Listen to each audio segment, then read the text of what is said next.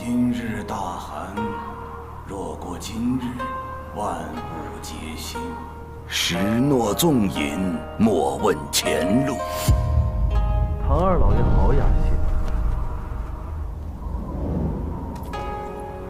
本以为这个冬日已经结束，快了，雪落消融，便可见春。像我们这个年纪的人呐，每年等着的便是冬天赶紧结束，可偏偏冬日已逝，却又下了一场雪，又迎来了你。叨扰了。杀手临门，却还如此有礼有节。你是苏家这一代的第一高手，纸伞鬼苏沐雨。有幸能让唐二老爷听过我的名字。暗河，天下第一的杀手组织，在朝能杀皇亲国戚，在野可灭江湖大派。而你纸伞鬼，更是被暗河大家长选中，成为了其直属杀手团的首领，接任了魁的位置。所以今日是大家长派你来杀我的吗？唐二老爷误会了，我今日只做旁观。哦，所以我真正的对手是……自然是我。40年前我败于你手，便和你约定40年后再战。哦，我还以为你当上了大家长，便不会再理会这些无趣的约定了。有些约定即便无趣，仍要赴约。好，我隐居这寥落城中多年，也该活动活动筋骨了。如君所愿。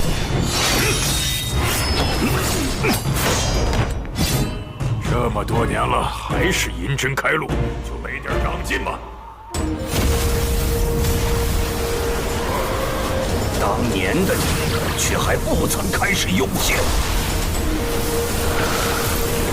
好一招万术飞花！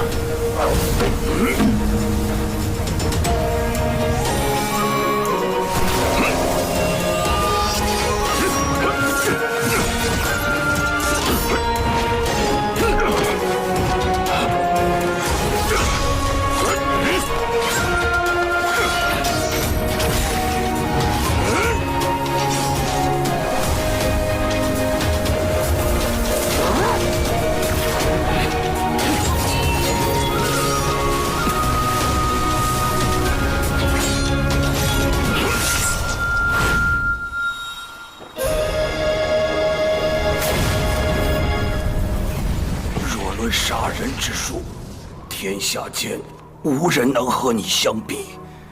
可是你我这一战，本该只为胜负，不争生死。我接了杀你的任务，那个人的命令是我无法拒绝的。可惜啊，也有人让我杀你。黄泉路上，我会歇歇脚，可别让我等得太久。雪落一枝梅。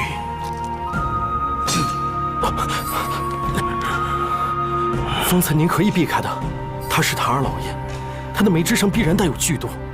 但是方才是杀他最好的机会。来之前，您曾和我说过，这只是一场约定多年的比武罢了。唉，中了别人的圈套啊！我们都以为是执棋者，却成了别人的棋子。我带你回暗河，立刻让穆家最好的药师为你治疗。不能回暗河，我们去钱塘城，找一个叫白鹤怀的人。大家长是觉得，各家若是知道你受伤的消息，他们等了很久了，或许这一切就是他们安排的。找到白鹤怀，我们北上。北上？去哪里？家园。家园？是的，家园。我带你见你最想见的那个人。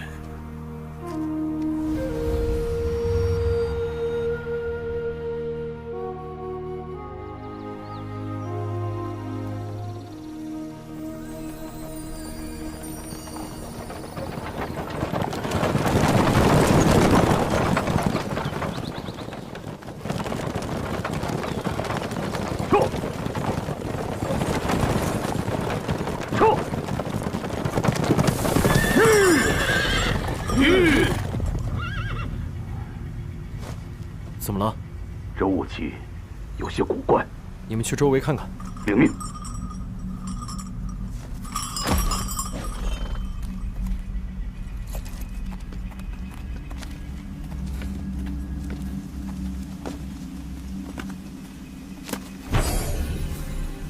不必想了，有人在此提前布下了阵法。从踏入这片竹林开始，我们就入了对手的圈套。这是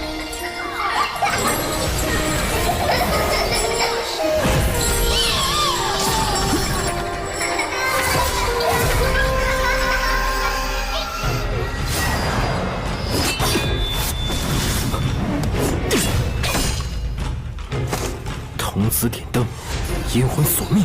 我曾记得，昔日的你也差点做这点灯的童子。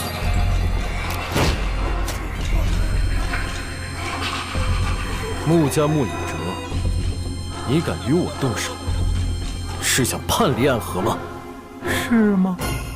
可我得到的消息，是你暗算大家长，意图谋反。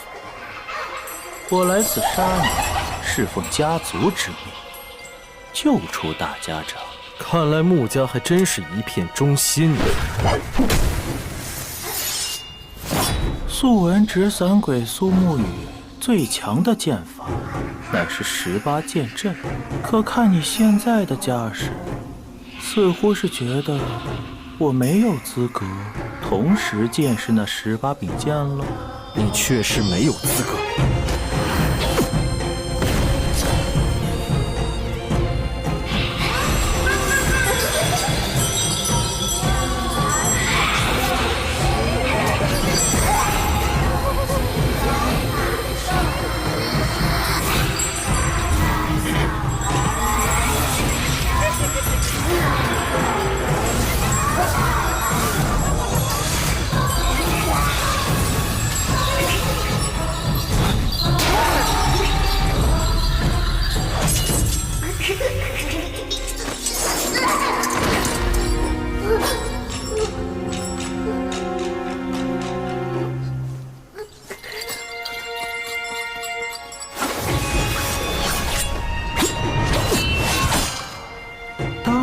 点你做这点灯童子，可最后是你的同伴苏昌河代替了你。他做得很好，一行17位同伴，只有他活了下来。我想我明白为何他要替你。如果当年点灯的人是你，已经死了。实在没有想到，苏家赫赫有名的纸伞鬼，从尸横遍野的炼炉中爬出来的无名者，如今的朱影首领魁，居然是一个心存善念的人，舍不得对一个孩子下手。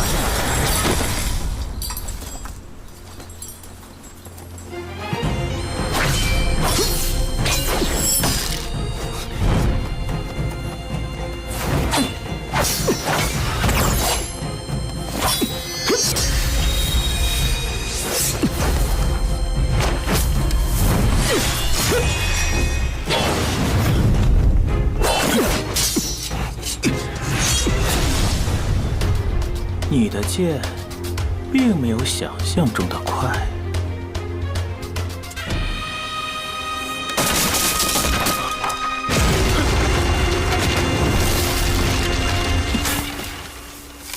是什么时候？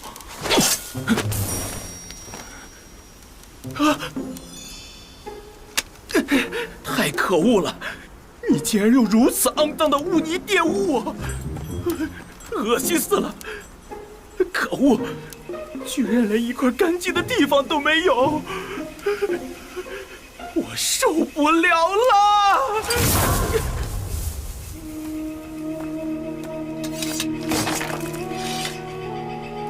大家长，看来穆家已经知道了您重伤的消息。穆家家主穆子哲向来不喜欢隐藏自己的野心，只是没想到他来得这么快，做得这么直接。只是派一个穆隐哲就想杀我，可笑。但不清楚他们现在知道了多少，是否知道我们此行的目的，是否也探寻到了那位神医的下落。以穆子哲的性格，若他提前一步找到那位神医，必定会毫不犹豫地将其杀死。他觊觎我这个位置很久了。木鱼，我们一行人前行速度太慢，你先行赶往钱塘城白鹤药庄，先将神医接出来。可若我走了，哦，看来我们是中了对方的调虎离山计了。不妨，是我故意让你们离开的。只有你们走了，他才会掉以轻心地显出身份，不然这迷雾之阵并不好碰。去吧，那气度暂时被我压制着。他们现在若想杀我，可没那么容易。但若那位神医被杀，就麻烦了。好，你们守着大家长继续前行，在我们先前说过那间道观之中汇合，途中不得离开大家长半步。头，放心吧，朱影其余众人都在往一处汇集，到时候我们朱影12小集结，没人能伤大家长分毫。那我便先行一步了。木鱼，既然穆家知道了，那么苏家想必也很快会得到消息。若是他们也来杀我，你当如何？还未发生的事情，我从不去想。家主命你赶往钱塘，击杀大家长，带回绵龙剑。此时动手，老爷子就不怕背负骂名。穆家的穆隐哲已经动手了，谢家也已动身，苏家也该有点动静了。苏沐雨和穆隐哲动手了，他还差点杀了穆隐哲。仁慈是他最大的弱点，还是你了解？这就是老爷子选你去杀他的缘故。我们是最好的朋友，老爷子就不怕我手下留情。从现在开始，带着这块令牌，苏家杀手皆由你统帅。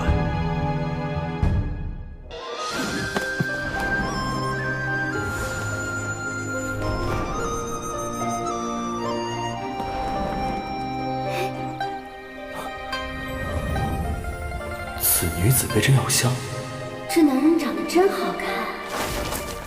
这位姑娘，未曾婚配。啊！开个玩笑，少侠是要问路吗？姑娘慧眼，我想问姑娘一声，附近是否有一处药庄，名为白鹤？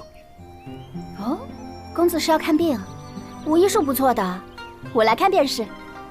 家中有人得了重病，点明了需要白鹤药庄中的神医，多谢姑娘好意了。你怎知道我不是白鹤药庄来的呢？你，莫非姑娘是？雪落一枝梅，风雪一片白。姑娘，速速带我去见你师父。我师父暂时来不了这里，让我先去给他探个路。这位公子，带路吧。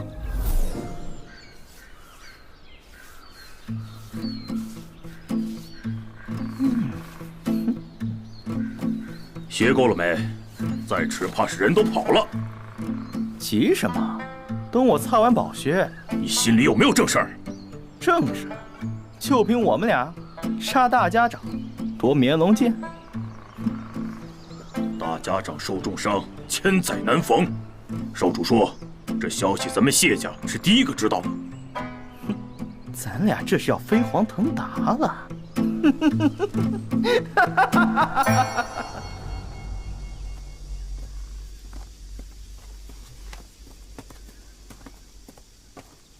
小心！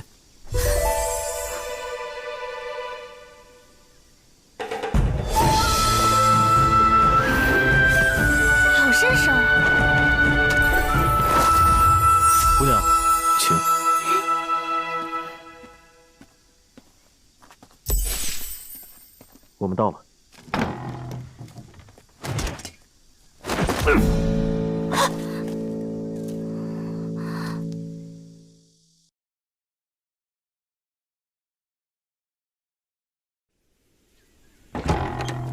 头，你来的正是时候。大家长那边似乎出了些问题，可神医呢？嗨，我这么一个大活人站在你面前，你怎么就看不见呢？这姑娘就是神医？不是，走了走了。哎，姑娘莫怪，这是神医的弟子，先过来帮师傅看一下病情。姑娘，随我进去。对，哼，我觉得这里好像有鬼啊。头，你回来了，回来了。嗯，大家长在里面等你。姑娘，请。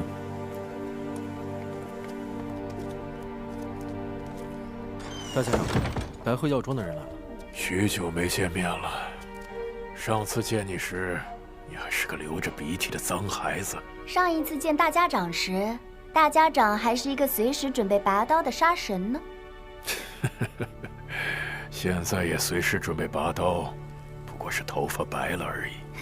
那便不多言了，先诊脉吧，看看现在的大家长还能不能拔起刀来。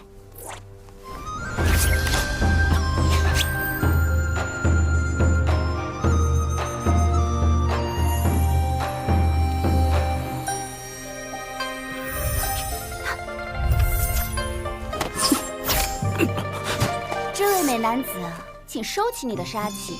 若是吓到我了，我手微微抖那么一下，你们的大家长可就死定了。抱歉。你还挺有礼貌。我的血液是不是有一股淡淡的霉香？雪落一枝梅。大家长，我有一个问题，实在忍不住想问你。哦，什么问题？大家长，你怎么还没有死？木鱼，别紧张，毕竟我还有几十年的功力在身，勉强能撑着不死。雪落一枝梅，唐二老爷的独门奇毒。据说除了唐二老爷之外，无人能解此毒。唐二老爷人呢？被我杀了。那就麻烦了。麻烦？莫非就连药王谷都没有办法？我们药王谷的名言便是：只要没有死，就可以医。那便快些。只要什么？只要银子给够，管够，这就行了，能医。姑娘可以做主，不再让你的师傅来看看了吗？我师傅早就入土为安了。新百草的小师叔已经死了。木鱼，这就是新百草的小师叔，前代药王的师妹，药王谷初代谷主李雨珍的关门弟子。医者白鹤怀，见过暗河大家长，见过暗河的魁大人。神医先生，请借一步说话。可以，你借一步说话，我借点糕饼说话。大家长，这么多你也吃不完，我帮你吃吧。都拿去吧。那我可就都拿走了。拿去。你把我单独叫出来，想问我多久能医好大家长？正是。我已经将大家长身上的奇毒强行压下去了，他今天肯定死不了。今天？这可是唐门奇毒，哪有那么好医？不过放心，我师傅都说我天赋异禀，我可是他的关门弟子。你是不是觉得我贪财啊？先生医术高明，多收点钱也是应该的。你这个人不坦诚。对了，你怎么不好奇我是如何看穿你身份的？姑娘和大家长是旧识，自然听过我们。小时候我不想学医术，便缠着师傅给我讲故事。据说那是天下最厉害的杀手组织，由3姓家族组成，分别是苏家、谢家和穆家。3家同气连枝，又各有分工。每过几年，便推选一人做3家统帅，称大家长。大家长座下有直属杀手团朱影，其中最强的12人以地支12校为代号。而你，随侍大家长身旁，气度不凡，身上还戴着一副恶鬼面具，自然便是朱影的首领。亏了，身为杀手，为什么把身份写在脸上？上一任的魁说，这是仪式感。这是仪式感？你怎么突然说方言？不是我说方言，是他说方言。不好。什么不好？难道白日里那个人就是上一任的魁？他是不是拿着一根佛杖？哲树，他来了。不只有他，还有个留着小胡子的家伙。哎，有没得人呐？哲叔，你见过神医吗？没见过啊。唉，哲叔，咱们还是杀了大家长得了。你不怕周沐雨跟你翻脸啊？所以啊，你杀我是上一任的仆人。我就说里面有人嘛。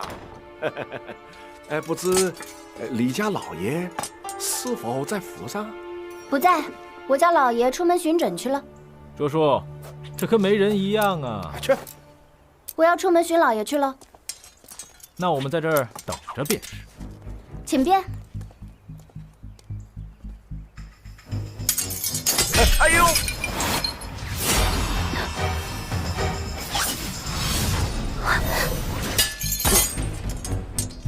他没戴人皮面具啊。不好意思，手滑了。我还以为只是2个讨厌的江湖人，竟也是你们暗河中人。你们不是一伙的。这是要谋权篡位啊！陈龙，陈龙在，带上这位神医，领大家继续往北，去九霄城。是。你不和我们一起走？这是某兔。神医，请跟我走。我要留下来拦住他们。魁大人，九霄城接。不必叫我魁大人，叫我苏沐雨就行。真是个好听的名字，和我一样，好听的名字就该配好看的人。走。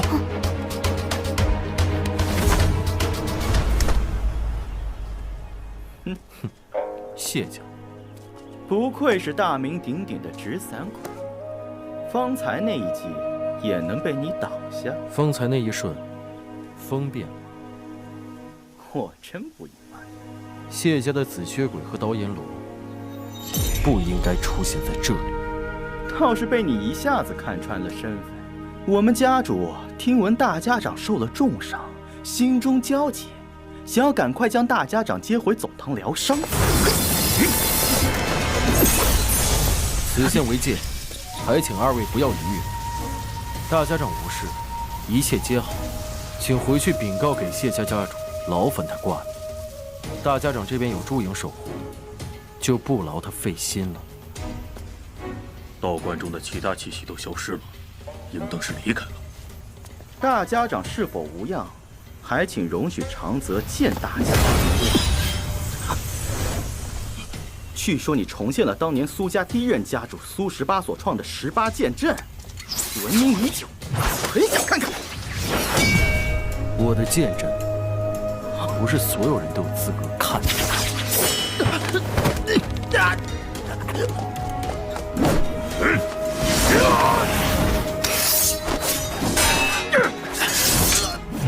伞中藏刃，为何不敢一现？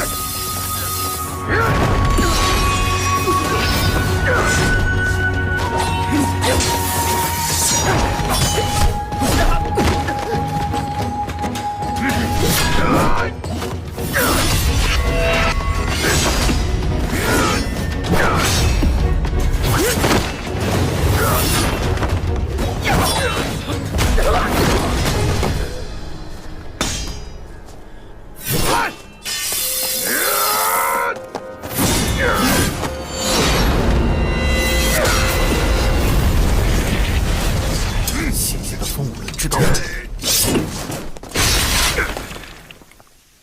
不错。真以为我有那么弱？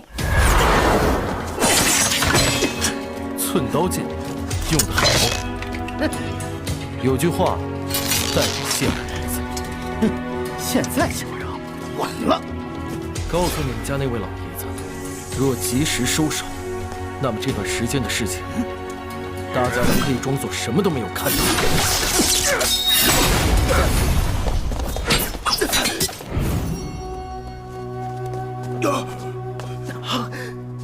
苏沐雨，我只说一次，你不杀我们，暗河同门皆是家人。看来谢家那2个人真是废物，既然都没逼你用出你的18剑阵。唉，你来了。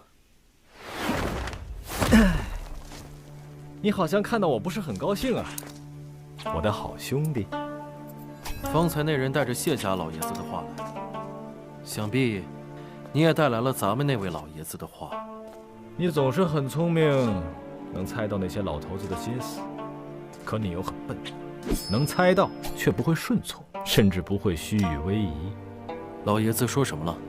他说你是朱颖的首领，但你更是我们苏家的弟子。魁，人中之鬼，我属于暗河，却不属于任何一家。你呀，总是那么正经，一点意思都没有。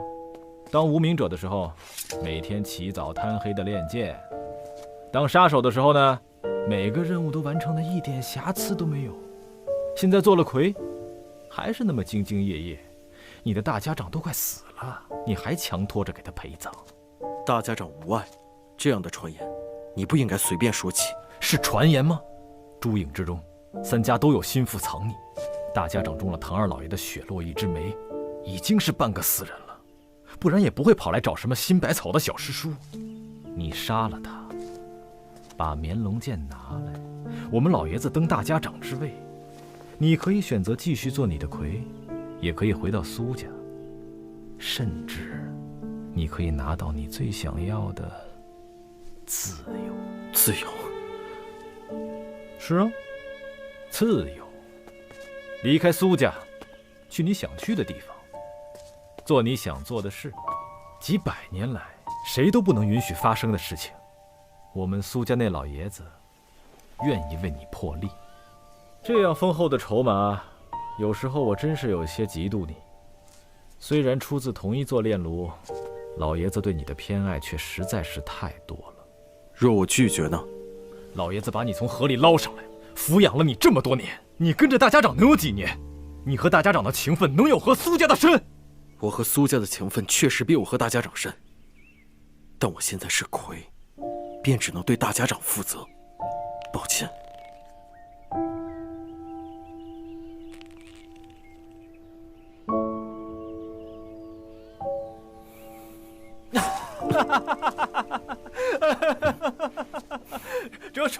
哲叔，100两啊，100两。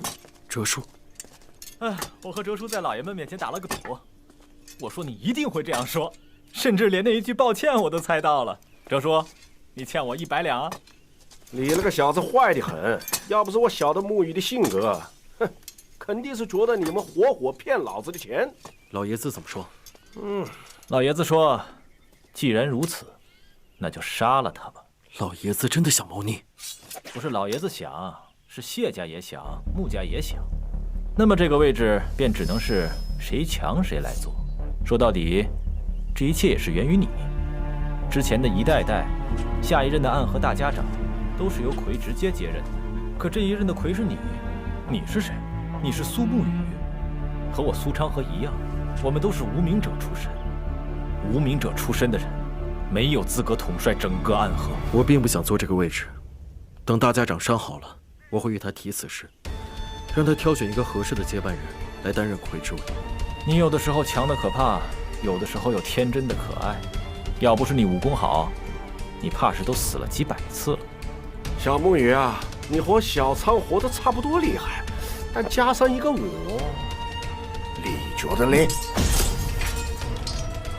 若哲叔和昌河联手，那么我自然不是对手。但凡事总得有一试。唉，为什么呀？偏偏这样的人，居然是我苏长河最好的朋友。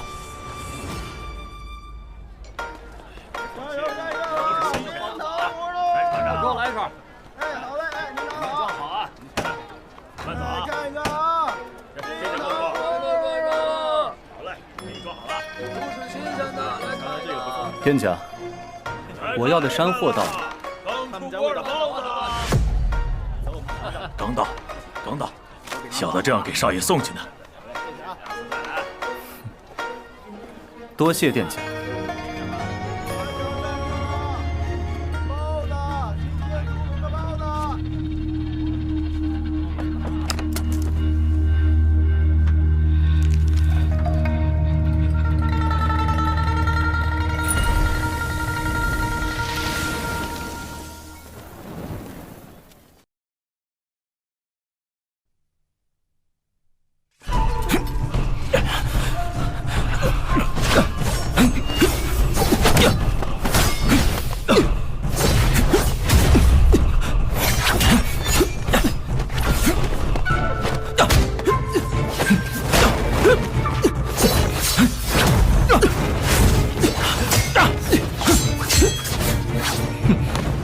不灵，木驴脑袋！这样的人在这世上能活到今日，已经是个奇迹了。你还偏偏当上了苦力，真是令人费解。有意思。哎，小骚货，长河，不要逼我，我不想和你动手。来呀，用出你的18剑阵！你若只是这般退守，很快就会败在我的手上。长河，别再逼我！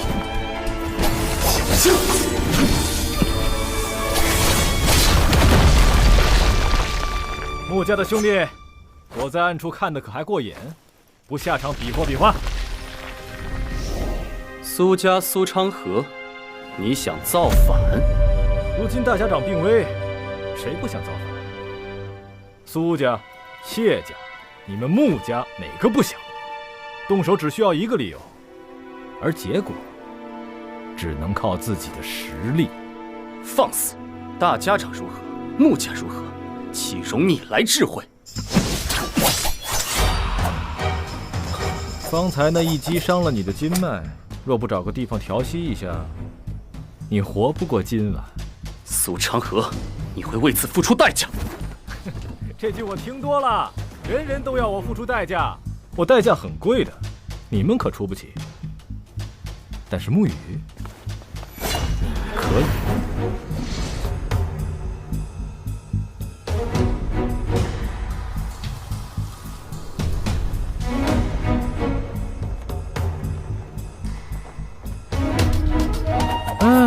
罢了，反正大家长已经走了，打赢了你也没有意义。你若真的用出了剑阵，我收拾起来还会很麻烦。而且我怎么会真的杀你呢？我们可是最好的兄弟。哎，都是好兄弟，有话好好说啦。但是老爷子给我的任务完不成，回去我得死啊！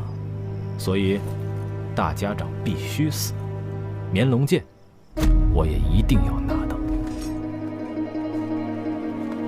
沐雨，我再给你几日的时间，好好想想。这个小长河常常满嘴胡言，没几句话是值得相信的。但是那句话我信，他不会杀你的，你们是最好的兄弟。哇，哲叔，我发现你认真说话的时候啊，官话就会突然变得特别好。哦，是吗？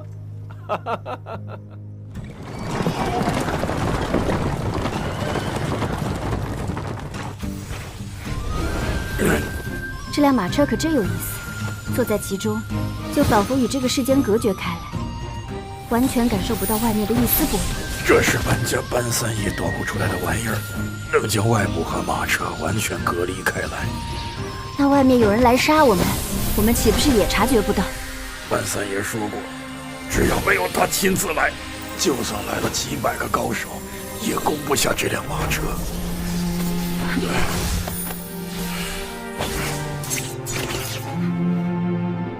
那若是班三爷来了呢？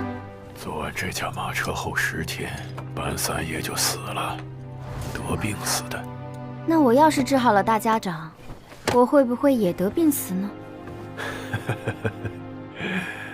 你可是神医呀，什么样的病能要你性命呢？你真的能治好啊？雪落玉之梅是这世间最棘手的剧毒之一，我也不能确保医好大家长，但我能保证，半年之内大家长无恙。半年足够了。你们和苏沐雨交战了？是的，我们发现他已经找到了神医，便不得不提前出手。是属下无能，让他给跑了。他可是苏沐雨，大家长座下最厉害的人。你们2个是什么东西？若能答应他，那暗河的亏不就是个笑话？你们竟敢擅作主张，打草惊蛇！万人打草惊蛇，错失良机，请少主责罚。少主，我们离开的时候，发现苏家苏长河和苏哲也到了。以他们和苏沐雨的关系，他们不会结盟吧？不可能。我同苏沐雨执行过任务，以他做事的准则，此刻的3家无人能和他达成交易，即便是苏长河也不行。如今3家家主都想坐那个位置，谁先拿到绵龙剑，谁就是新任的大家长。这次我饶了你们，下一个任务若是失败了，谁啊？被发现了。苏长河。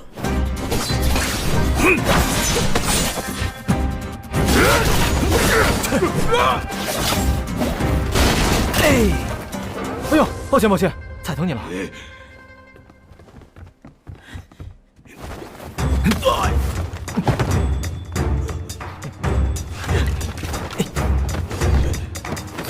繁花兄，你分析的对，我确实没和苏沐雨达成协议，还差点被他揍了一顿。你这是在挑衅我！我挑衅谁也不敢挑衅你呀！病死鬼，谢繁花。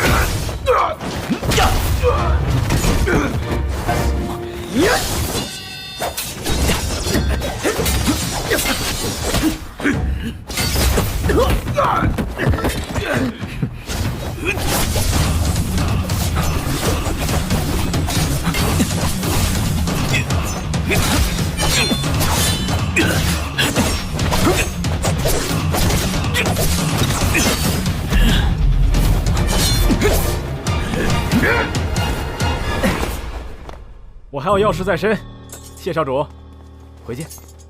你没事老挑衅谢家人做某事啊？哎，谢家人最好玩了，又无能，又喜欢发怒。走吧，哲叔，这游戏啊，开始了。不必了，你也不是他的对手，去了也是白白被折辱。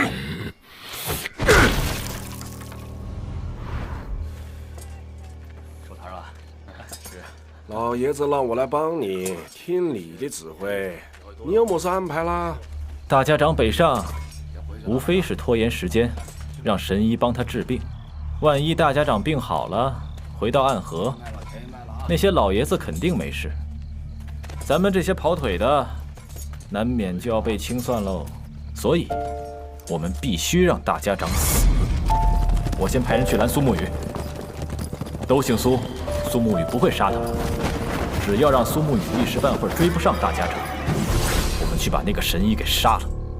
大家长和那神医现在有地支12效了，你那么有信心？我派人向北面的皇城传了个信，皇城里面有个唐门的人，当年在江湖上也算是赫赫有名。九江琵琶亭内3道暗器震惊天下，是可以和百里东军、司空长风等人并提的绝世高手。唐门未来的家主唐连月，唐二老爷死了，最想报仇的一定是唐连月。去，昌河，你的这步棋走得响啊！皇家改朝可以天下人为代价，我们暗河改朝换代，为何就不能走一步险棋呢？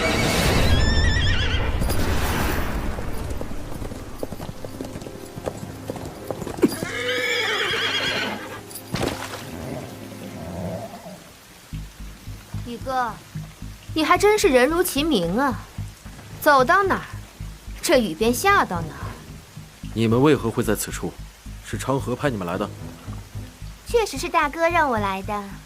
我说我不是宇哥的对手，他说实在拦不住你的话，就只能让我睡了你。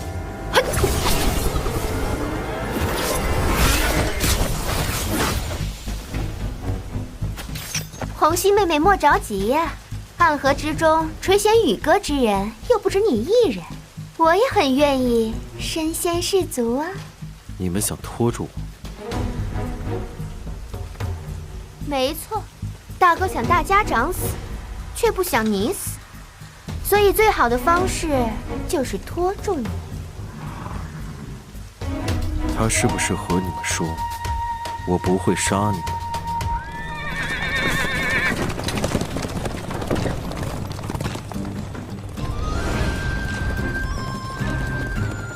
前方有处荒宅，休整一下。此行凶险，在此处冒险停留有危险。若再这么赶路下去，你们的大家长就危险了。听神医的。是。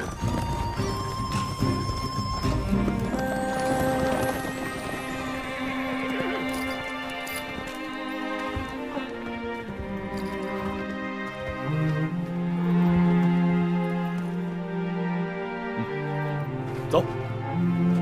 大家长，有一句话我不知当说不当说。只要不说我没得救了，那你就说吧。大家长倒还有心情开玩笑，怕是喝坏多虑了。一路之上，我能感觉到大家长你似乎有些不安，而我印象中的你是个神鬼不惧的人。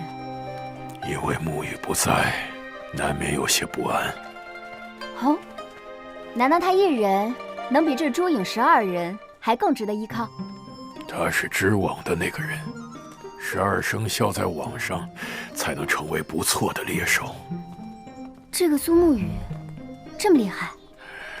神医，你好像对他格外的感兴趣啊。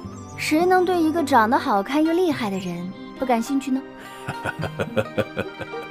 神医若能治好我，我便说服沐雨以身相许，也不是问题啊。暗河之人不是从来不与外人通婚的吗？沐雨不同。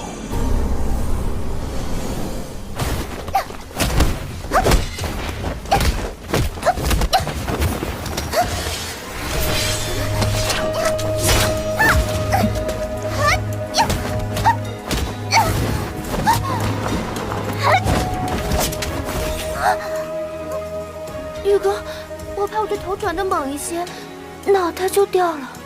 我没有拔剑。川河觉得我不会杀你们，所以派你们来拦住我。他以为自己能猜透我的心。我杀过很多人，也有无法控制住我杀心的时候。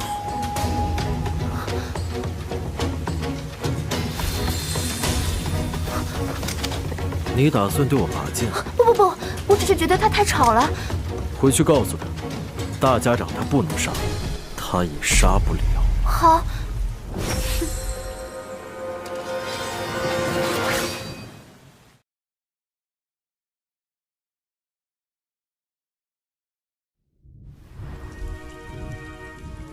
回去告诉长河，大家长他不能杀，他也杀不了。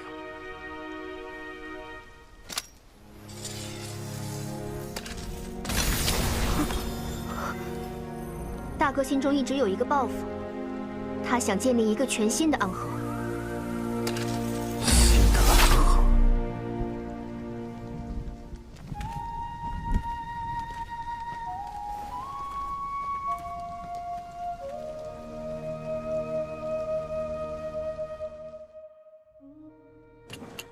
大家长，接下来这一轮刑侦或许会比较痛苦哦。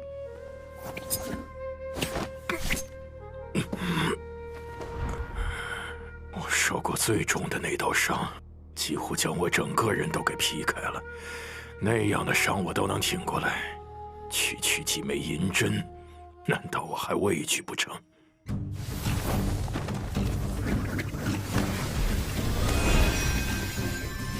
我说的痛苦，可不止皮肉之苦。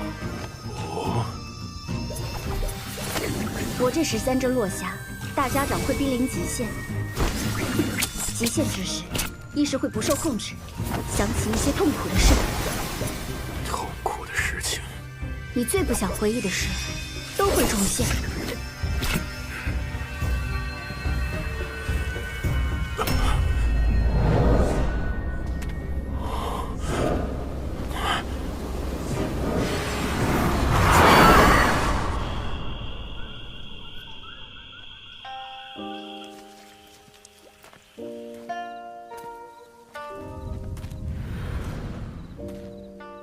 怎么是您？许久不见了，不对，应当说，许久未曾听到你的声音了。是苏昌河那个家伙，让老师你来拦我的。你总是叫我老师，可我只是炼炉中的一名教习，负责你们的起居，从未教过你剑术。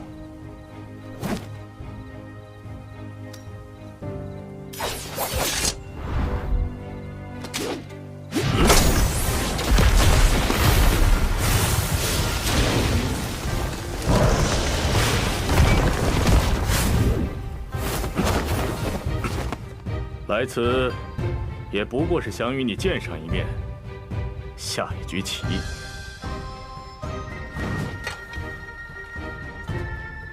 炮二平五。若是平日相遇，自当陪老师进行。只可惜今日这局棋，怕不是老师与我下，而是昌河。你们一起联手破过很多次危局，是我在暗河见过的最不可思议的搭档。可今日，他要杀大家长，大家长值得你这样做吗？值得或是不值得？这个答案真的很重要吗？当你用一个问题来回答另一个问题的时候，就说明你的内心并不坚固。因为这个问题没有答案，只有选择。是大家长把我和昌河从鬼哭院的失恋中救出来的，我们都是家人。昌河可不会把大家长他们当作家人，他只把你当作家人。但如今我是魁，那么身为魁，便应该护住大家长的性命。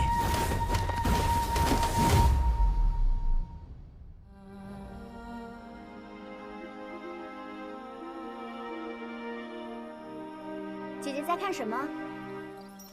在看月亮啊。姐姐喜欢看月亮啊。月亮啊，是这世间最美的事物了。姐姐生得这么漂亮，却每日戴着一张面具，可惜了。神医比我想象中的有趣得多。我既然戴着面具，你怎能看出我的容貌是美还是丑呢？我会看骨相啊，我可是神医。别说一个大活人站在我面前了，就算只看到一只手，我也能想象出对方的容貌。所以你不用摘下面具，我就知道姐姐长得国色天香。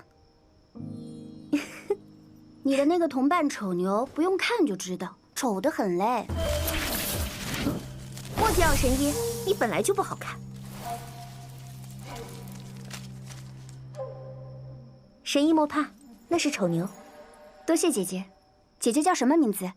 我叫木雨墨，如诗一般的名字，和苏沐雨这个名字好像。你们两个是一对吗？啊？我们看起来像是一对吗？守好门，别乱听。不吃可惜了，到北方就没有这么好吃的桂花糕了。姐姐，你还没有回答我的问题呢。我和魁大人自然不是一对了。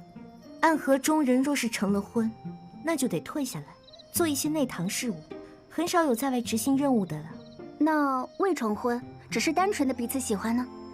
魁大人会喜欢人吗？我觉得他谁也不喜欢，谁也不讨厌，很无趣，但又无趣的很有趣。什么是无趣又显得很有趣？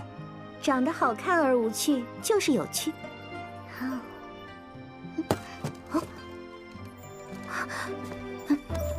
现在的大家长随时会梦中拔剑，闭目杀人。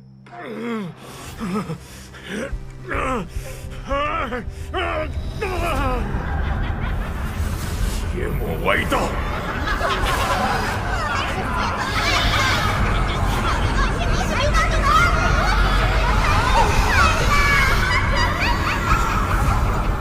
不过是一些魔障，到长了便是，就如同之前的一次次一样。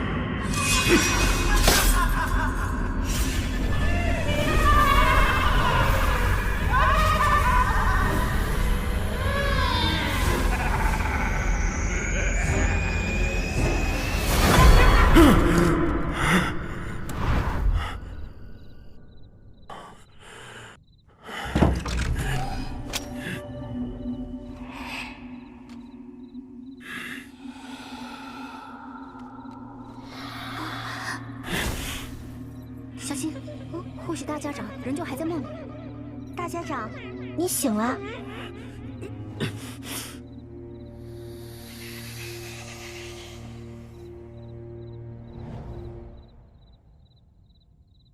出去！这么凶啊！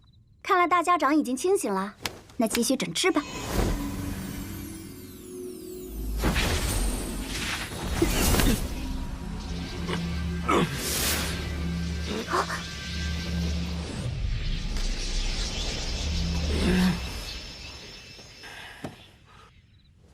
我一生杀过832人，这些人时常会出现在我的梦里。方才也是这样的梦境。其实我并不害怕这样的梦境，我能杀他们一次，那么就能再杀他们一次，无论是现实中还是梦里。但是这一次我拔剑之时，我的剑已经断了。沐雨回来了吗？回大家长，还没有。他与你出生同姓宗门吗？不，他是无名者。无名者，魁，需要让沐雨快些回来。看来魁才是大家长棋盘上那枚最靠得住的棋子。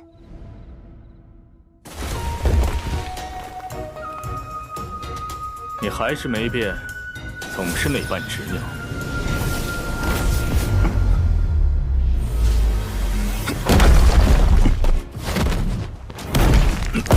已经成为了别人手里。若心中不存在点执拗，那么活着就像是死了。老师，你败了。听闻你剑术一日比一日高强了，却没想到棋术也远胜于我。我能拦你的筹码，或许只剩下最后一点情谊了。既然有几分情谊，那么老师是否可以让我过去？抱歉，可否再等一炷香的时间？当年我和昌河被人设计掉下山崖，是老师将我们救了。这份情谊我记了多年，老师今天用一炷香来耗尽这情谊，值得吗？不值得。但如你所言，很多事情没有答案，只有选择。听说你前几日遇到了穆家那位杀手，童子点灯，阴魂索命。昌河想建立起一个全新的暗河，在那个暗河之中，不应再有点灯的童子，也不会有隐魂的阴鬼。可这依旧是用杀戮推翻另外一个杀戮，在这条路上会死很多人，很多我在乎的人。时间到了，后会有期。杀戮过后，便是新的暗河，必定会有光明。我明白你想两全，你想护住所有人，可是道阻且长啊！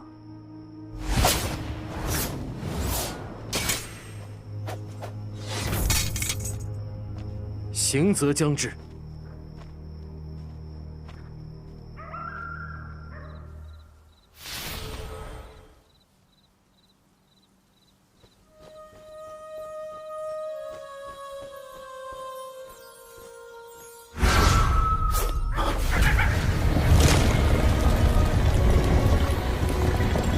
带大家长走。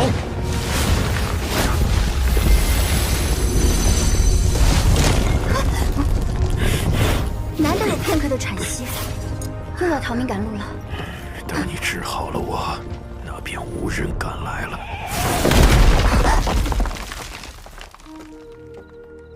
不愧是朱颖啊，每一次行动都如此迅捷。保护好大家长，九霄成见。撤！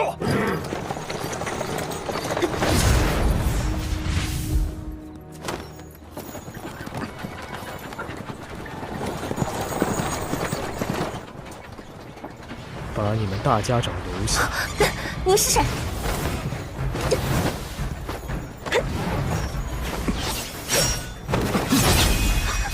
唐虚真，唐门的人。这辆马车是空的，休想骗我！吴马，你先走，这里交给我。好，奎大人快到了，你多加小心。你是唐门的谁？唐门，唐连月。唐连月，天启城玄武守护使。我要找的人不是你，你们大家长在哪里？我要见他。一，这里不是天启城；二，我们暗河不听朝廷指令，大家长岂是你想见就能见的？我并不是以天启城玄武守护使的身份而来，我以唐门弟子的身份而来。你们暗河大家长杀了我们唐门的二老爷，这笔账我负责来清算。起！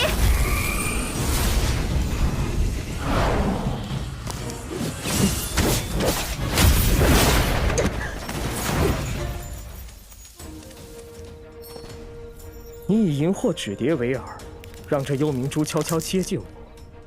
你以为我没有发现？自以为聪明的傻子！幽冥珠原本都以吐丝奇毒攻击对手，你在幽冥珠里放了些什么？你们唐门最怕什么，我就放了什么。哼，自然是霹雳堂雷家的霹雳子。你是暗河穆家蜘蛛女？不喜欢这个称呼。看来这天启的守护使也不是那么难对付。我们唐门并不怕雷家宝，所以我也并不怕你的霹雳子。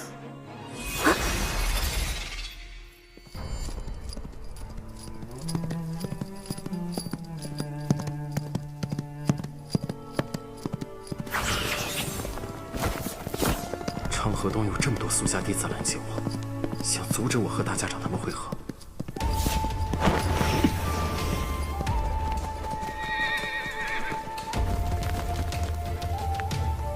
大家长和12小估计也遇到麻烦了。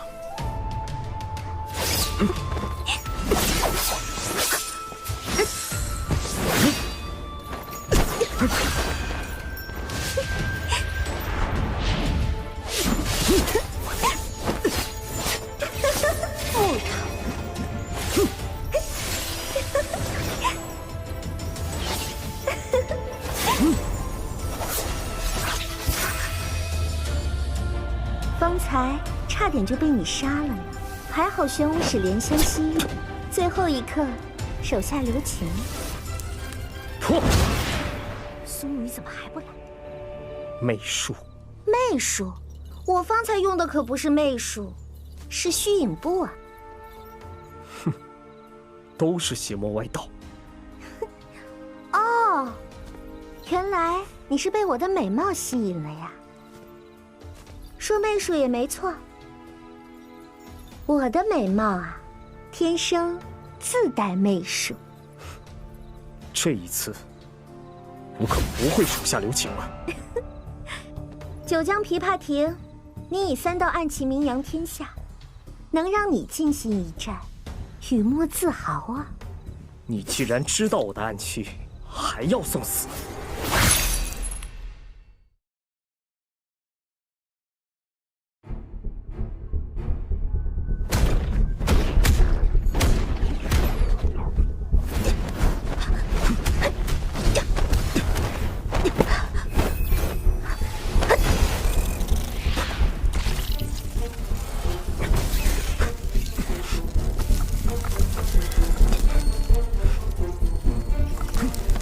别乱动，再动，这些蜘蛛就将你变成冰人了。再配上一些狼蛛，炸得你尸骨无存。那便是神。这便是当年3道暗器的第1道，千鸟精灵。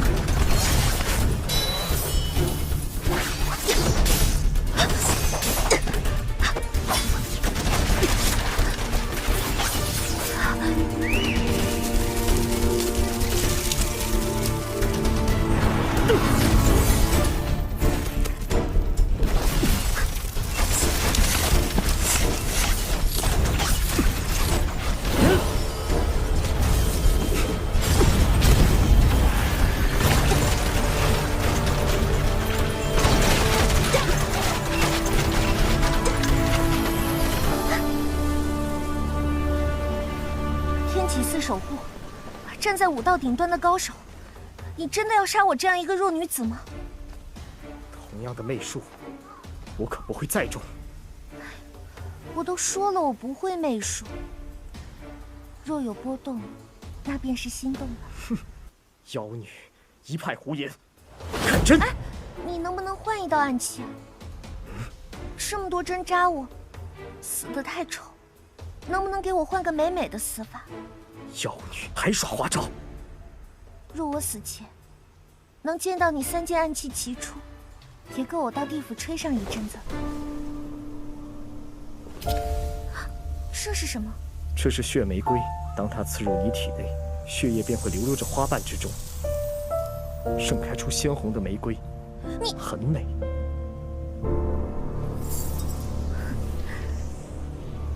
看来今天是真的要死。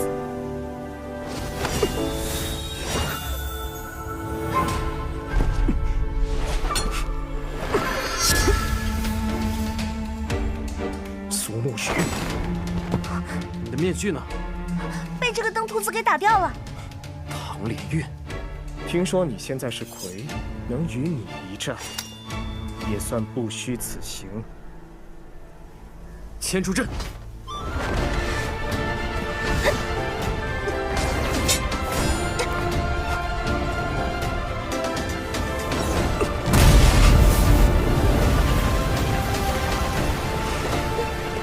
唐莲月，下次有机会再领教你的暗器了。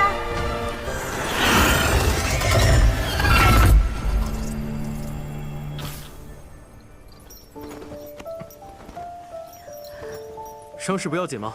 你很久没有受过这么重的伤了。没有大碍，其实唐莲月手下留情了，不然我可真死了。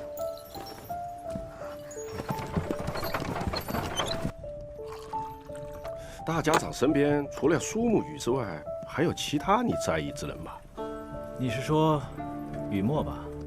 那个女娃娃，我记得你以前很喜欢。放心吧，我不觉得天下间有人会舍得对雨墨下杀手，包括那心如磐石的唐莲月。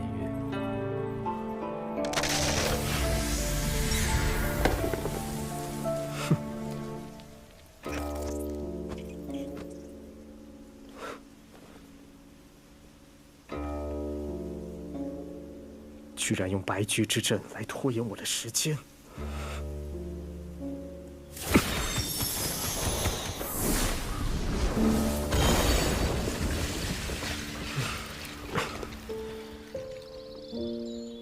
诡计多端的女人。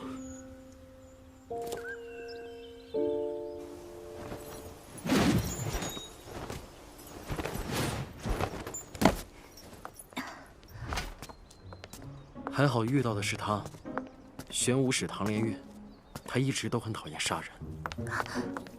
胡说，他对我留手，明明是因为他对我一见钟情了。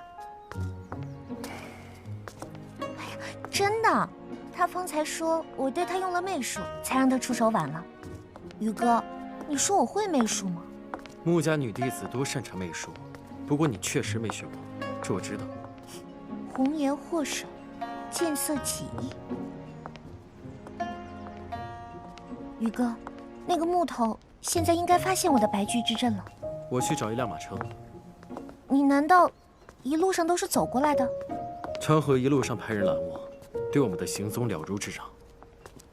昌河那家伙，唐连月也是来寻大家长的，难道烛影之中？哎，这有马车。哎，你们干嘛？这辆马车我买下了。稍等，我去问问。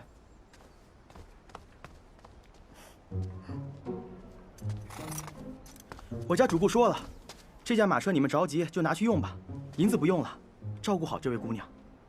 又是个见色起意的。那便多谢了。驾！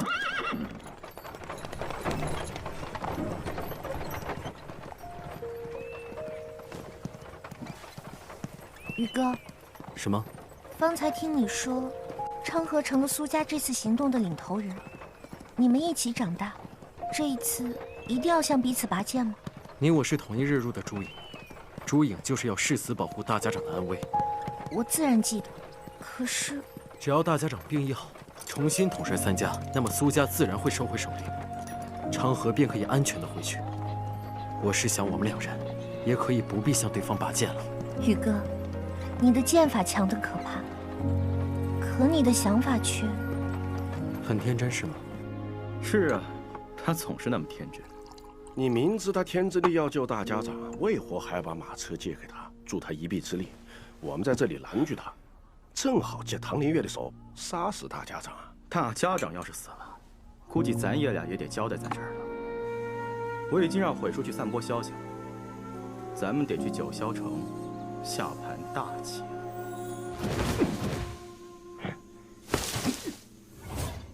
你们来了。你是什么人？为何要在此处拦截？谢家人，还以为来的会是穆家。会说您的听声辨位，连家族都能听出来，太强了吧？是呀，会说，穆家人没来，现在怎么办呀？悔叔，瞎子，你是苏家宿鬼！杀了他们吧，记得留个活口。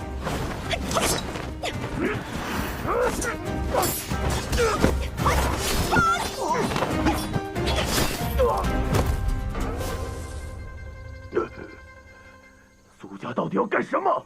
不该问的别问，回去告诉你们主子，想杀大家长，去九霄城。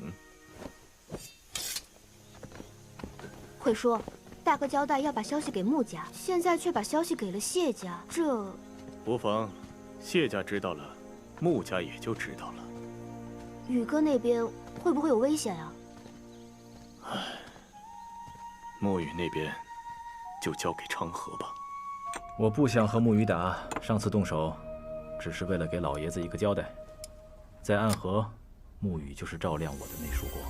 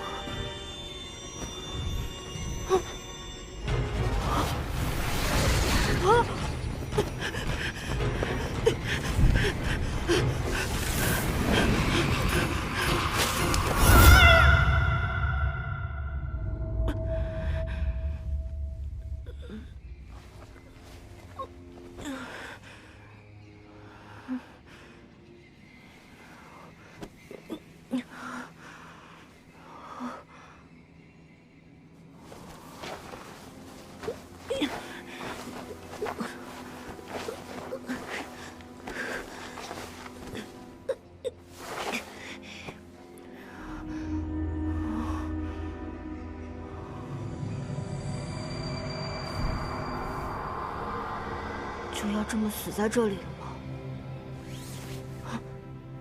是谁？是我。你是19？快些上来，回去的路不好走。你来这里做什么？晚饭时点卯，只有你不在，就出来寻你。寻我？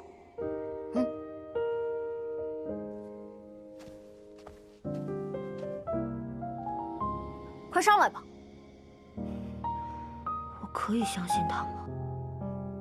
喂，你想什么呢？快上来呀！好。你为何会掉进这个坑里啊？哼，那帮家伙是见输了，怀恨在心，假意约我私下比试，暗中做了陷阱害我。教习不在的时候，不要接触其他人。你也是其他人啊。你放心，我从来不欠人情，你这个恩，我以后一定会报的。不必放心上，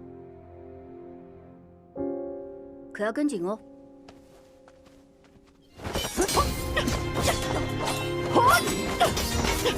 你的剑势有些急软啊，输赢还未知，谁说剑势一定要刚猛才会赢？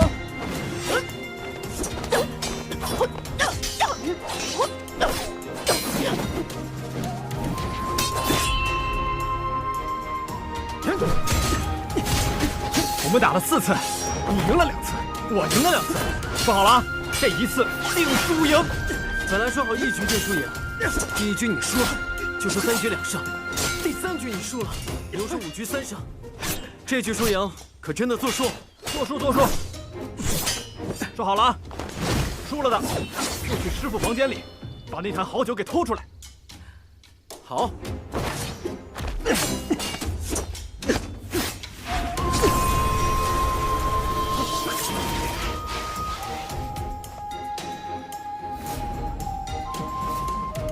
会输，我赢了，这局不算。这便是你替苏家选中的2个无名者。这一批无名者之中，没有人比他们更强，更适合苏家了。无论是身法还是剑技，都无可挑剔。带他们进望书楼，不要被穆家那些人发现。遵命。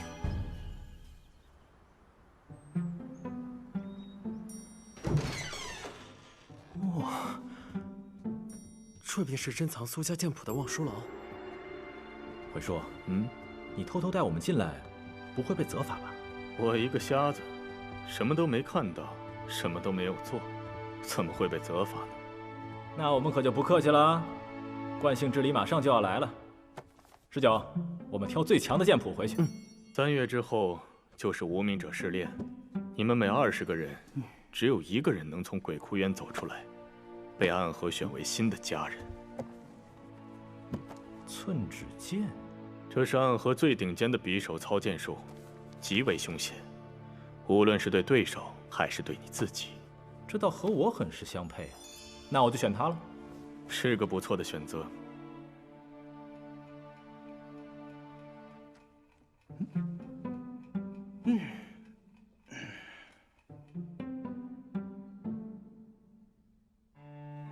19，你好了没？你在看什么？18剑阵。会说，我选它了。18剑阵，这是本残卷。自从苏家高手苏18死后，再也没有人能够重现这门武功了。你确定要选择它吗？就它了。生死关头，不如选一个学起来快的。会说，就它了。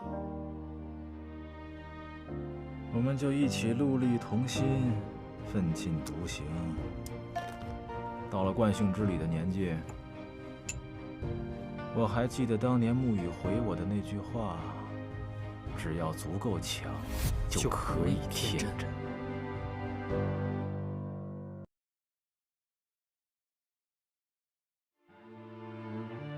曹虎，再不走，九霄城的好戏我就要开场了。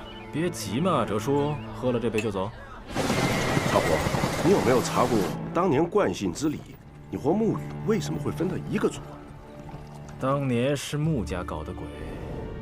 苏回把他们2个人带去望书楼了。是的，那2个孩子确实扎眼。若苏家同时招入这两人的话，难免会对穆家造成不小的威胁。家主的意思是，苏家呀，也不能过于贪心了，就给他们留一个吧。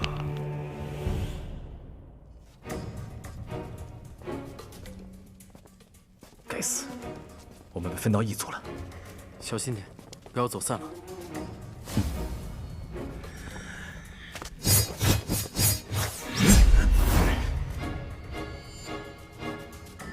这还怎么走散呢？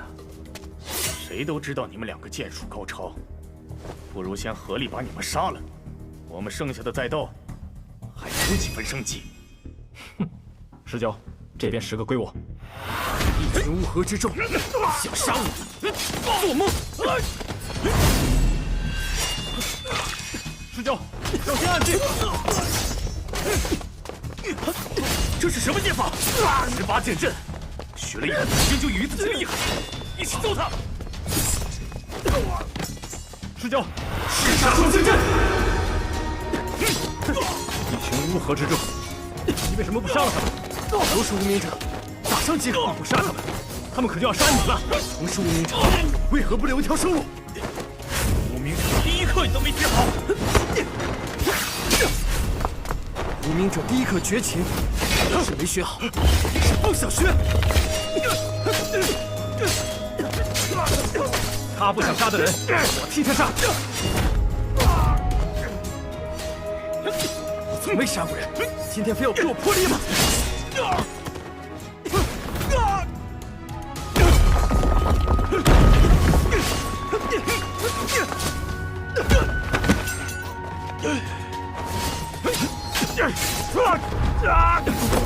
你看看他们，都快杀疯了！有谁拿你当同门了？准备杀手，不想杀人，真是可笑！可笑！你还不配！你杀人了！你这个木驴脑袋，终于开窍了！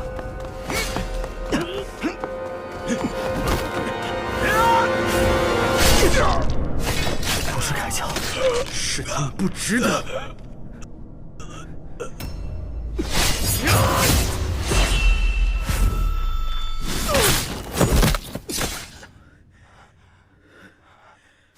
终于结束了，我们都不用再杀人了。不，还没有结束。你说什么？我们之中只有一个人能活着离开，这是鬼哭渊试炼的规矩。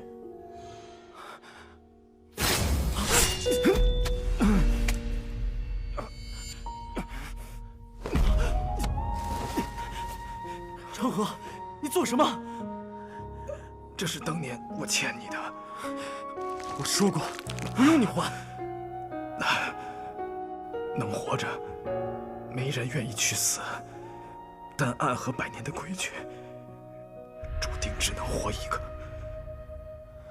他们想要的是杀手，我们两个是最合适的，他们不会愿意就这么失去我们。你太天真了。只要足够强，就可以天战。傻子，我们出不去的。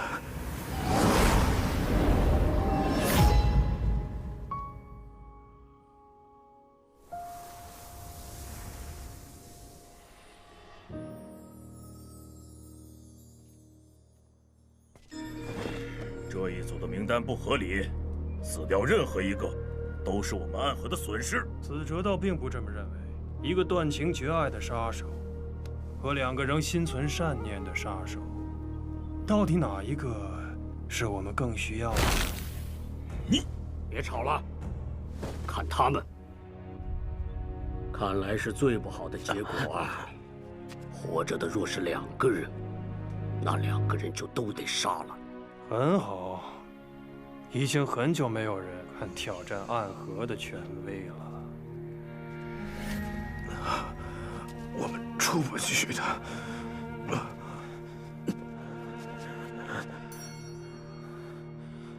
我们活下来2个人，给你最后一个机会，杀死你背上那个，你便可以行惯性之礼，正式加入我们暗河。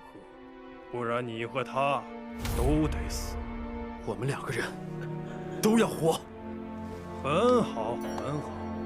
危难关头不愿弃旁人于不顾，看来是朋友了。只可惜，杀手是不需要朋友的。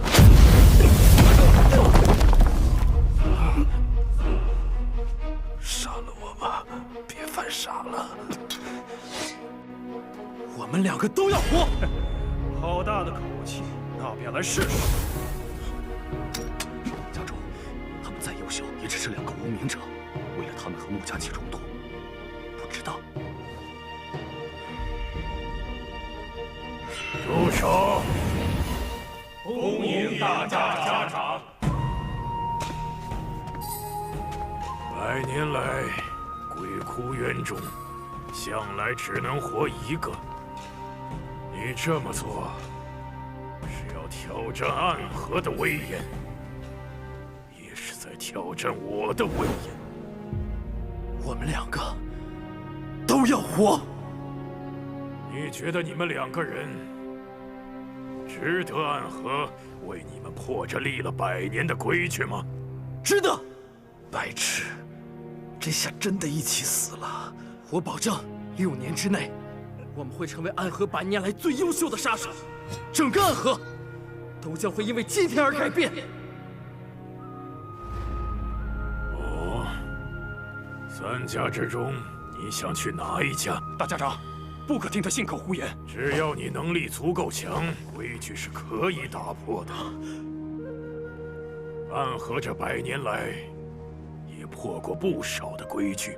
我今日破了这规矩，并且亲自为你进行惯性之礼。但你要是做不到你说的，6年之后，我亲自来取你的性命。死在我的手上，可比死在别人手上要痛苦100倍。多谢大家长成全，我和他都要入苏家。苏家，欢迎你们2人的加入。可想过取什么名字？我想叫苏沐雨。为何呢？那日我全家被杀，我被父亲放进了一个木桶之中，挑到了这里。那天下了一场不大不小的雨。是个不错的名字。那么你呢？想叫什么名字？苏昌河。苏昌河是个很有野心的名字呀。自今日起，苏沐雨、苏昌河正式加入暗河苏家。双日为昌，意为兴盛、明亮。昌河意在让暗河走出阴暗，迎来光明。睡得那个香啊！做了么什美梦啊？不是什么美梦，就是一些很久远的事情。那个时候，算是大家长救了我们2个人的性命吧。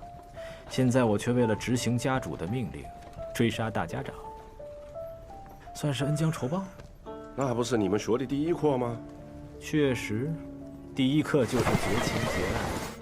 我现在这样做，也算是回报大家长他的教育之恩了。若说不要脸，苏家你第一。哎，周叔，你是暗河本家弟子，按说也可以娶亲生子。那你有家人吗？以前有过一个女儿，粉雕玉琢，很可爱的，不过死了。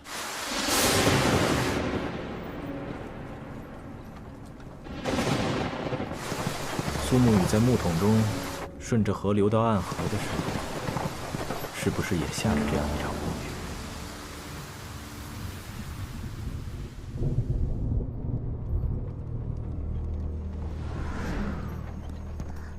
雨？宇哥，你一路都不曾歇息，不如先缓一下。不能歇息，即便九霄城有筑巢也不安全。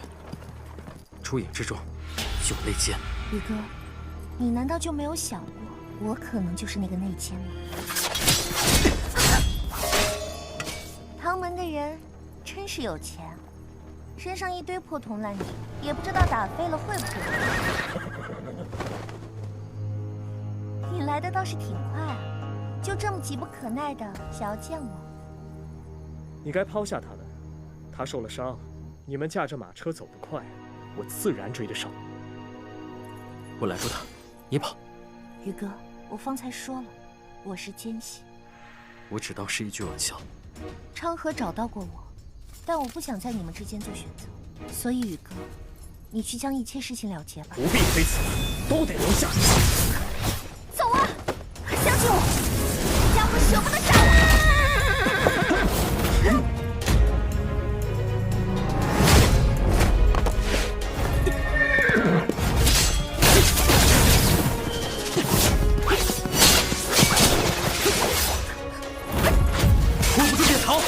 放心吧，宇哥，我都说过，他不会杀我的。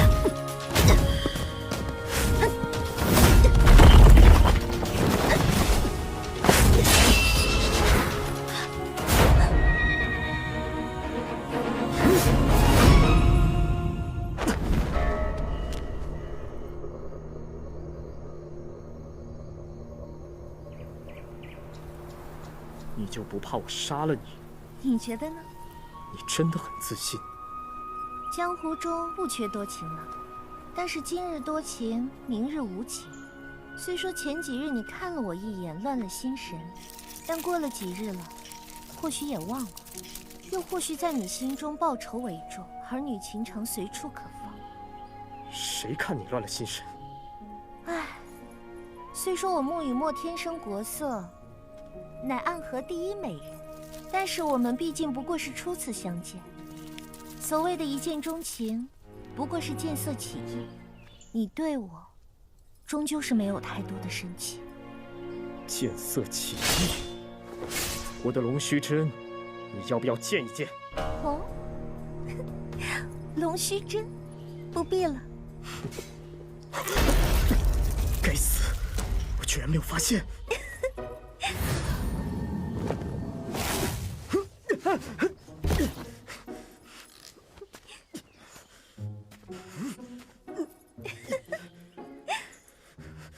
哎呀，原来天启寺守护的玄武使也难过美人关呀！你放我下来！你当我傻呀？放你下来，你又要喊打喊杀的，多无趣啊！真以为区区蛛丝就能困得住我？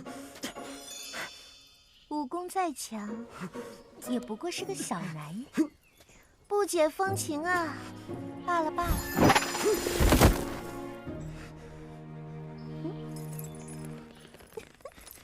妖女，我杀了你！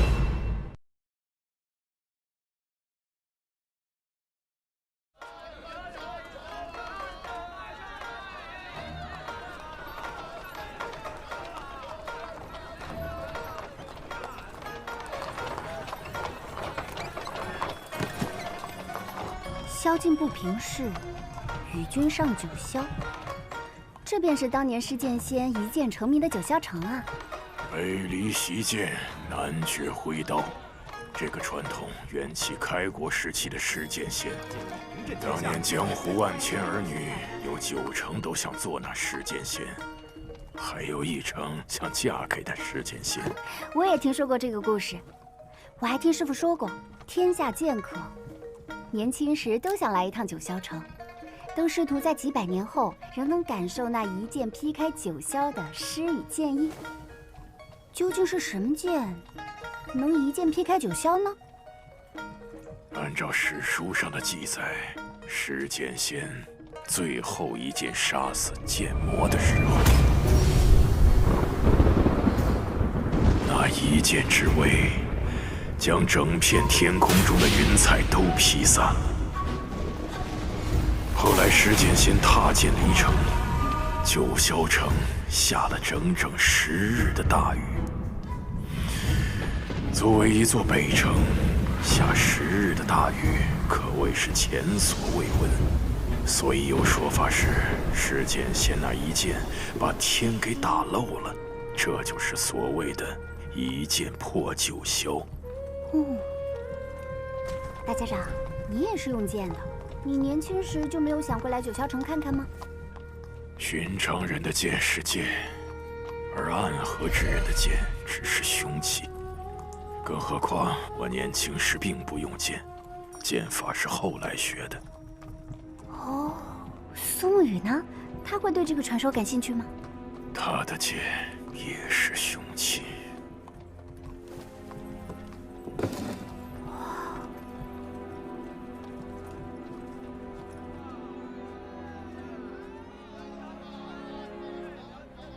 这里便是九霄城了。大家长这会儿应该快到朱巢了。你能把人塞进朱隐？是的。就连家主都没得办法将自己的势力渗透进朱隐。我很了解苏沐雨，很清楚他会选择什么样的人。这叔，奔波了这么久，找一处地方歇歇脚吧。嗯，休息。若大家长他们进了朱巢，那易守难攻的地方，我们再想下手就不容易了。不必我们动手。我把消息泄露给了谢家和穆家，他们会动手的。你这个人，果然坏得很。这叔，我得去会一个人了。我也想成为英雄。真是有志向啊！这家伙，比我预计的快呀。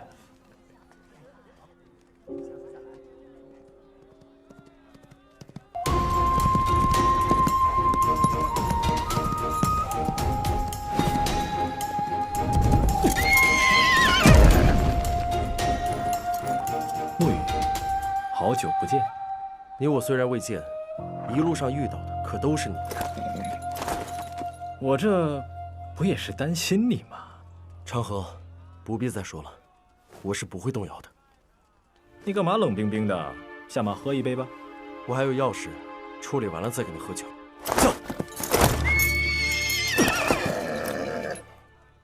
若是我非要留你喝一杯呢？一路上，我已经妥协很多次了，不要逼我。唉，谁让你是我最好的兄弟呢？荷西啊，你现在去了，也赶不上谢家和穆家的速度了。不好，驾！沐雨，我迟迟未动手，都是为了你呀。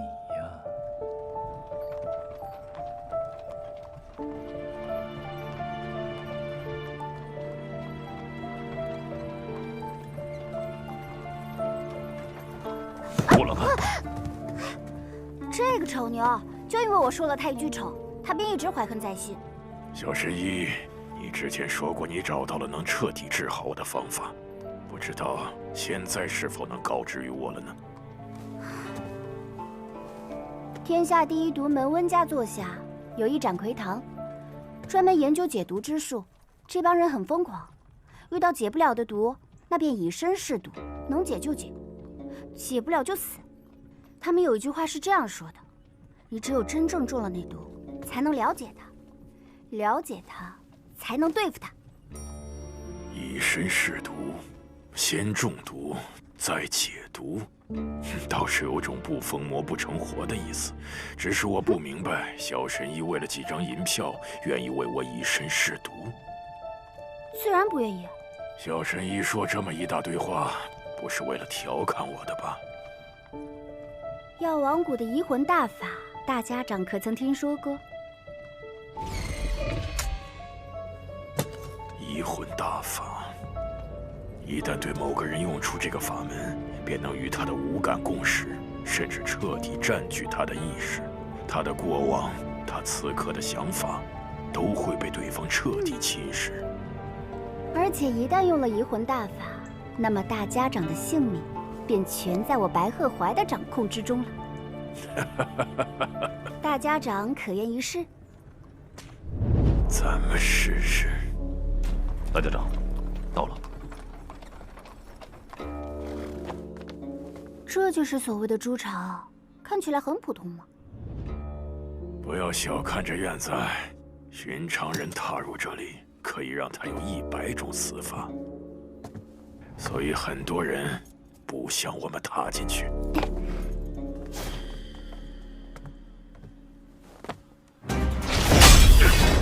保护大家长！嘿！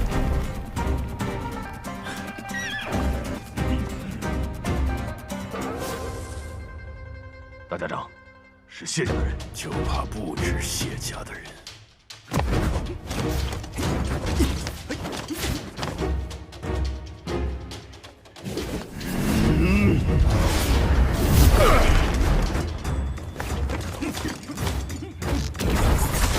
这是什么？穆家的天网阵。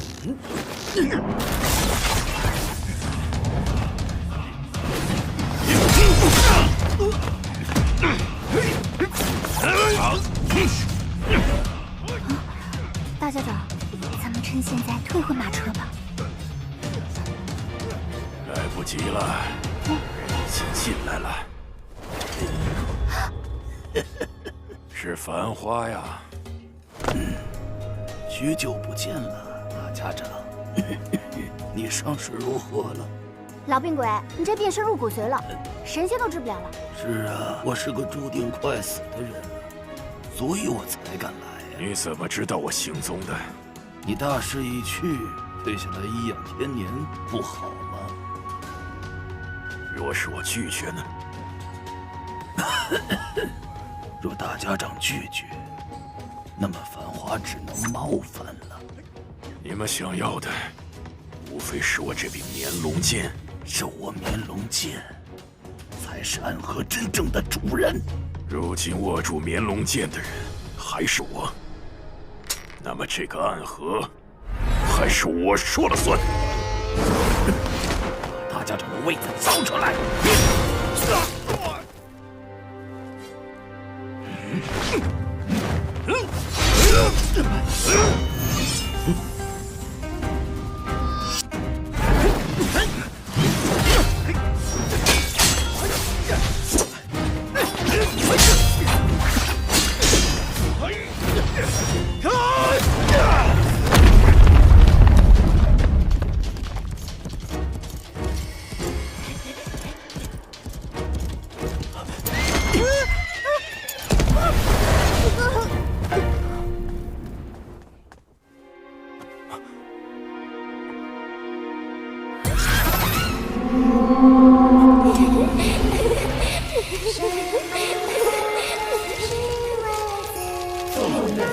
这是武蛇殿上，但你还没有差不多的时候。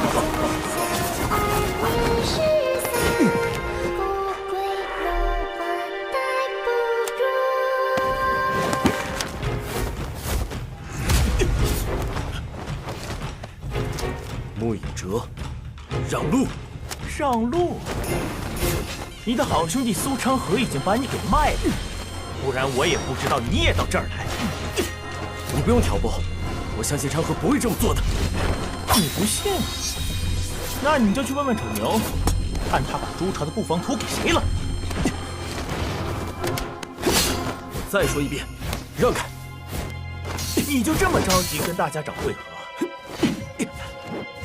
我没空陪你玩。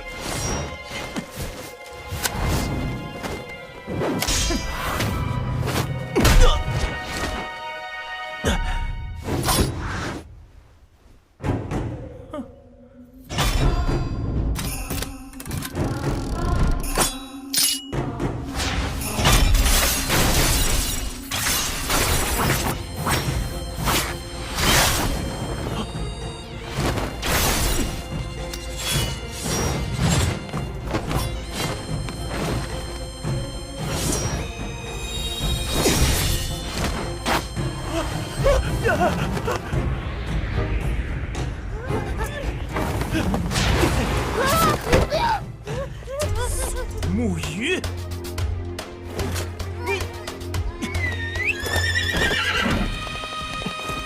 你们这些肮脏的东西，我再也不想见到你了！唉，穆家的穆隐哲又失败了。走吧，通知谢家，下一个路口拦住苏沐雨。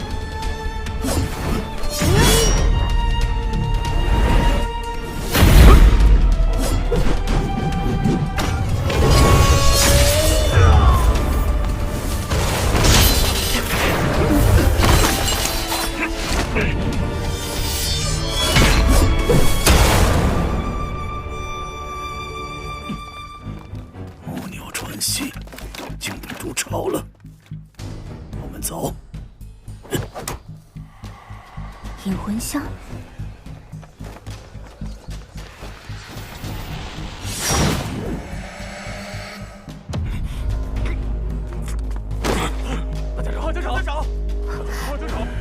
我现在真的是将死之人了。大家长，我先帮你疗伤。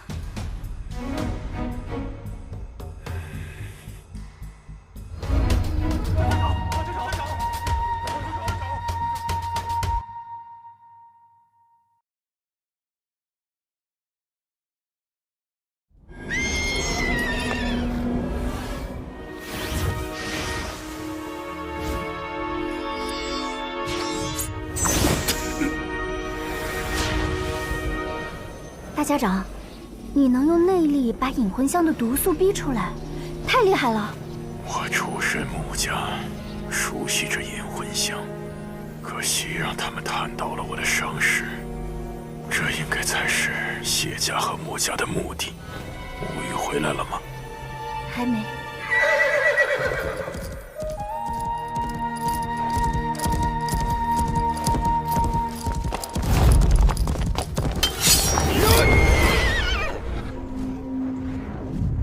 丑牛可以进筑巢了。是。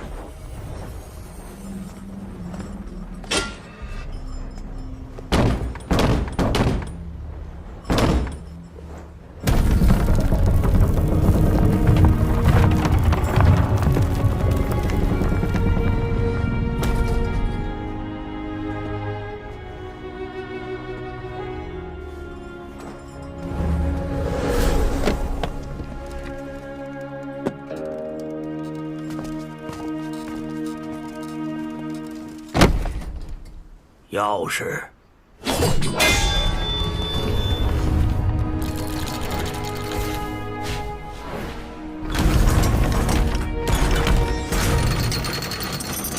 你在这里多少年了？也在这里30年了，没想到此生竟还能等到大家长亲临，无憾呐！你本该在这里颐养天年，我来此给你添麻烦了。我们这样的人，有什么资格说颐养天年呢？入门一刻，屏气，无言。凝神，运功。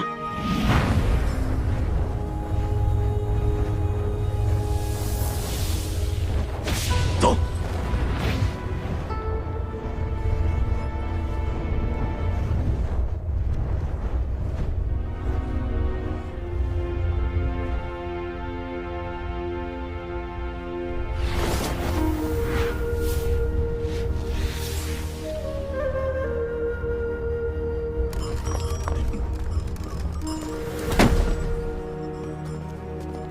可以说话了。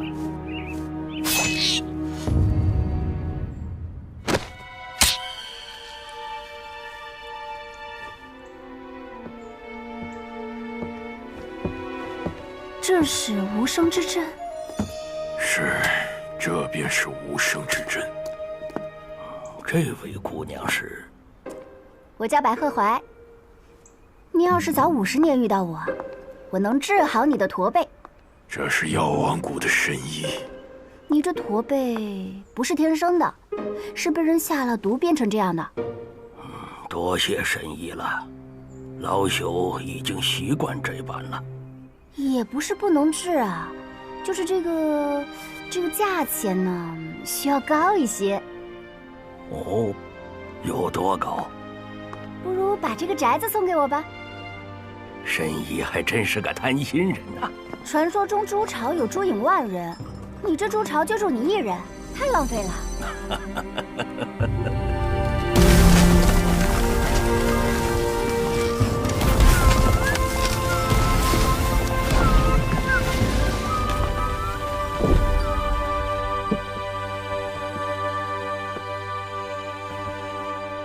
大家长，请进屋歇息。若有情况，将门上的那只木鸟放出去，我会以最快的速度赶过来。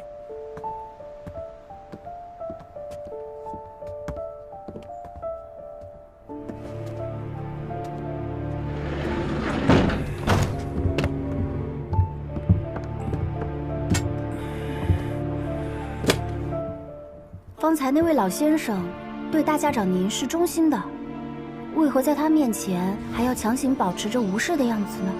我之前的确信任他，毕竟我们已有30年未见了。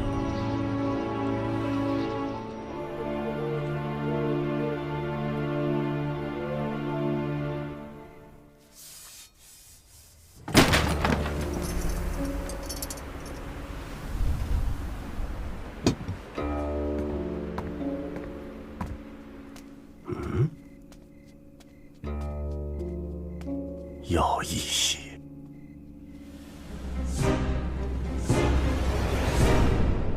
今日可对我用移魂大法？今日不行，大家长你方才经过一场大战，精神极为虚弱，若此时强行用移魂大法，怕是你我的小命都保不住了。只要这朱巢真有大家长您说的那般铜墙铁壁，那我们再等些时日。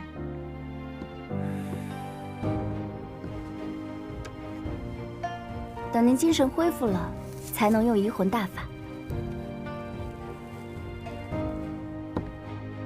大家长，您好好休息。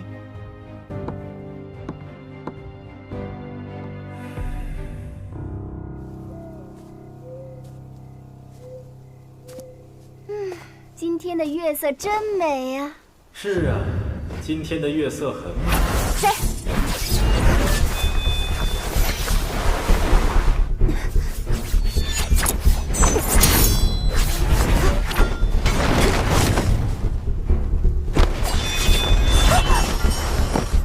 你是谁？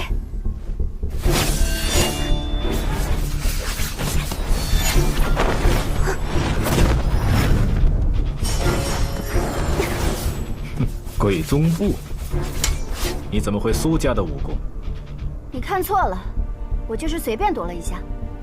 有意思，本以为一招就能杀死的小丫头，倒是给了我惊喜。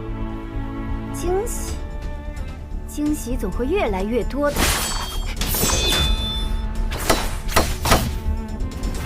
把那斗笠摘了吧，你眼神不好。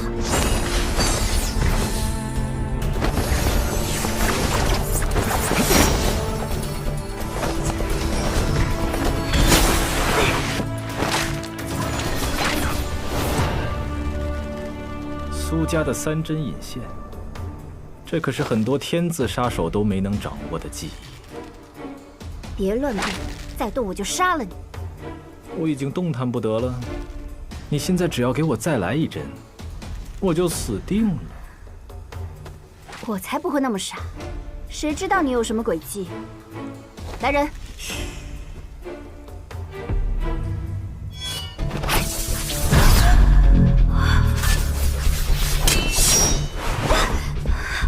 虽然我对你越来越好奇了，但还是一刀杀了比较好。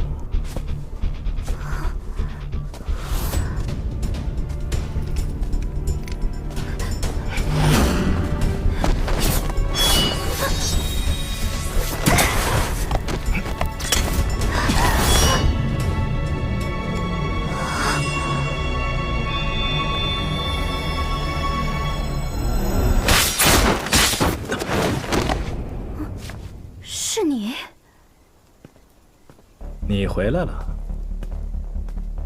是谁将你带进来的？朱影中的每一个人都是你亲自挑选的。你不相信他们？我更相信结果。他们忠于你，但不代表他们忠于大家长。什么？他们觉得你的选择错了，他们只是想帮你走上正确的路。别说了。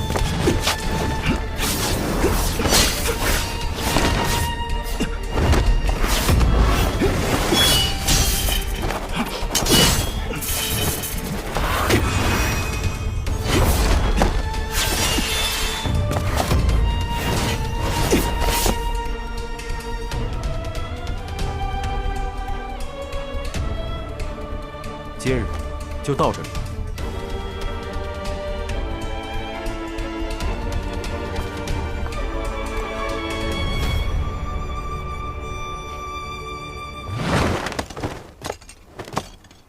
苏沐雨，你身边的惊喜比我想象中的还要多。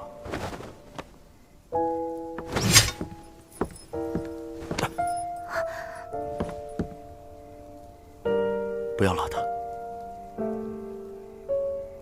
为什么？就当是我的请求。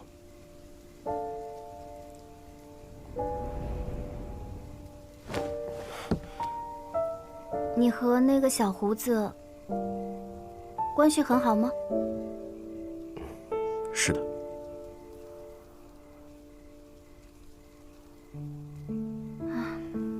你们暗河可真是复杂。你这有内奸？抱歉，请神医此事不要和任何人提起。我刚刚差点被他杀了，你是不是疯了？姑娘，你只需尽心尽力治好大家长，剩下的事情是我们暗河自己的事情，请不要过问。那你能不能和你们暗河的人说一下，杀人的时候不要算上我？我答应姑娘，从今天起，一直到大家长病愈，不会再有任何人可以伤害到你。这是你能说了算的？要杀姑娘，得先杀了我。这家伙还真是让人信赖。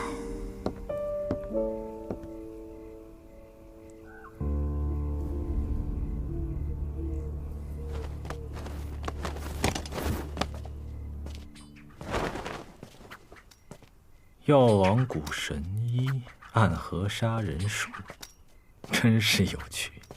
什么这么有趣啊？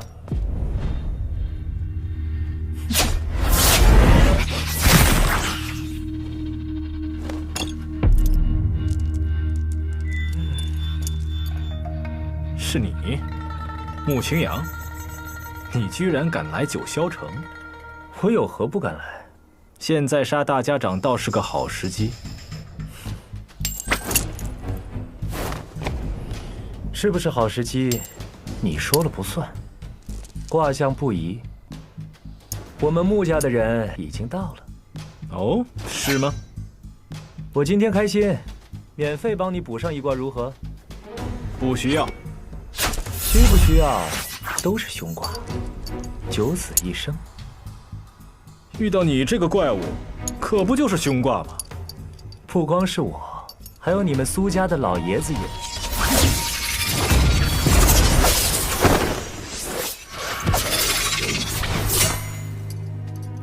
回来了，哲叔，这么晚还没睡啊？本来睡了，但被人吵醒了。他们在客栈等你。哲叔，你这铃声太催魂了，我还没上去就抖了。自求多福吧。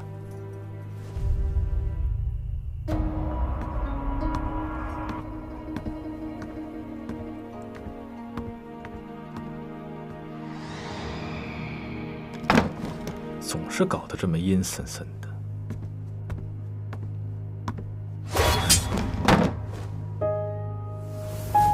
不，都是一家人，一家人。走。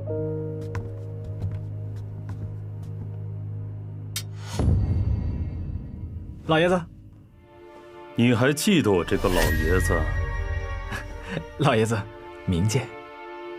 放开他吧。你们再这样用剑架着他，他的匕首就要割破你们的喉咙了。老爷子，您怎么亲自来了？大家长不应该入九霄城，即便入了城，也不该让他知诸归巢。是长何无能？老爷子，有话好说啊！拔剑做什么？我说要杀人了吗？老爷子，10日之内，我必替你取到绵龙剑。你之前从来没有令我失望过，希望这一次也是。我怎么会让老爷子您失望呢？刚才你去哪儿了？我去探路了。一个人？一个人。老爷子给了你手令，苏家在九霄城的人，你为何不用？我不想让苏家和朱颖正面出冲突，怕坏了老爷子的名声。我看你是想保住苏沐雨的命。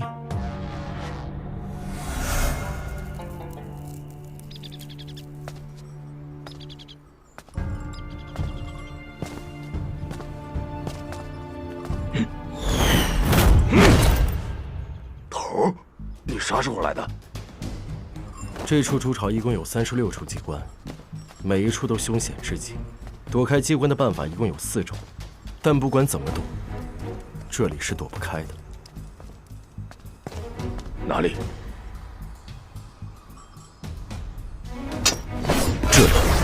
这里是整座猪巢的阵心。你给苏家的机关图上少画了这里。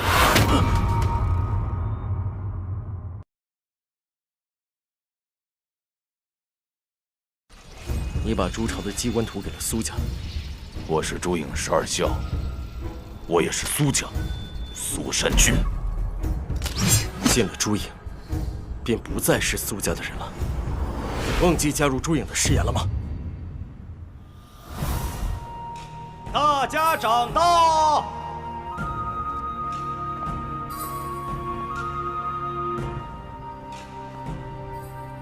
恭迎大家长。都坐吧。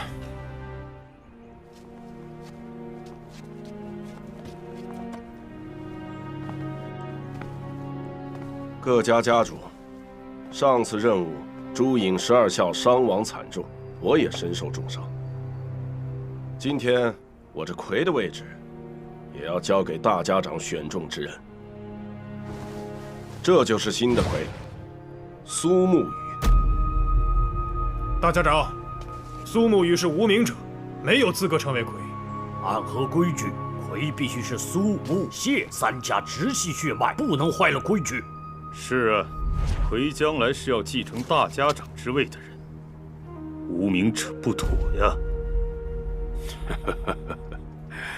你们放心，等我退位，自会交出绵龙剑。苏沐雨只任朱颖首领，不继大家长位。大家长，如今暗河处境凶险，我们3家正统血脉，谁是他的对手？要护住绵龙剑，光靠我们这些老家伙不行了。若是无名者也有资格，那我穆家也是人才济济。既然各家都有能人，那今天就比试比试。谢大家长厚爱，沐雨必定全力以赴。好，既然如此，请各家主挑选精锐，擂台比武，一炷香后，胜者为魁。擂台之中一一对决，各家家主不可近处观战，生死有命，各家不可因此结怨。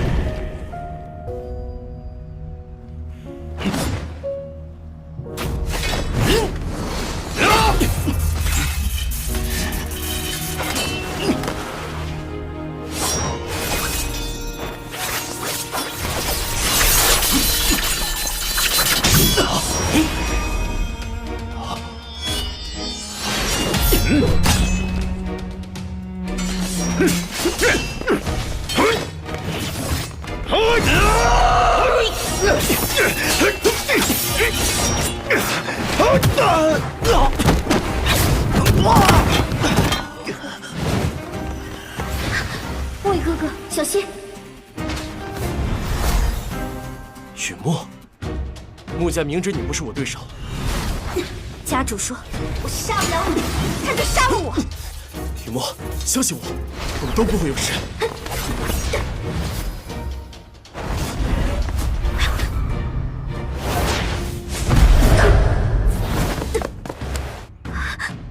昌河哥哥，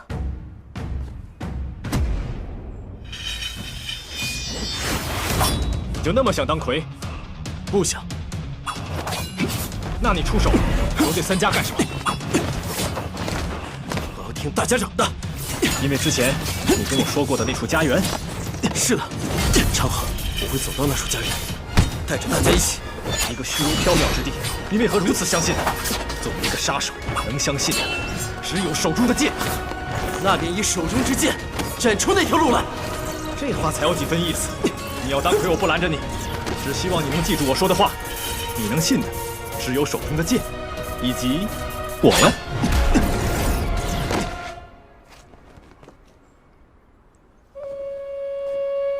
还有谁？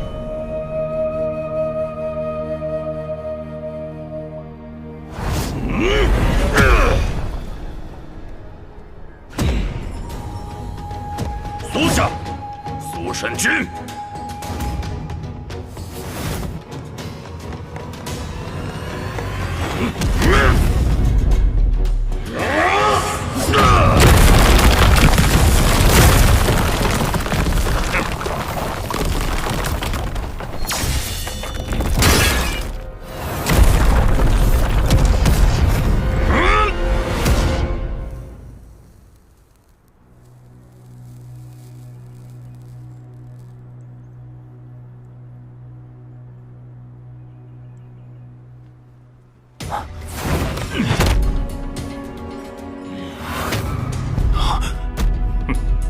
看来我们苏家，苏山君成为下一任魁了。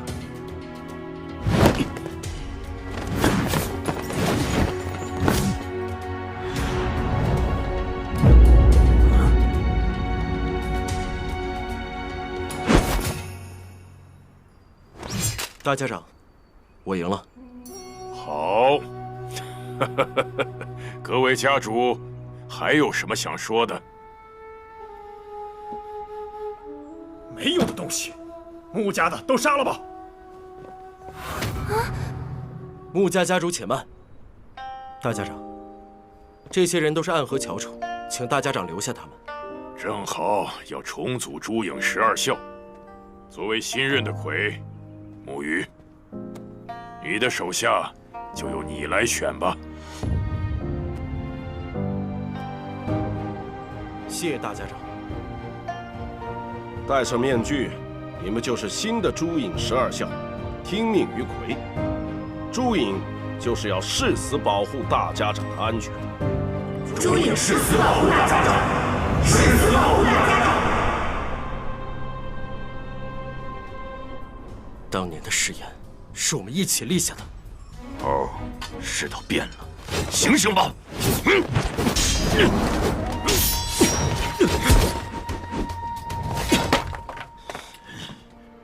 你比谁都清楚，大家长必死无疑，你何必这般愚忠，给他陪葬？若大势所趋，我们就应势所趋，忠诚的意义何在？头儿，你拿了明龙剑吧，我跟着你。你走吧，改了姓名，换了相貌，永远别回暗河了。头，你的剑法是强，但你护不了所有人。你再说下去，今日你便走不了了。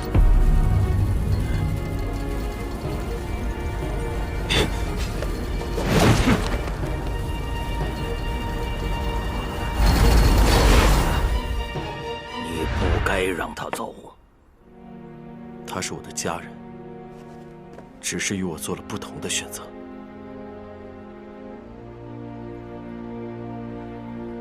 你是杀手，居然还想做个好人。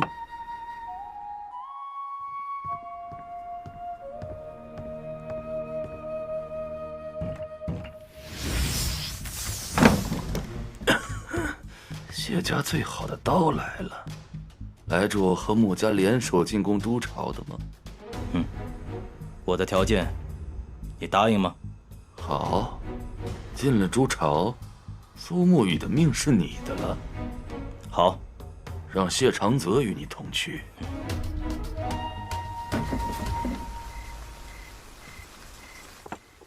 听说谢家和穆家联手了，你怎么看？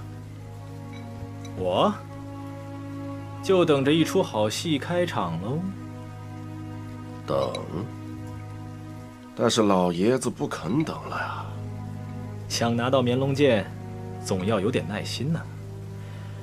况且是这么好的时节。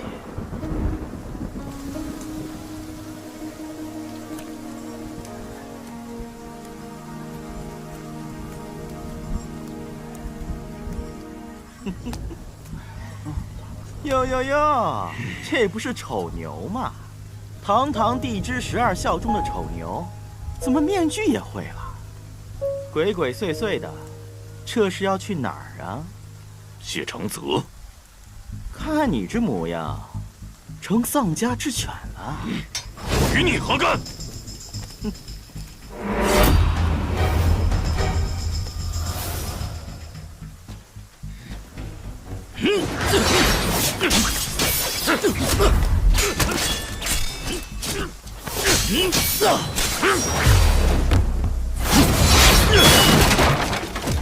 你是谁？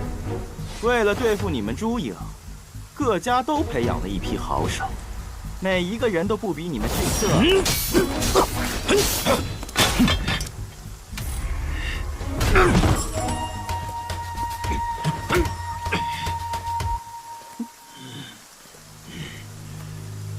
别动！他让你别动，我劝你最好别动，把朱巢机关毒交出来，饶你不死。你做梦！把他抓下！浪费时间！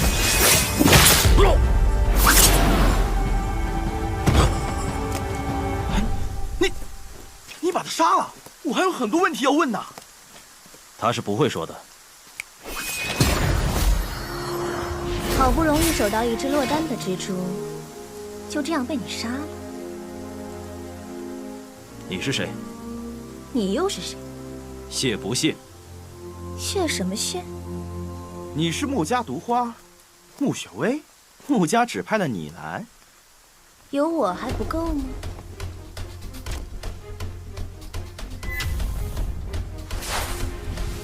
避开！不需要。你的刀法不错。穆雪薇，你中计！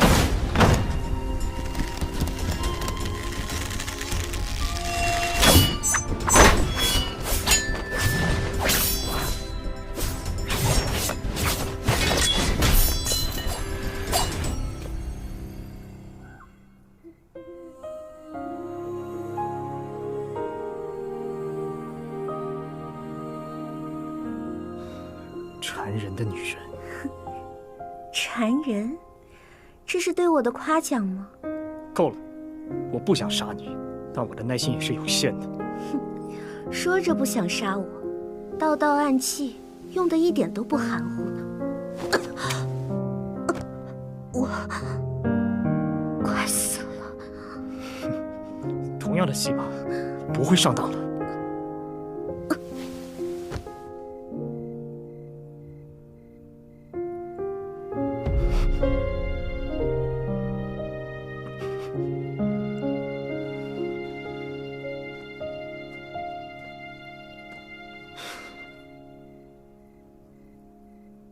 我不喜欢杀人，更不杀女人。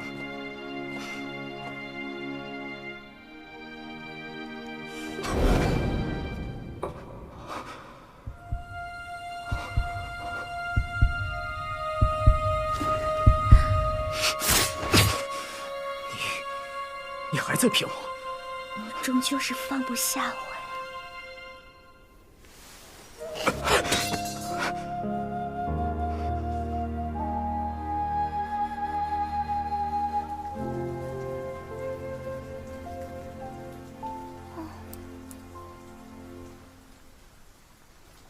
说什么必定保我无忧。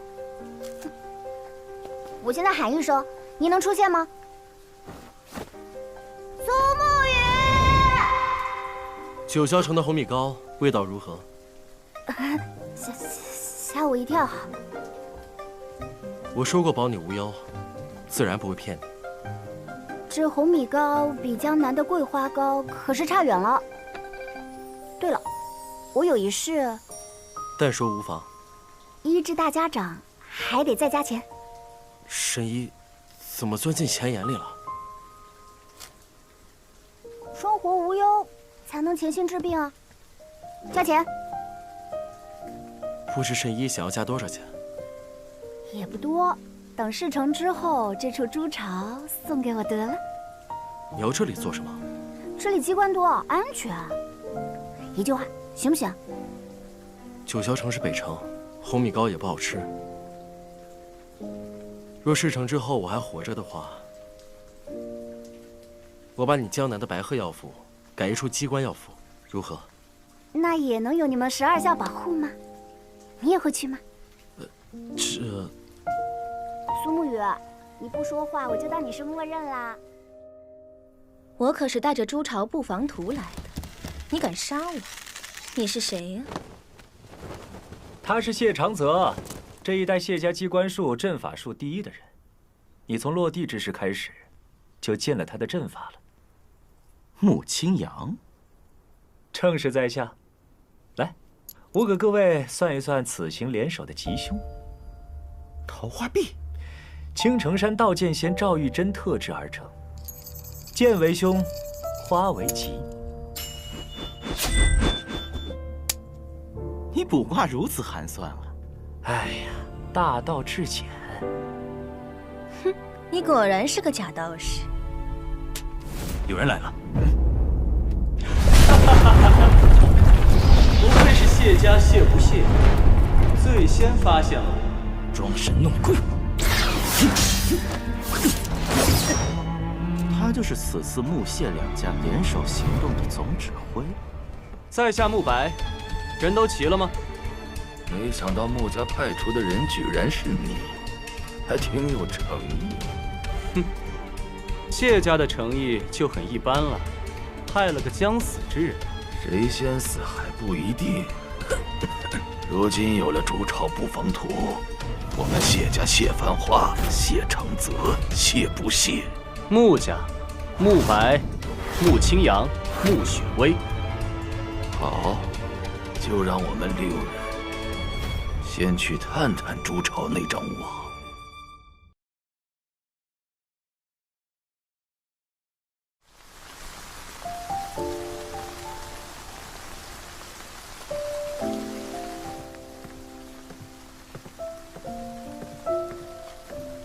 那个穆雨墨怎么还没回来？任务完成，他自会回来。这么无情，原来你不喜欢穆雨墨。雨墨我们一起长大，他是我的家人。看来雨墨真的拖住了唐连云，雨墨小心。神医何时开始医治大家长？你让人准备100红烛，18面铜镜，明晚就医。好，那便仰仗神医了。此消息一出，估计暗河3家都会知道。雷门的冲天剑，一定很贵吧？与雷门并肩作战时，他们送的礼物，关键时刻能救你一命。雷门可是名门正派，和你们暗河还会并肩作战？暗河不是任何人的敌人。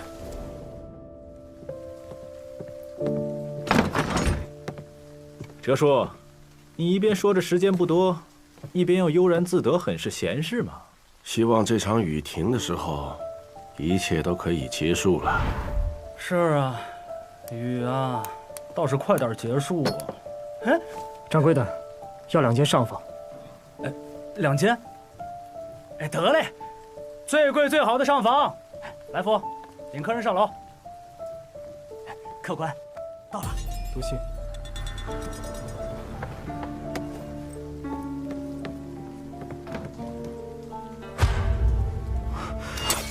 唐连月是你引来对付大家长的，稍安勿躁。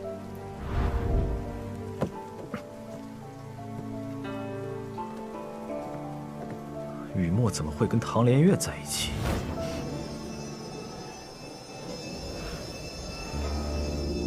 看样子，雨墨好像昏了过去。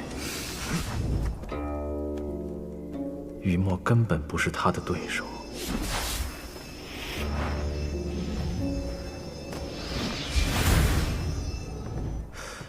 唐连月为何不直接杀了他？小雨墨的本事，你也不是不晓得。不行，我得去看看。雨墨，是你？他是我们暗河的人，我既然来了，人就交给我吧。按说我要杀的是大家长，其他人与我无关。但是，哦，看来你对我们暗河第一美女还有几分怜惜呀。她这伤只有我能治，别试探我。那就劳烦你照顾好她。先告辞了。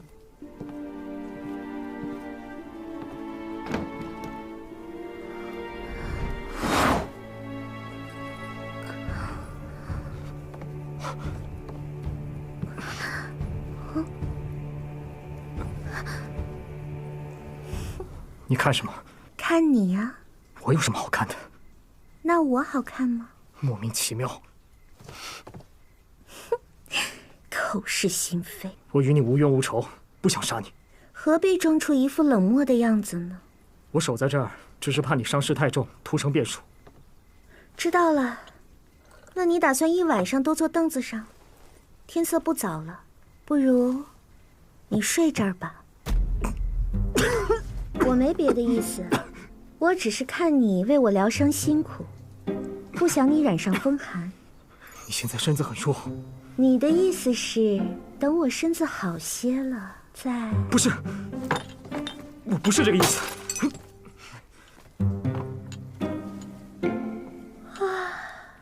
从来都是别人求着我，现在倒像是我在央求你了。地上湿寒，要怎样随便你吧。我出去一下。你要走？我水喝多了。玄武使，这是要去哪儿呢？回去睡觉。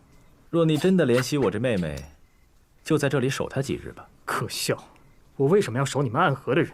九霄城的天要变了，大家长的头颅，我替你拿来。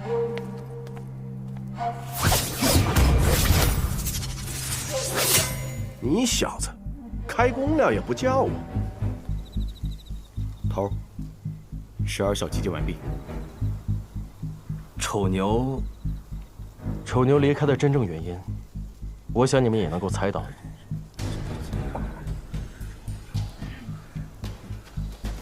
所有的一切，在今晚都会有答案。头儿，我们听你的。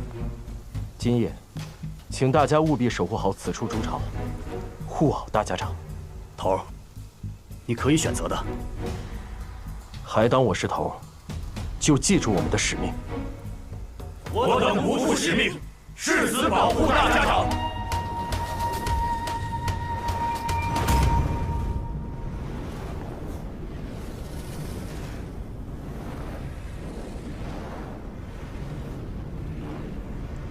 大家长，准备好了吗？神医，开始吧。好。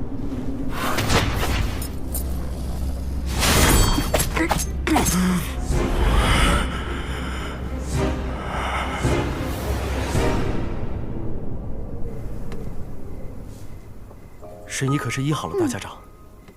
哪有那么好医啊？刚施完针，此时大家长神识还是很清醒的。你呀，还是多关心你自己吧，整天心事重重的也不嫌累。抱歉，刚才想起了一些事情。对了，你还没有告诉我，你和那个小胡子到底什么关系啊？昌河，他真的是你最好的朋友吗？昌河和我一起做无名者，一起走出鬼窟院，一起加入苏家。什么人？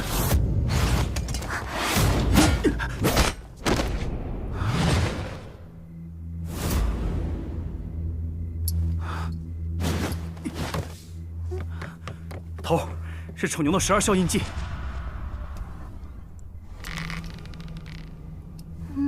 不用看我，这会儿大家长还清醒着呢。有事你去忙好了。虚狗，你们保护好大家长和神医，我去就回。是。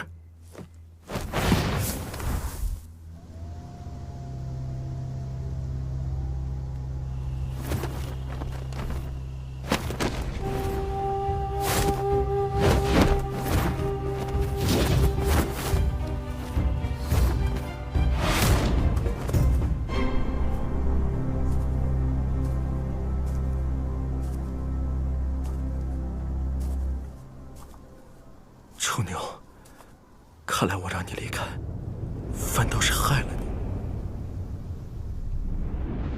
我苏家不留无用之人，念在你是本家弟子的份上，你自裁吧，也算是给你留点颜面。老爷子且慢，暗河正值用人之际，朱影12校也在重组，不如将他们并入朱影，如何？怎么？刚当上魁，就想给我这个家主一个下马威不成？木语不敢，还望老爷子能够成全。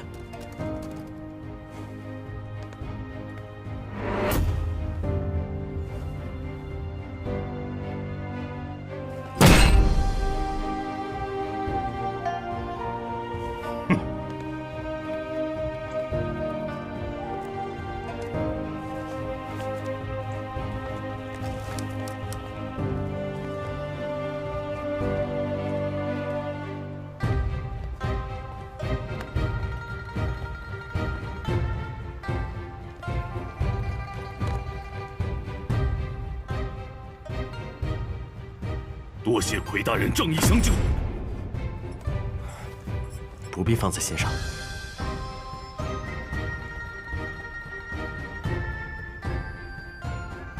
今日之后，我们便是朱影，誓死保护大家长。誓死保护大家长，誓死保护大家长。从今天起，我们便是家人了。当初入朱影之时，我曾给过你承诺。虽然我们最终还是选择了不同的路，但我仍希望你可以好好的活下去。我只是希望你好好活下去。为什么会这样？猴，小心！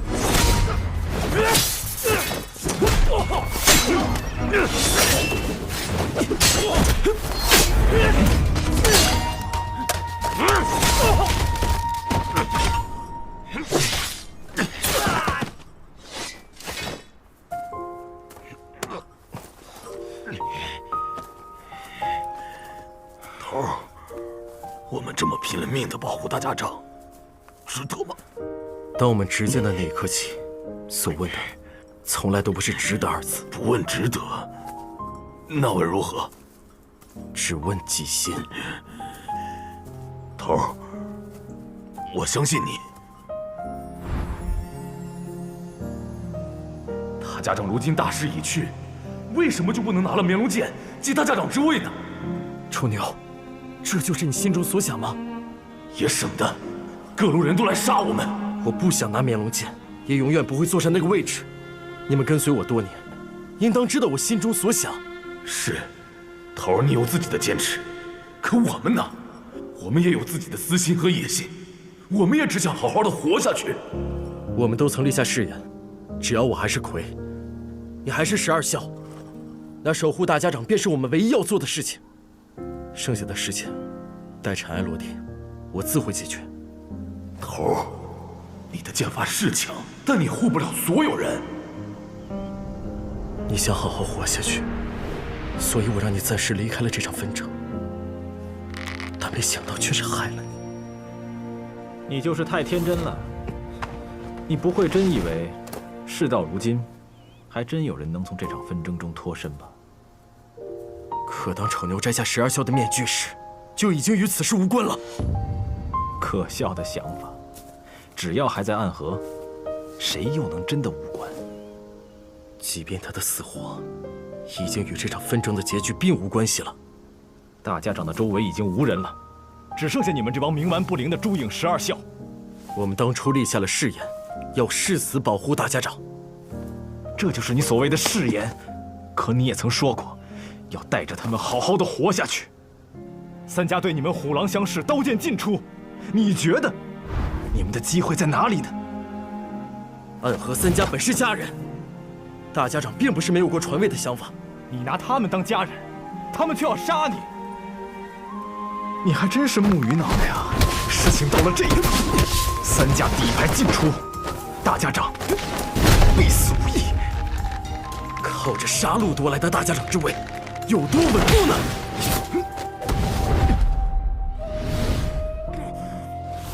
不好，看来现在就要用移魂大法了。疗伤期间，任何人不准打扰。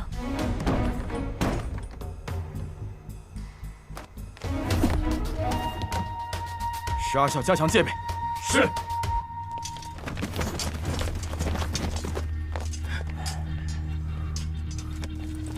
从正门进入便是无声阵，记得不要发出任何声音。少主，既然这里有无声阵，我们为什么还要从正门走啊？因为只有走这里，才不会遇见朱影12校。至于苏沐雨，你还是那么固执，睁大眼睛看看吧，沐雨，这样的结果不就是你造成的吗？难道真的要让朱影都因为你的誓言而一一送命吗？我依然会记得我当时的话：手中握剑之时，不问值得，只问其心。我知道，你还在想着家园，对吧？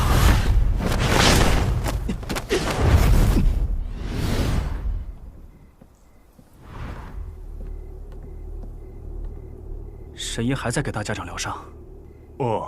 已经进去大半个时辰了，也不知道怎么样了。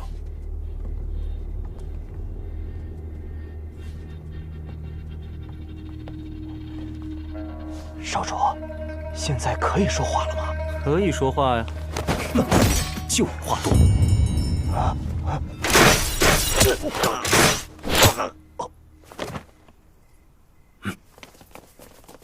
去看看。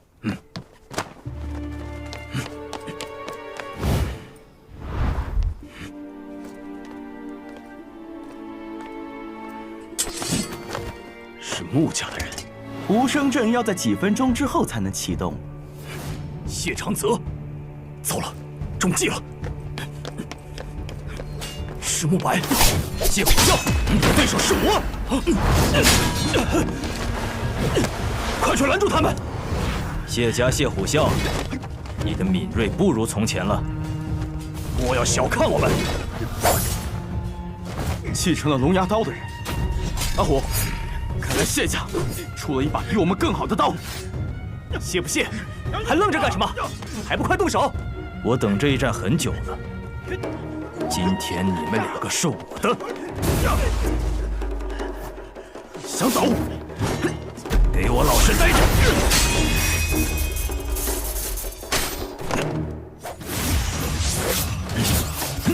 去死吧！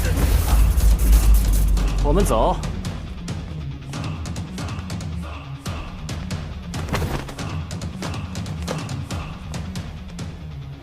巨石迷魂阵，起！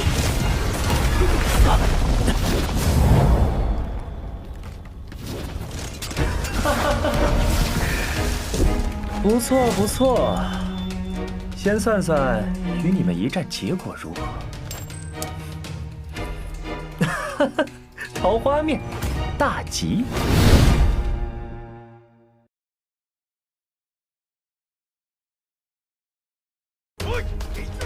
敌方已破无声阵，辰龙引虎在中庭备嘴，紫薯、四蛇起阵。巨石迷魂阵，起！你这阵法跟布防图画的一样，一点威胁都没有。有劳了，长泽兄。先算算与你们一战结果如何？桃花面，大吉！让开！小心，他是毒花。苏沐雨在哪？别一来就想着你的梦中情人啊！咱们是来干正事的。你想见苏沐雨，有一个最简单的方法，杀光这些人。五马，魏阳，想见我们头，先过我们这关。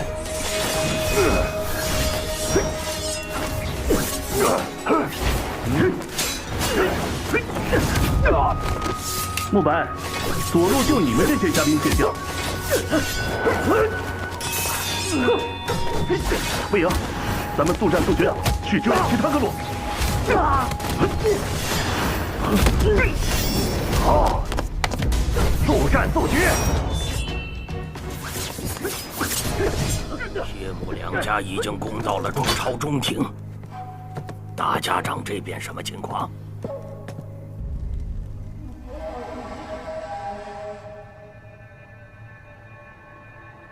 大家长，静气凝神，切不可分心，不然咱们都得死在这移魂大法的幻境之中。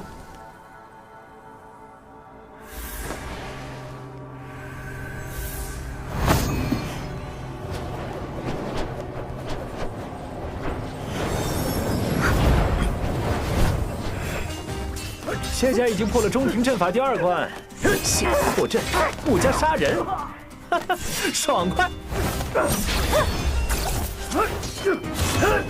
小侯，你去支援中路。看你们还能撑多久？等苏沐雨来给你们收尸吧！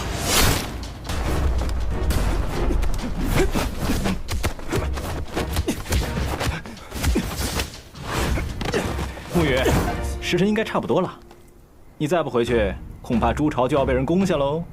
你犹豫的太久了。我只是帮你快点做个决定，不用谢我啊！哎，你等等我啊，一起去呗，顺路顺路。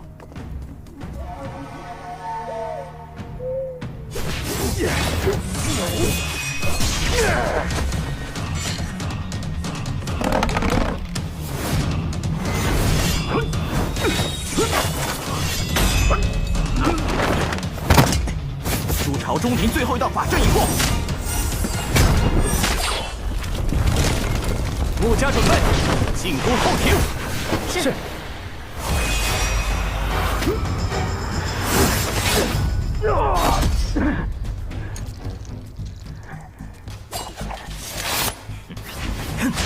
信不信？你在做什么？快杀了他们！这不是比武，这是生死之局。我不是来杀人的，我只是来找苏沐雨。更何况，他们也是谢家之人，我们都相识。在成为朱影的那一天，他们便不再是谢家的人了。成为朱影，是每个暗河人的荣耀。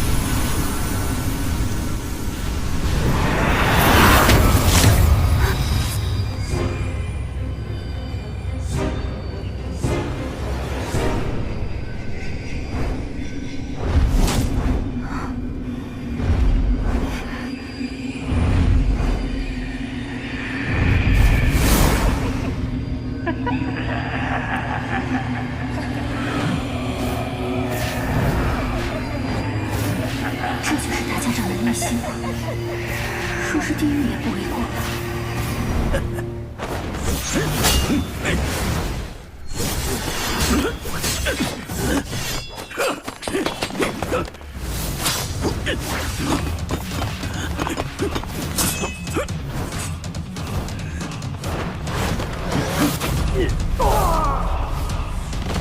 别让谢家的人抢先了。你很想见苏沐雨吗？赶紧去！没有谢长泽帮忙破阵，这么毅然冲上去，不怕送死？破阵而已，所见皆斩不就可以了？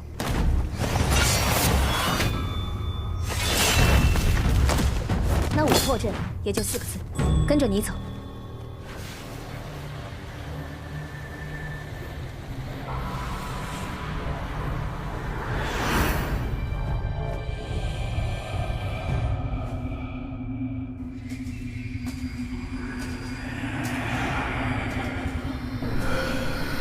这是什么？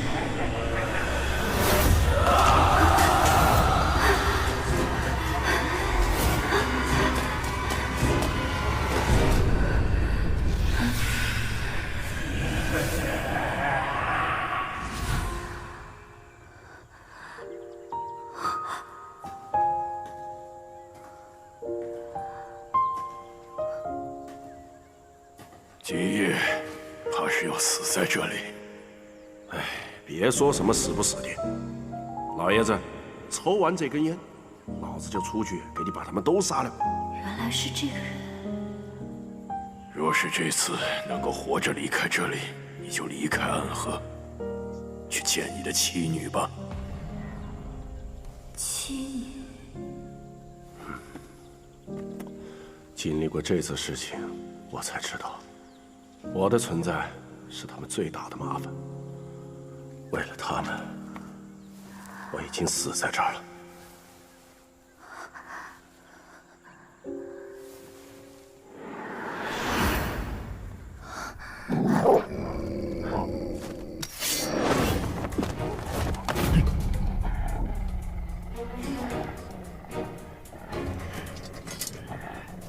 苏沐雨呢？还不错，竟然能打到这里。但就凭你，还不配让我们头出手。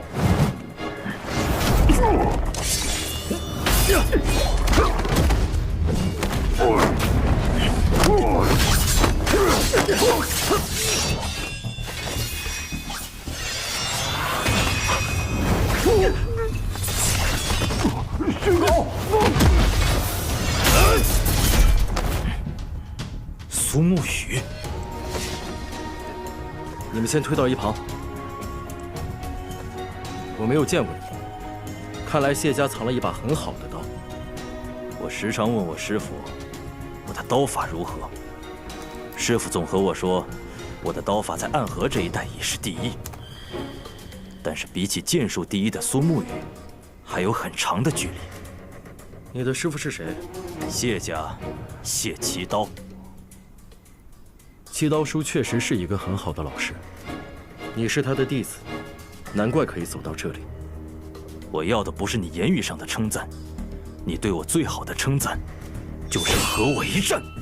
既然想打，便如你所愿。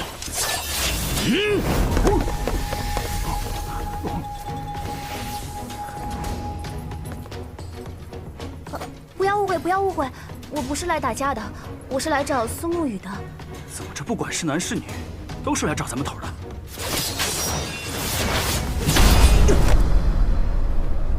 难道我还没有资格让你用出18剑阵吗？目前看来还不够。好。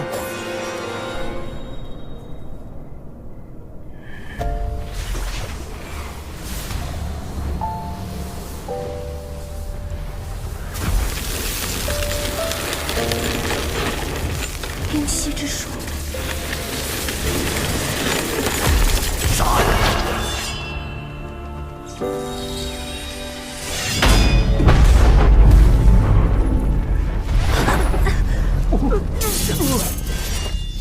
回！起！18剑阵！起！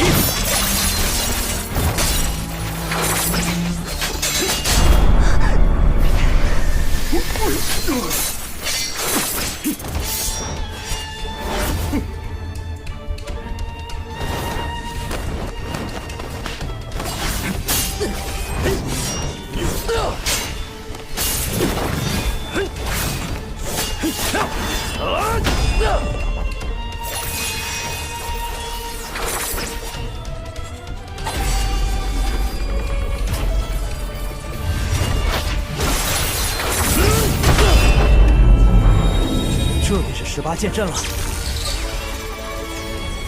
你已经见到18剑阵了，那么，你觉得自己可以跨过去吗？我觉得他跨不过去。你还真敢跟来？哈哈，沐雨，我记得你以前和我说过，世上的事情，只有跨不过去，才有跨过去的意义，不是吗？只有赢了会败的局，才有赢的意义。我听过你的名字，谢不谢？你是个刀痴。或许吧，他们都这么说。我也曾说过，苏沐雨是个剑痴，但他不同意。若不是剑痴，怎可能学会这般神奇的剑法？是啊，而且是通过一本残卷还原出来的。当时我劝他，可他不听，因为在看到剑谱第一眼的时候，他就已经疯了。不过事实上，他也一直参不透最完美的18剑阵。那最后呢？最后快被杀死的时候，他就突然用出了最完美的18剑阵。谢不谢？记住一句话：要见生死，才能见天地。你喜欢刀？喜欢。为什么喜欢？刀很美，刀身的弧度很美，刀挥出的那道线也很美。拿着，让我看看你挥刀的样子。原来所谓的第8刀，便是那最好、最纯粹的我刀时的第1刀。这是师父一直想悟出来的第8刀，今日便是出那1刀的机会。好强的一刀，确实很强。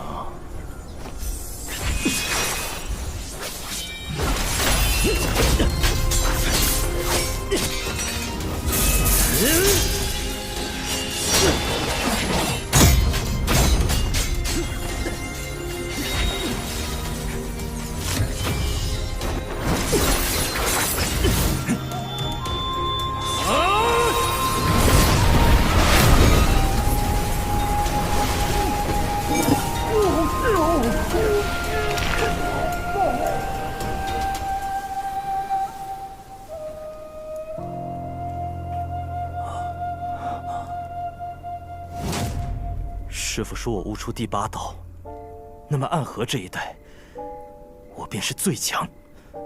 可为什么我还是输了？你痴心于道，醉心于道，可是道毕竟是死物，你需要真正值得你为之死战的理由。我不明白。就像现在，我若输了，我身后的那些人都会死，追随我的人也会死。每个人寻求的意义不同。你的意义，需要你自己去寻找。虽然我还是不懂，但我会为了赢你，去寻找你所说的意义。你要走，别忘了任务。我来这里，不是为了杀人。即刻起，我便要离开暗河。若谁有不满，让他来杀我便是。怎么？担心我偷偷进去杀你的小神医？放心吧，我的好兄弟。许巍，你放心，我只是放了点香，让他们短暂昏了而已。许巍，兄弟啊，你背负的太多了。得，我先回苏家复命去了。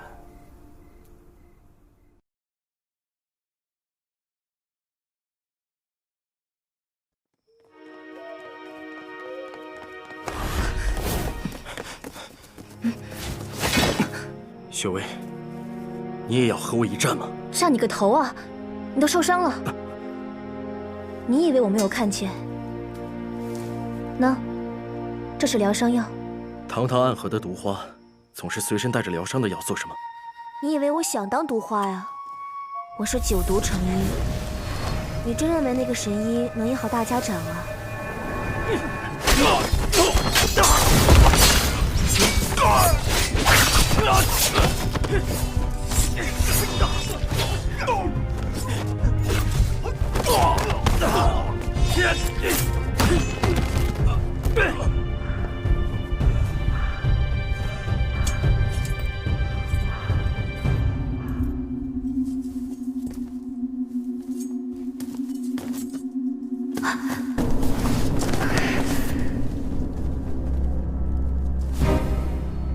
果然是温家气流一生疮，这是我给你爹留下的印记。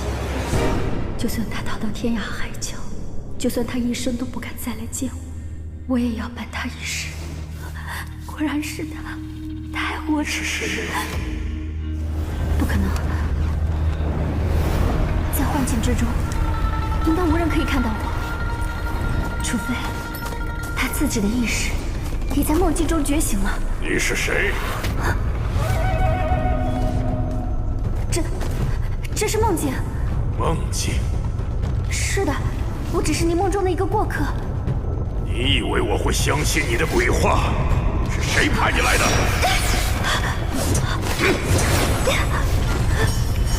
鬼总部，你是苏家的人，他们背叛了我。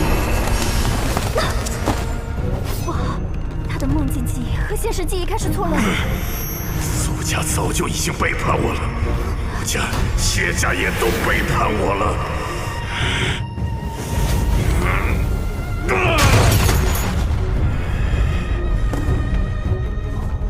原来是这样。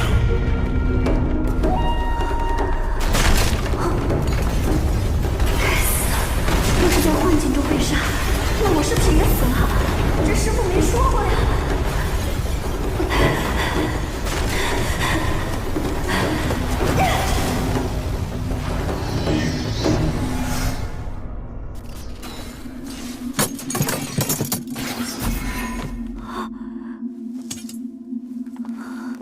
方才的问题，我再问你一遍，你是谁？医者百合怀。你怎么会苏家的武功？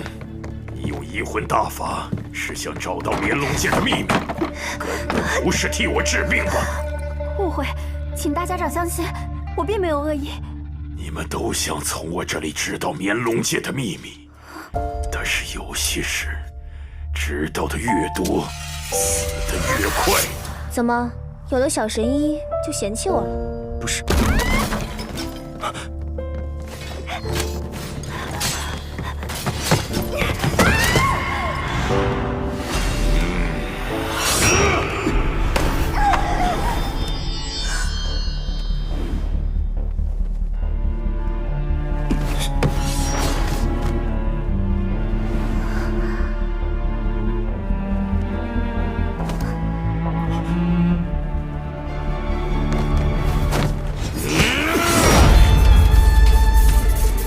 大家长，我是苏沐雨。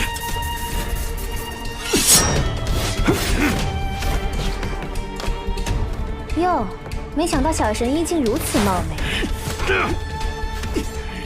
大家长，不过看来医术不精，大家长要杀他呀，那我就代劳了。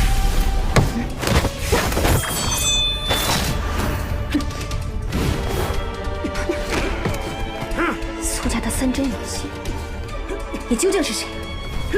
不知道我是谁，下手还这么狠。不管了，先找人来稳住这局面，剩下的随后再说。机关。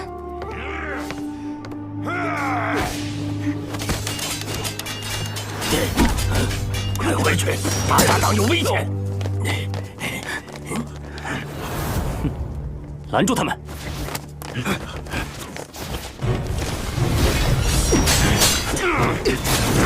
大家长，你怎么了？大家长，我是苏沐雨。大家长，快醒醒！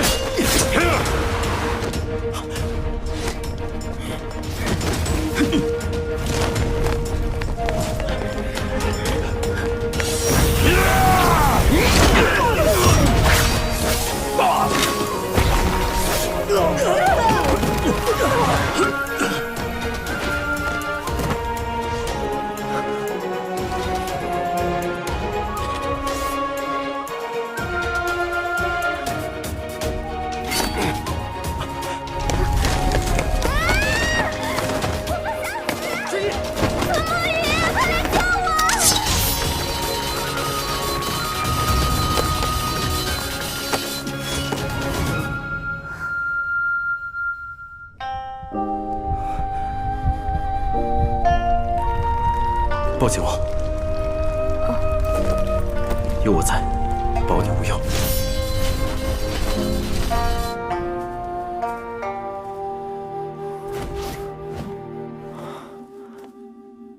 惨了！你居然碰到我了，之前要被毒死了。苏沐雨和神医掉进密道中了。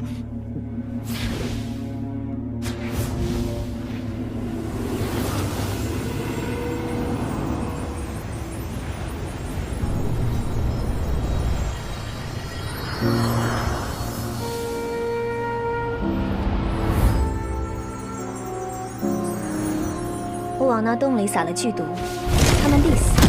走吧。别以为我不知道，你送苏沐雨一粒无花丸，封在了他的剑柄之中，他死不了。我们的目标是绵龙剑，快走吧。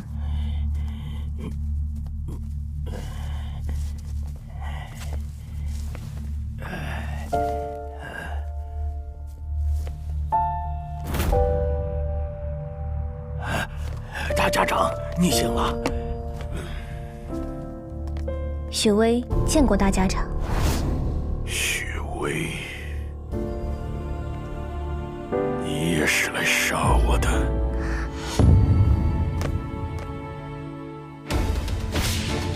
得罪了。退！该死！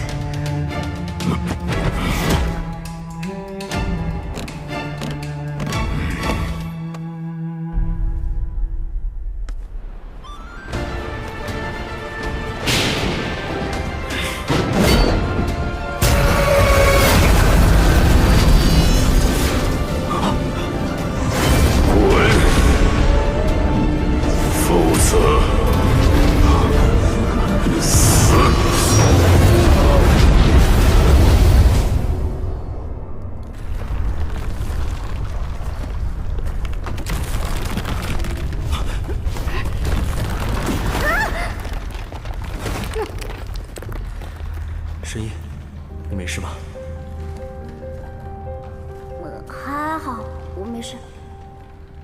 这是怎么有朵花飘下来？是雪薇的毒花，服下它，对粉尘有毒。切，你只知道我是药王谷的传人，却不知道我母亲乃是天下第一独门温家的人。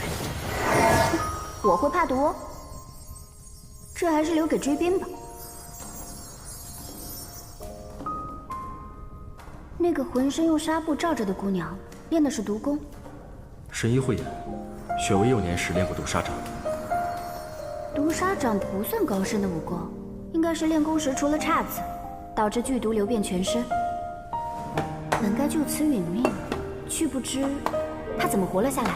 人虽活着，毒还在，以至于成了一个毒人。常人轻轻碰他一下，不出一炷香的时间，就会化成一滩黑水。雪薇也是可怜人，不知神医可能救他。他见面就想毒死我，我都跳密道逃跑了，他还放一朵毒花来追杀我。现在你和我提救他的事，不合适吧？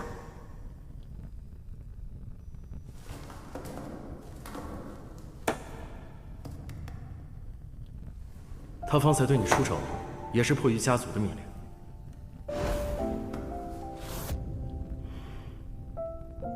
若是此事过后，我和他都还活着，不再是敌人了，我可以救他。不过，我有个条件。钱？钱管够。和奎大人做交易就很舒服。不过当务之急，咱们是不是应该先出去？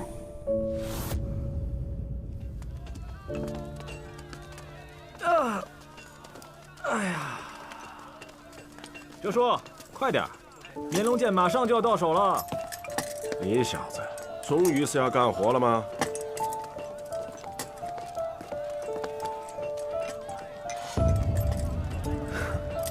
谢家和穆家已经进了朱巢，算起来，咱们现在过去，刚好。看来，老爷子对你还是不放心啊。哎呦，周叔，你这句官话说的可以啊！哎，等等我呀，哲叔。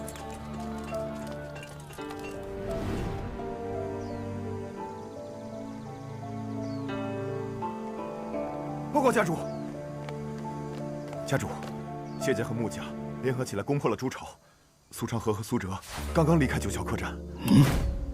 怎么刚离开九霄客栈？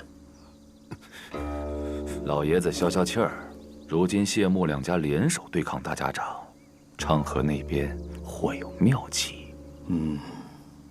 那就等上一等，看看他葫芦里到底卖的是什么药。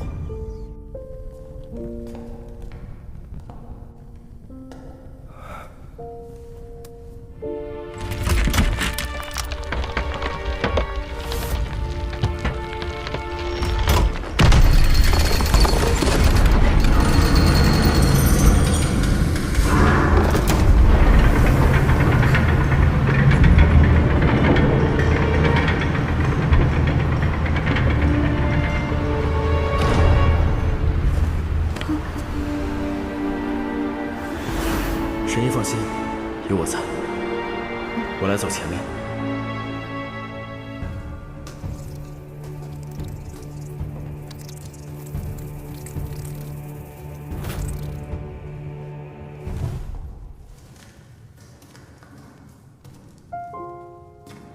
神医，怎么了？神医，你治好大家长的毒了？暂时压制住了，要完全治好还需要一些方法。辛苦神医了。客气了。不过看如今这情形，大家长治不治得好，性命都难保。这场争斗，多少也是因我而起。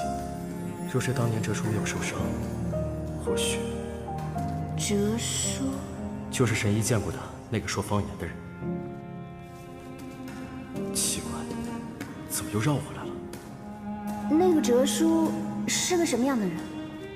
哲叔是上一任的魁，暗合规矩，魁便是下一任大家长的继承者。只可惜，一次任务中，大家长遇袭，哲叔带领朱影12校以命相搏，救出了大家长。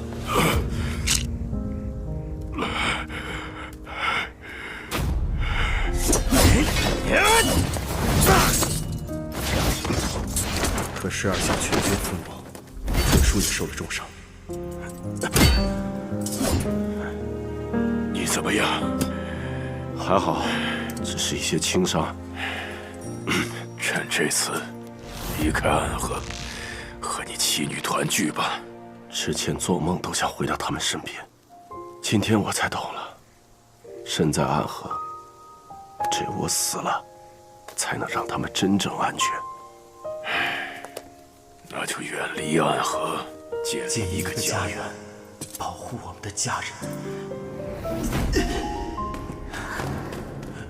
苏沐雨，你受伤了，你先别动。身边跟着个神医，受伤了还应酬，忍着点儿，会有点疼。身在暗河，死或许也没什么不好吧。我饿了，我要吃桂花糕，你得带我出去。好。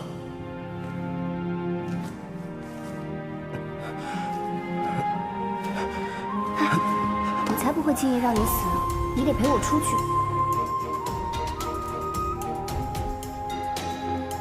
这么多条路，该走哪一条？不管是哪一条，我们都要面对。对。啊！苏沐雨，苏沐雨，苏沐雨！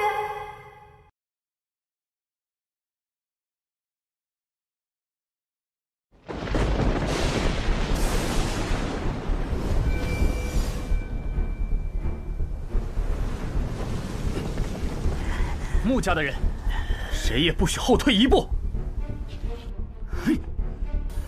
我谢家亦是如此。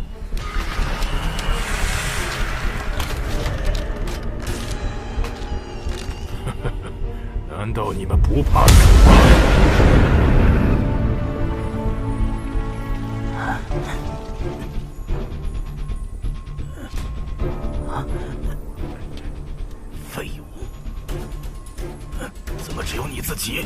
谢不谢呢？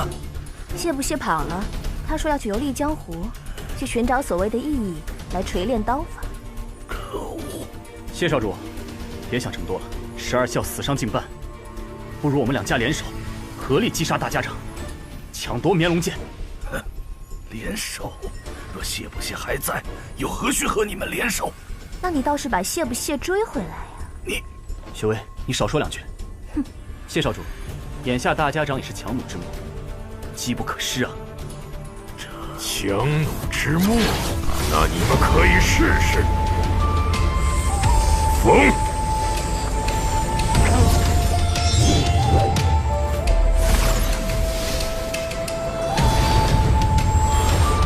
雷。气。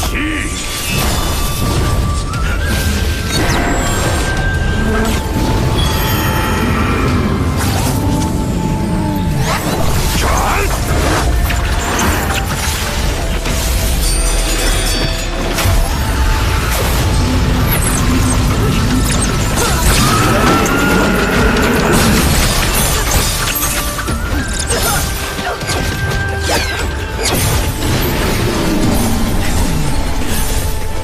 这就是你所谓的强弩之末？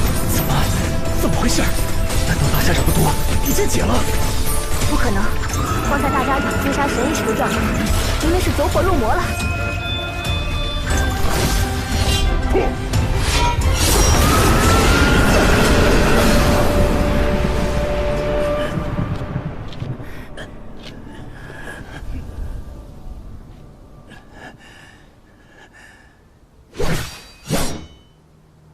回去告诉你们家主，想要绵龙剑，就给我安分点儿，否则就毁了它。还商量着干嘛？快撤！咱们也走吧。是。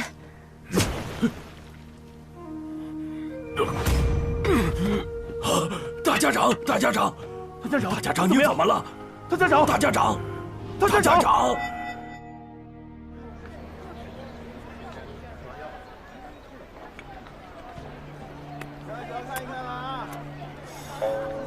不是要去筑巢吗？怎么来喝茶了？筑巢之中有条密道，直通城外的3里亭。咱们兵分2路，我去筑巢搅个鸡犬不宁，你去3里亭等他们自投罗网。长河，我知道你在谋划着非常可怕的东西，我不拦你，我只做任务，不讲别的。谢谢哲叔。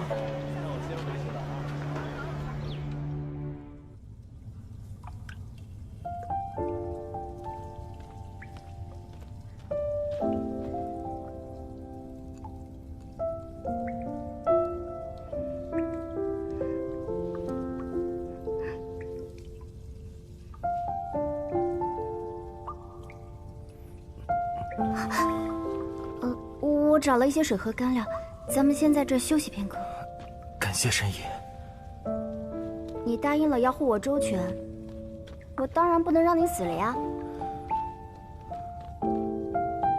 啊，这里面藏着的该不会是武功秘籍吧？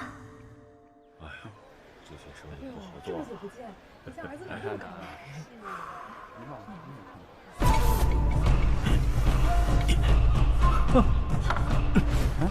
人呢？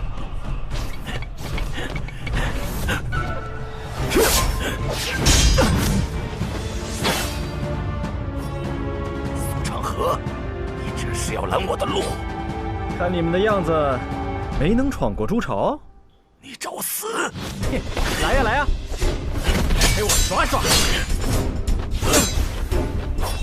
哼，就这点能耐，送上门来就别想走了。今天就由你来击抓之路。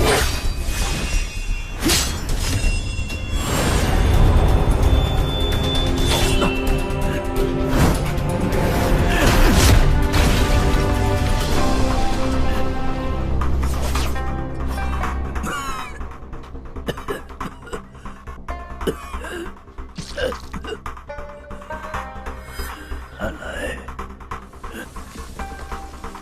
人呢？哎，在这儿呢。这个小子吃了我一击，竟然没事。刀变得好慢啊！哦，看来朱朝一战你受了伤。这人在将死之前，果然连动作都迟钝起来了。你想要快的，那这够不够快？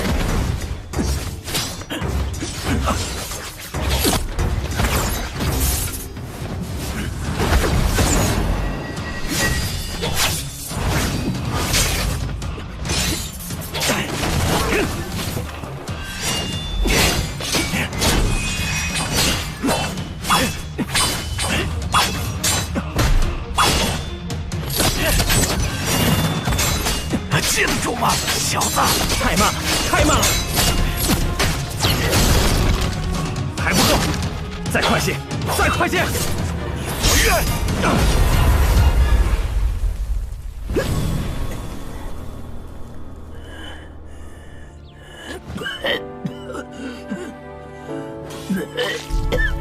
哎呦，看来伤得不轻啊！苏成河。我今天一定要宰了你！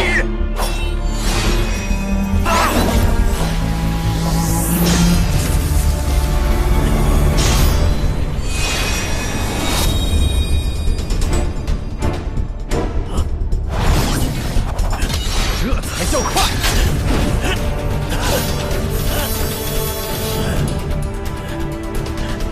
傻看着干什么？一起上！是。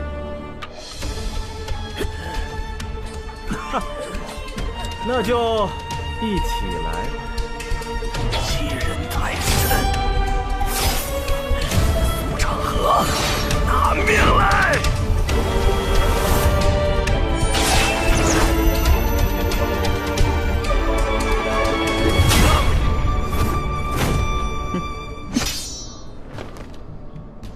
他是谢霸最钟爱的徒弟，杀了他，便等于和谢家宣战。怕什么？谢霸要宣战，也是冲苏家，就怕他谢霸胆子小，不敢宣战。此言有几分道理。那我先回去和他们交差。对了，谢不谢走？接下来的事情或许会很麻烦。我知道了，少了一柄不错的刀，麻烦就麻烦点吧，戏还是要演足。跨过暗河，便能到达彼岸。彼岸之处，不再是长夜，而应有光明。唉，可惜了。如果有机会，还是想和他真正战上一场的。唉，还是上路吧。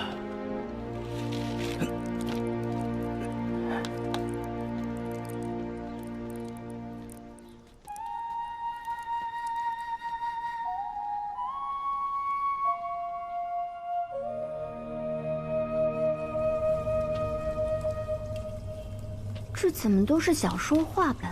你们暗河的人都这么会消磨时间吗？真是玄乎啊！怎么了？你这么快就休息好了？暗河穆家有一位穆朝阳前辈，创造了一门关于睡觉的武功——眠息法。还眠息法？只需要睡上2个时辰，其余时间再择机睡上那么1时半刻，便能恢复精力。作为一个医者，我想说，这个眠息法根本就不讲医学。即使它真的能达到你说的效果，那也是在变相的消耗生命力。神医，我们走吧。大家长那边还在等着我们呢。哦，对了，这个画本太好看了，我还有半本没有看完，能带上继续看吗？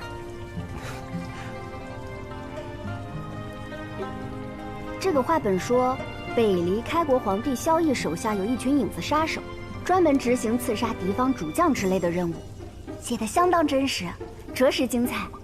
影子杀手。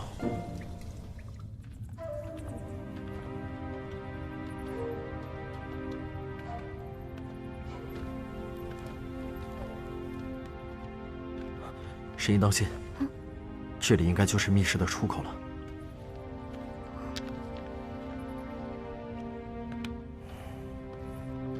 那个苏哲身上有没有一个这样的印记啊？不知。神医为何有此一问？没什么，随便问问。神医往后退一些，我看能不能直接打碎这道门。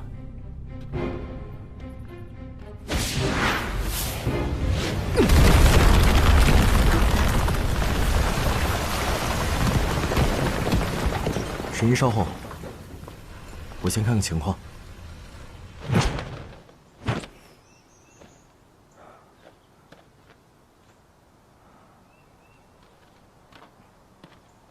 来，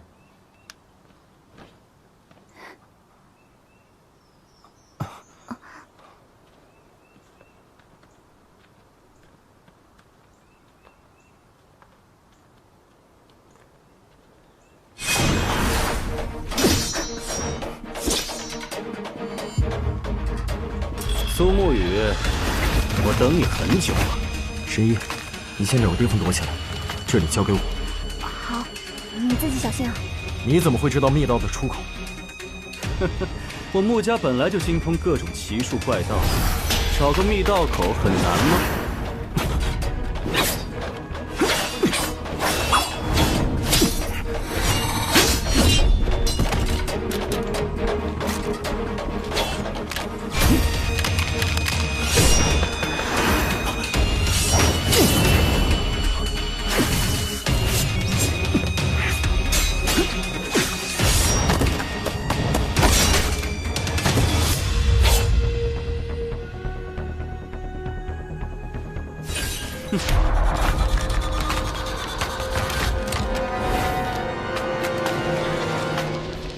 傀儡杀人术，傀儡杀人术与你的18剑阵同出一辙，不同的是你控制的是剑，而我控制的是人。自不量力！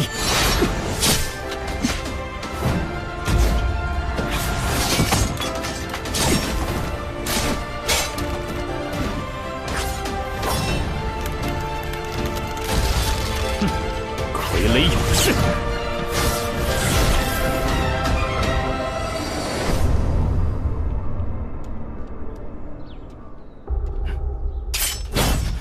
苏昌河，你杀了谢繁花，你的胆子比我想象的还要大呀！哼，浑水摸鱼罢了。毕竟混乱之中，谁又能放过谁呢？是吧，穆子哲？你敢唤出我的名字？这次之后，或许所谓的3家，只能剩下1家了。你以为我还会惧怕你这个穆家家主吗？你找死！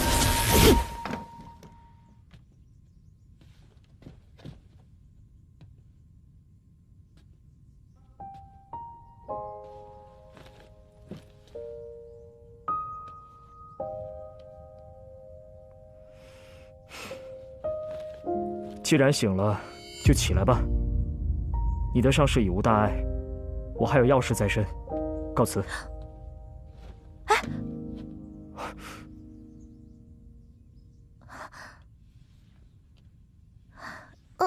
人家这里好痛啊，你帮我上药吗？你帮我上药吗？我够不着。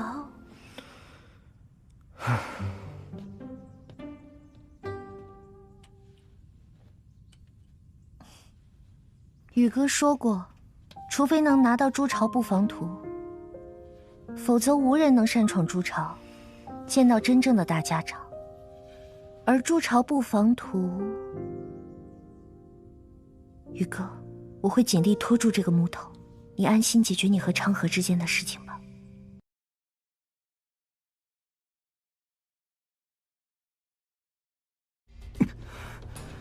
有点意思，一句用谢家掌怀剑主攻，一句用苏家秋风落主手，还有一句则用了你们穆家秀法化作的白袖剑助偷袭。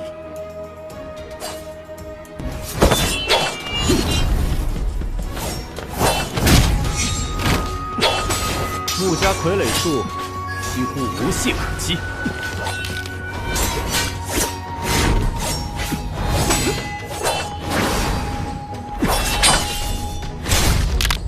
只是几乎无懈可击，并不代表无懈可击。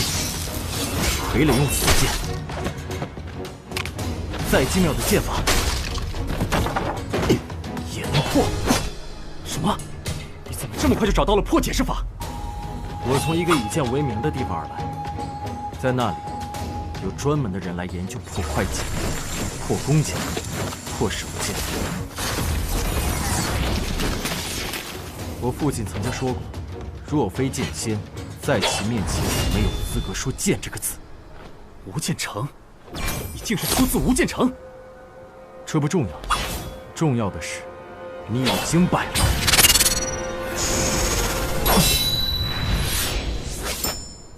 桃花面，大吉啊！是你，奎大人知道我，荣幸之至，荣幸之至。同时对上他们两个，看来今天凶多吉少了。哦吼，这里挺热闹啊！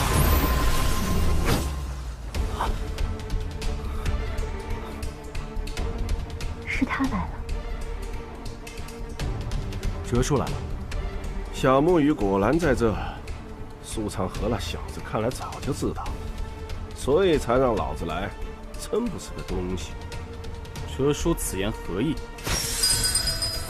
让你说话了吗？哲叔，你还是喜欢营造一种我很厉害的气氛。不需要营造，这就是很厉害。哲叔接下来怎么打算呢？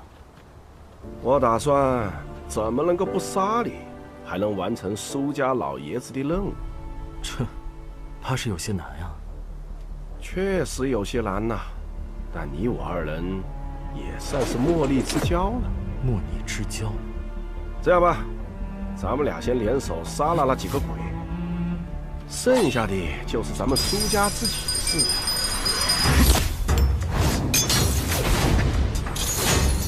哦吼，穆家几个鬼里还有个能打的呀！久仰哲叔大名，不能打也得装能打呀。小木鱼，你怎么说呢？愿与哲叔共同退敌。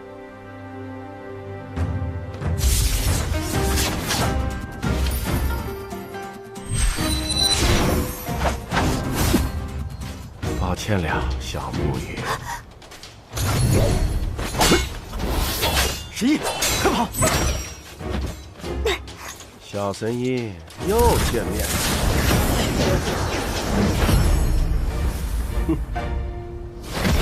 狗东西！小神医，你这是在骂我？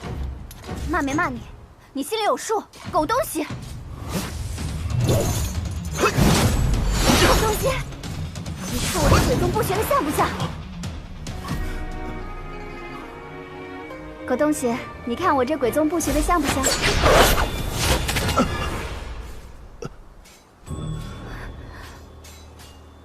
果然是个狗东西。苏家鬼宗部，苏沐雨，你竟然把苏家功夫传给一个外人！你怎么会鬼宗部？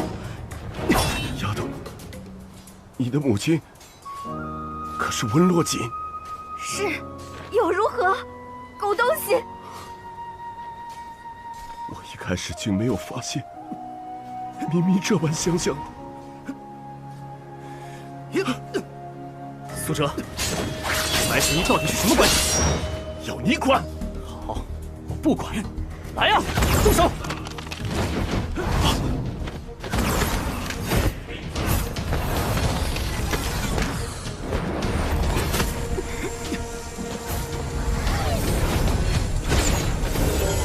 给老子滚！苏哲，到底哪边的？给我看好了，这是我的女儿，谁敢动她一根毫毛，我让她死无葬身之地。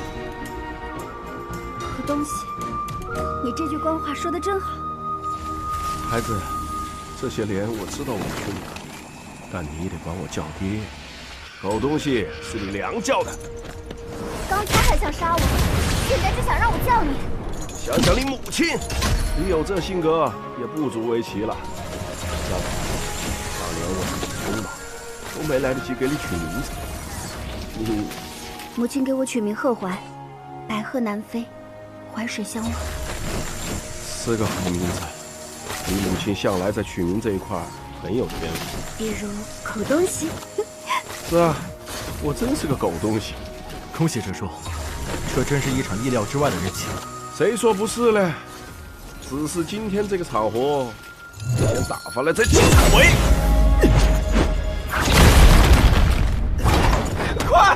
快去擒家主！少主，家主，不好了，少主出事了！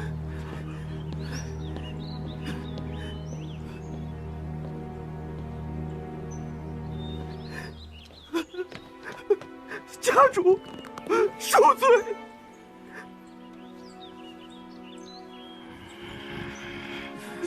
家主节哀！谢不谢呢？谢不谢？挑战苏母语失败后就不知去向。只是听说，他去游历江湖了。游历江湖，谢启都真是教了个好徒弟呀！繁花是被谁杀的？是苏家的人杀了少主。苏家人？那为什么他死了，你还活着？属下不知啊！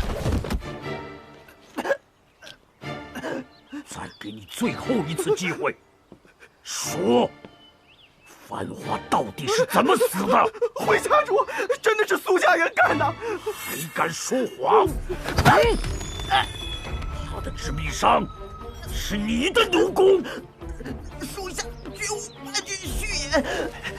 苏家用我的武器杀少主，就是想谢家内斗啊！苏家如此卑鄙，敌人是谁？苏长河。不可能！繁花的实力我很清楚，苏长河绝对不可能这么轻易的战胜繁花。你还在骗我！家主，少主顽疾在身，驻守那连番苦战受了些伤，眼看要成功，不曾想大家长一剑之威，险些要了众人的性命。拼死之下，我们二人才从筑巢内逃了出来。苏长河以一带刀打了我们一个措手不及，家主明鉴啊！家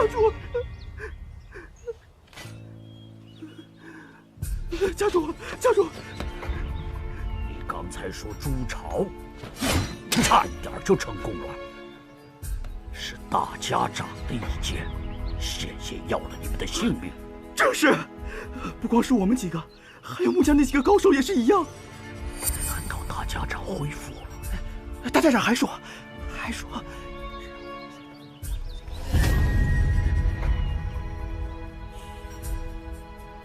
传令下去，今夜子时，九霄城中所有谢家弟子前来议事。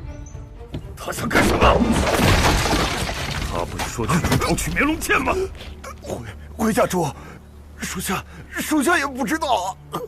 老爷子息怒，老爷子，谢繁花是他杀的，那就等谢家来问罪的时候，我们把他交出去，既可以卖谢家一个人情，又处理了一个隐患，何乐而不为呢？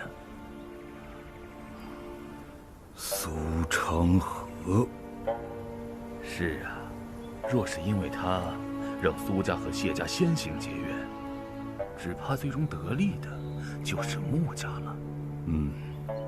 好，你亲自去，先把苏长河软禁起来。穆秋领命。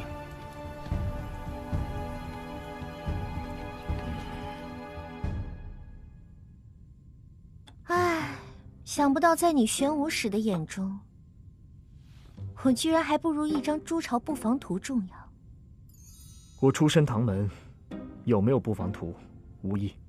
哦，这么说，玄武使还是舍不得我了。毕竟，你被我唐门暗器所伤，也只有我可以治疗。哦，那还是让这些伤恢复得慢一些吧。从未听过还有人希望自己伤势恢复的慢一些，因为只有这样，才能多见你几日啊。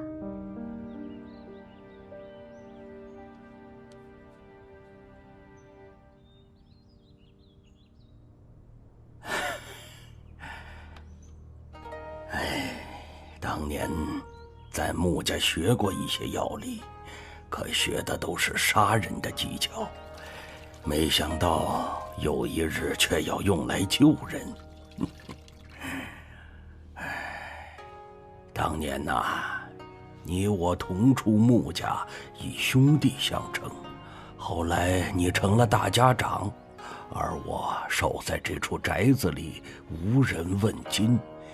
你有了你想要的荣耀，我过上了我所想要的平静日子。究竟是你更幸运一些，还是我更幸运一些呢？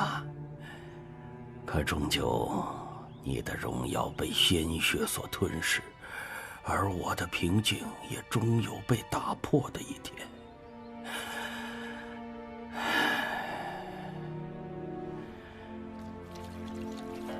我听那个叫苏沐雨的年轻人说起过家园。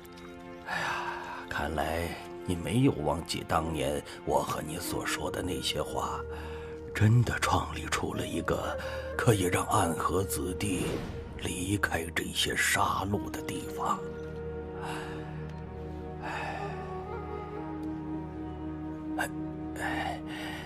可是啊，我们都已经老了，已经来不及走到那里去，就要死了。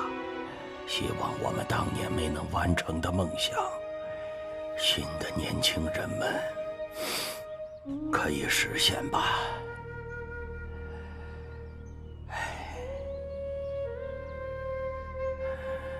好了，你放心休息吧，我就在旁边守着。我这里还有最后一支守魂香，再为你续上12个时辰。唉，从小就与刀剑为伍，没想到竟会有一日连自己的武器都拿不起来。还别说，往日里咱们都是刀不离手，过着刀口舔血的日子，突然之间连自己的武器都拿不起来了，还真是有些不适应啊。是啊，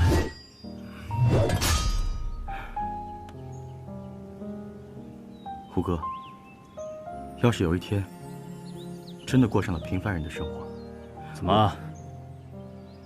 你小子想隐退了？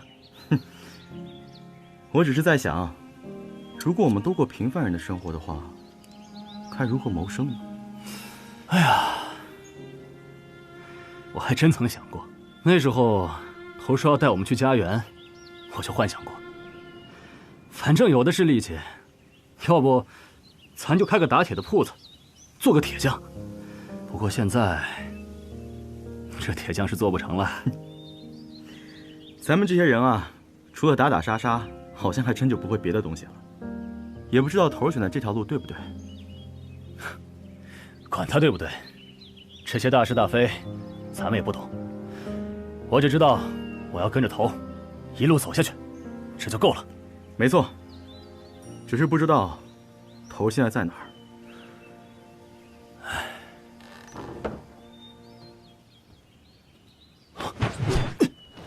大家长怎么样了？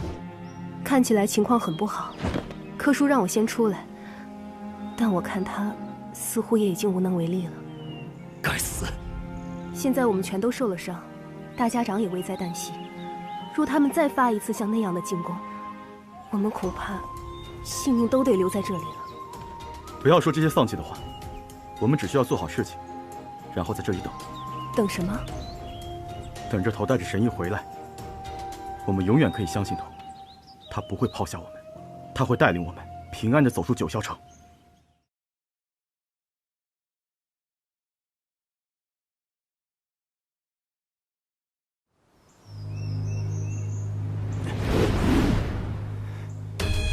给我上！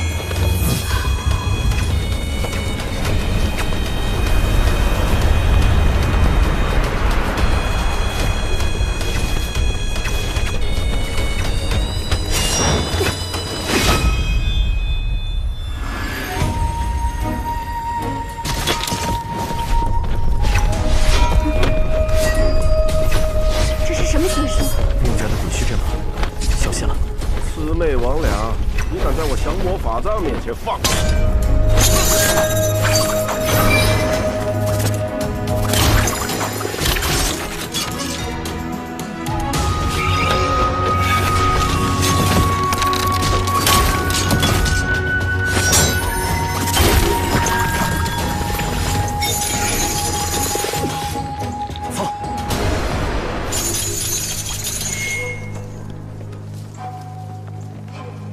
真没意思。车叔啊，我们一起共抗天外天的时候，怎么没发现你有这么厉害？女儿面前，自然要卖点力嘛。况且对抗天外天什么的，又冒给老子钱。慕白和慕清扬跑了，跑了就跑了呗，真留下来2个小子，会逼急木子遮了个疯子的。车叔，咱们一起回朱朝。对你和神医没有影响吗？哎呀，怕啥影响啊？大不了过凭本事喽。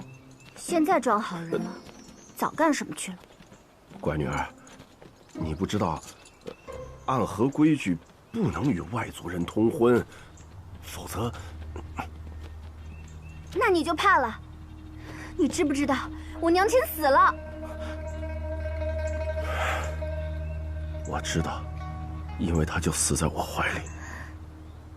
那一年，我得知你母亲身染重病，便偷偷去了温江，也想办法帮她寻求名医。只是可惜啊，娘亲的病，连老神医都束手无策。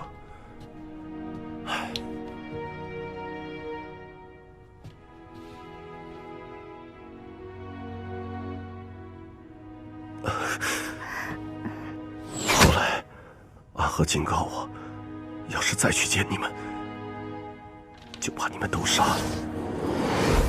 我不怕死，可是我怕害了你们呢。如今一切都已明了，神医，你也不要太悲伤。你们父女重逢，总是一件值得高兴的事情。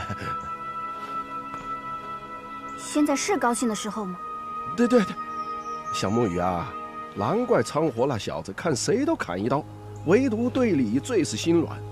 你果然招人喜欢呐。昌河此刻在哪里？他啊，不愿与你相见，去执行更危险的任务了。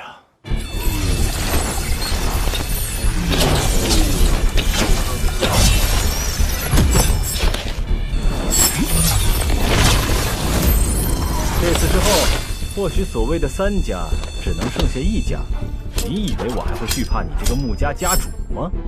你找死！蝶舞，紧张！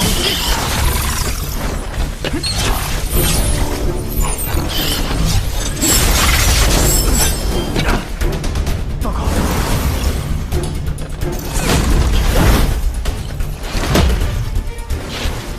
安和送葬师。永别了。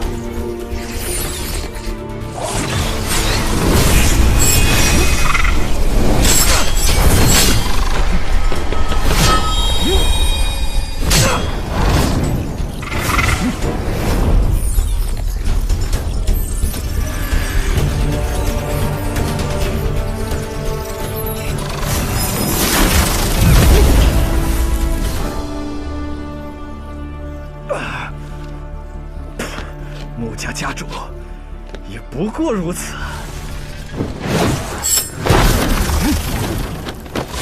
都说穆家家主3丈之外可称无敌，但如今你3尺，那也是我的天地。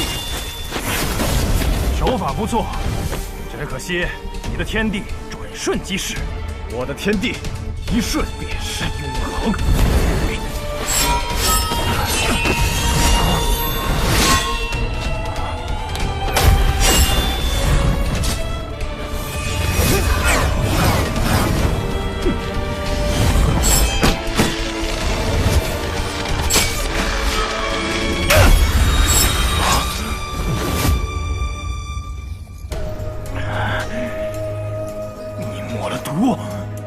最狠的毒，哼，对穆家的人用毒，真是可笑。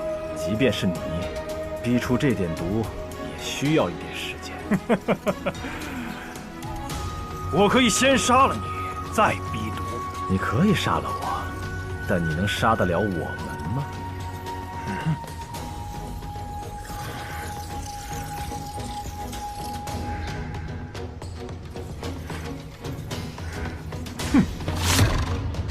恭送穆家家主。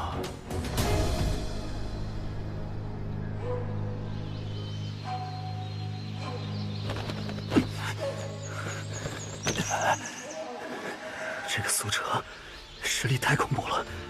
毕竟是差点当上大家长的人。我要将此事禀报给父亲。这一次，不仅要杀了大家长，就连苏家也要连根拔起。不错不错，但要让家主下定决心和苏家死战，还缺一个契机。什么契机？比如你的死。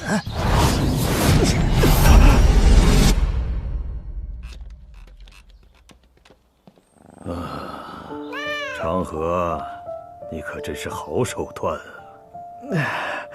老爷子，见笑了。能从穆子哲那家伙手下逃生，全靠老爷子增援及时。长河只是侥幸罢了。哼，你应该知道，我指的不单单是穆子哲这事儿。我问你，谢繁花怎么死的？谢繁花那家伙本就是半死不活的样子嘛。这次任务中偶然遇见，顺手就给宰了。毕竟谢家那些人也都在等着他死呢。我这也算是帮了谢家那些年轻人一个忙。好，那么我再问你，为什么慕白也死了？什么？慕白死了？谁杀的？苏哲。哎呀，完蛋了！哲叔平日里最爱偷懒，怎么这一次这么出力？杀了慕白，那穆家不得扒了我的皮呀？他不止扒了你的皮，而是要扒了我们整个苏家的皮。穆子哲，他就是个疯子。如今他儿子也死了，咱们跟谢穆两家已经是无法善了了呀。我只是让你去杀药王谷神医，却没想到你让苏哲杀了慕白。罢了，剑出不能回鞘，这一次便索性让整个暗河都姓苏。家主雄才伟略，苏长河誓死追随。你誓死追随，那苏哲呢？哲叔，他怎么了？他，穆秋，你告诉长河，苏哲怎么了？苏哲不仅杀了慕白，而且还选择和苏沐雨站一队。此时他们一行人正在返回朱巢的路上。老爷子，请再给长河一些时间，一定给老爷子一个满意的答案。我看还是算了吧。接下来苏家的活动，就由穆秋负责吧。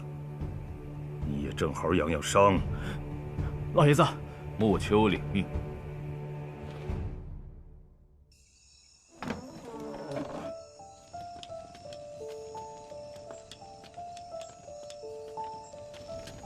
什么人？我来给苏长河送饭。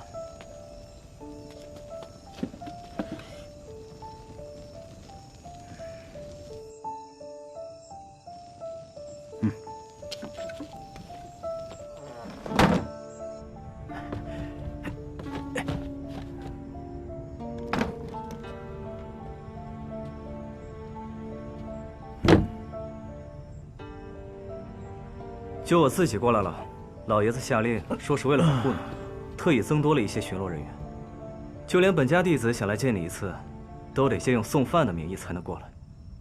哼，想把我软禁起来？你为了给苏沐雨留下生机，现在连自己都软禁起来了。我们的计划就这样半途而废吗？时机未到，等我信号吧。哎，让我看看都带了什么好吃的。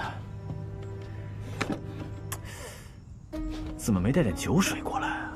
大哥，都这时候了，你还想着喝酒啊？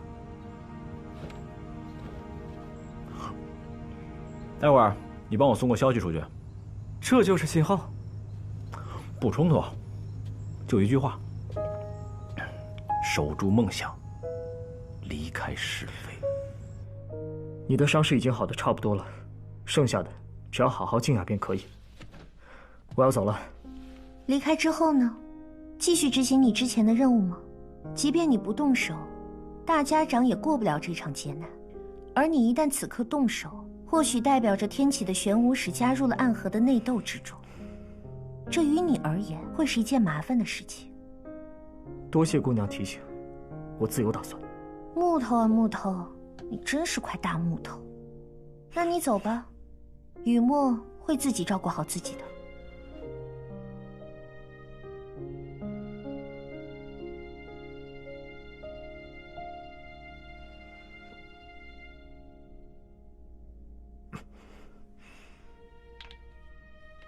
告辞。啊，真是心狠的男人。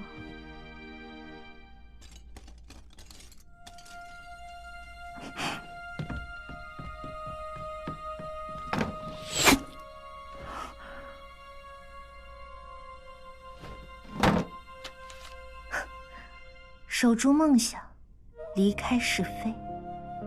看来昌河哥哥遇到了不小的麻烦。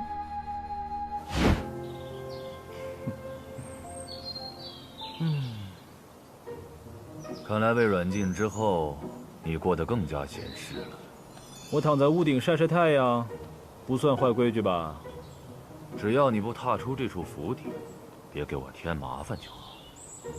唉，早知道早点受伤了，不用打打杀杀，晒晒太阳、睡睡觉的感觉真不错呀。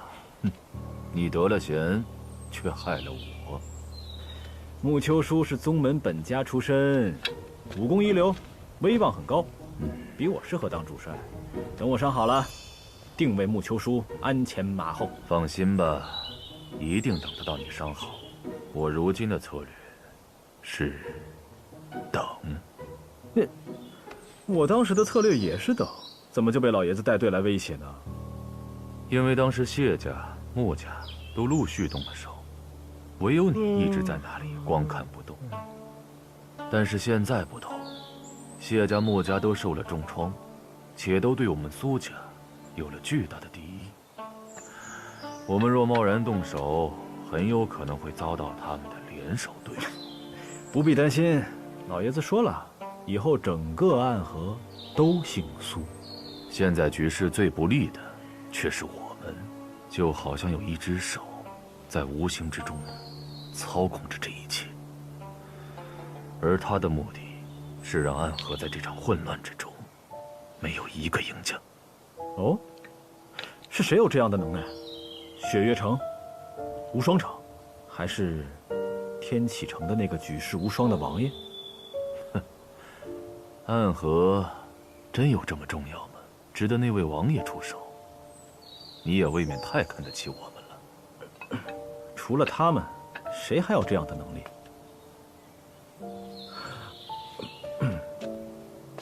雪月城那几位当家的，和我还算有点交情。要不，我去问问他们。你说10句，得有9句是假话，唯有1句真话，却可能改变很多。我只是个无名者。穆秋书这么看得起我？君子之泽，30而衰，50而斩。暗河传承至今，若没有你们无名者，早就该衰亡了。若有人能看破这场迷雾，我倒希望是你。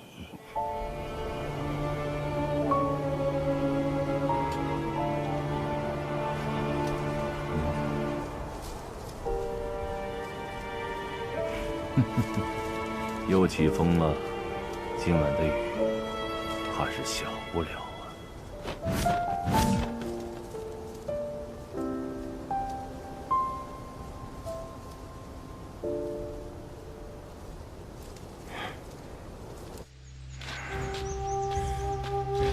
没消息，不行，时空生变，去把穆司林请过来。是。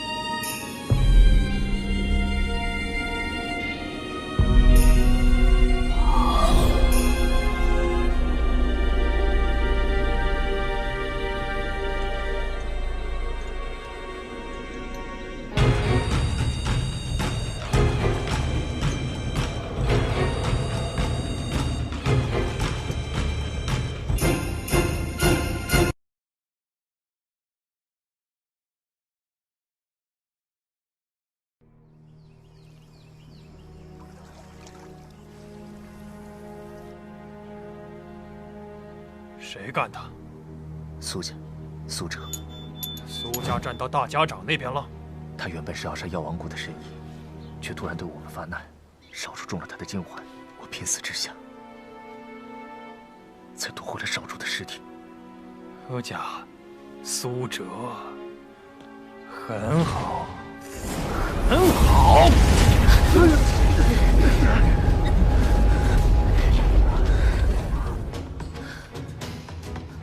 把他放出来吧。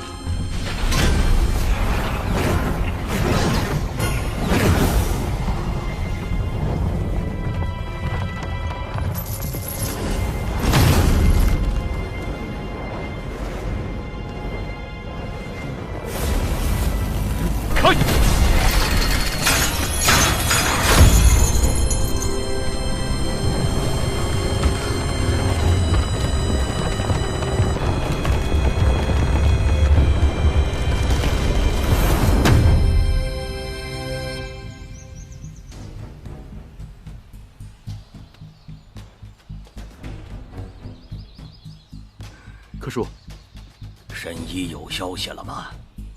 还没有，担心三家再来偷袭，我们全部守在筑巢，不敢继续。速速派人去寻，12个时辰内若无人救之，大家长便神仙难救了。哎，我们12校还能站着说话的，就剩6个。你什么意思？柯叔，您别生气。申侯，你少说2句。我回来了。头，苏哲，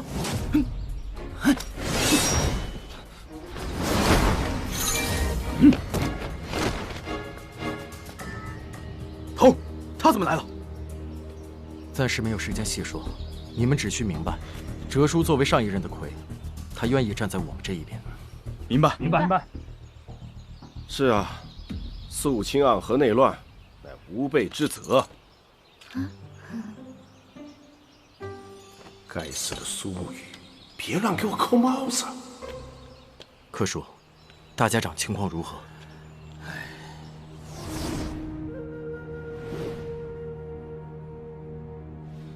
梅香越来越浓了。是啊，越来越浓了。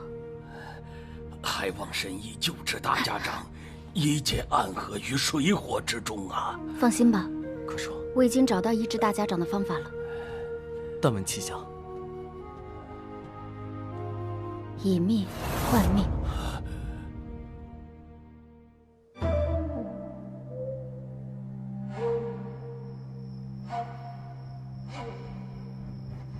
血气刀那徒弟的下落找到了吗？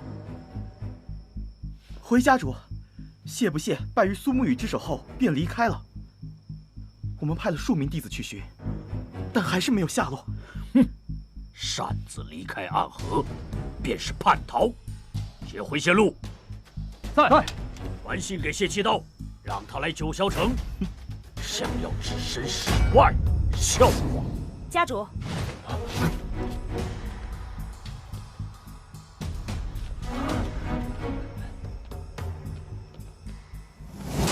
华清，家主，苏昌河就交给我吧。大哥，不是我说你，为了一个苏沐雨坏了咱们的计划，知道吗？急什么？无非是软禁些时日而已。以沐雨的性子，不会坐视不理的。哼，他就是有心想要帮你，只怕你是无能为力。现在三家的目光都在大家长的绵龙剑上，只要大家长不死，沐雨还是亏。即便三家翻脸，强抢绵龙剑，也只能是玉石俱焚。沐雨要是知道我被软禁，他想救我，他会传绵龙剑给苏家家主。你倒是对你的好兄弟很有信心啊，就怕……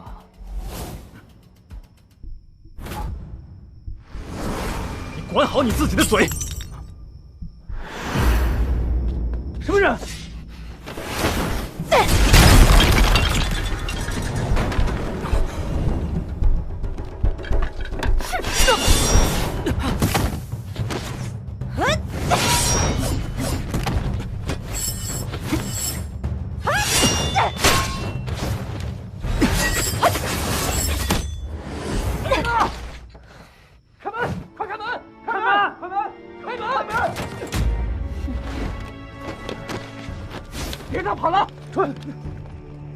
谢家人的报复即将开始了，去告诉沐雨，让他尽快离开九霄城。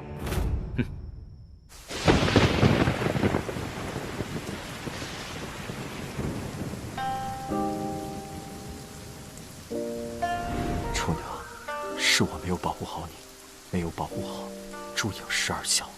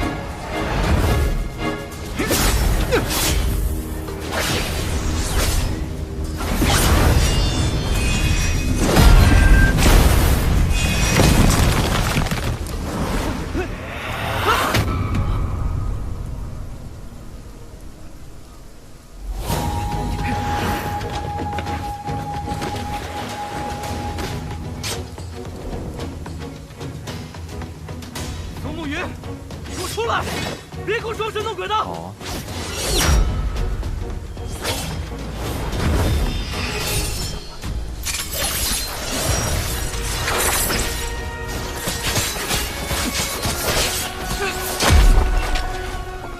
苏沐雨，我是打不过你，但是你也别得意。我并未得意，只是疑惑。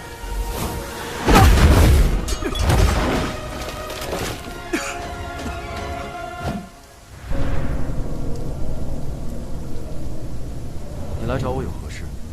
以你的剑术，长河让你来找我，定然不是来杀我。哼，杀你？你可是他最好的兄弟，那怎么舍得？我们原本的计划是利用谢幕两家的高手，刺杀大家长，夺取绵龙剑，顺带着将他们也尽数坑杀在朱城，将所有的罪名都推到朱颖和你的身上。可惜呀，到最后，他还顾念着和你的兄弟之情，让你快跑。够了，你到底想说什么？他让我带话，他现在是天境之人，再不用与你拔刀相向了。长河被软禁了，为什么？办事不力，再加上他杀了谢繁花，哲叔杀了慕白，导致其余2家将矛头全部指向了我们苏家。他让你守住梦想，远离是非。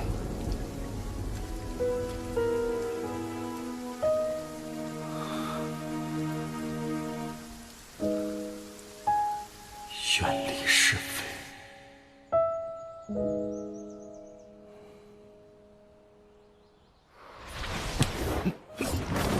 不用找了，是雨墨的信件。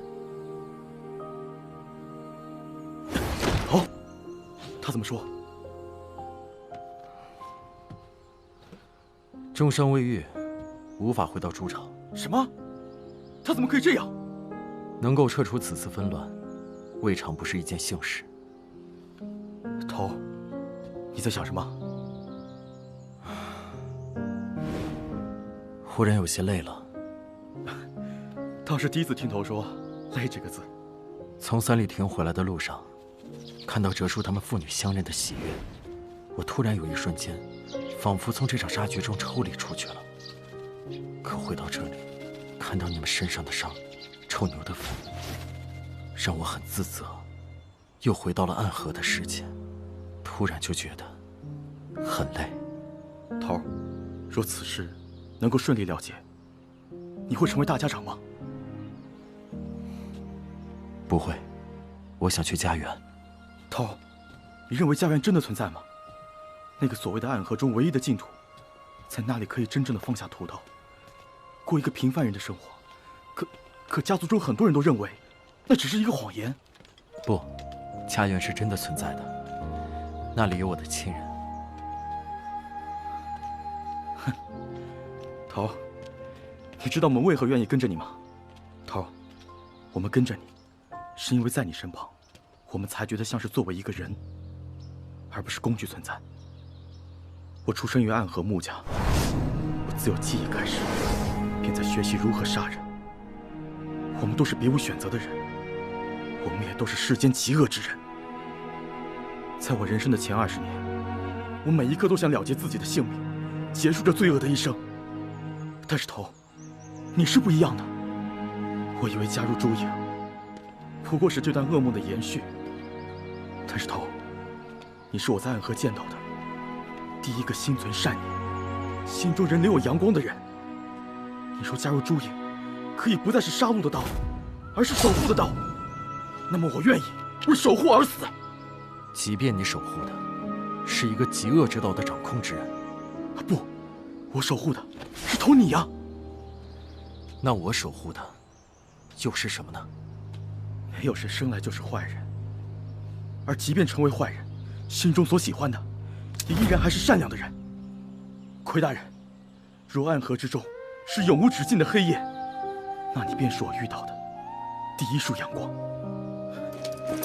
头，若大家长生死，请至绵龙剑，继承大家长之位。请奎大人至绵龙剑，继承大家长之位。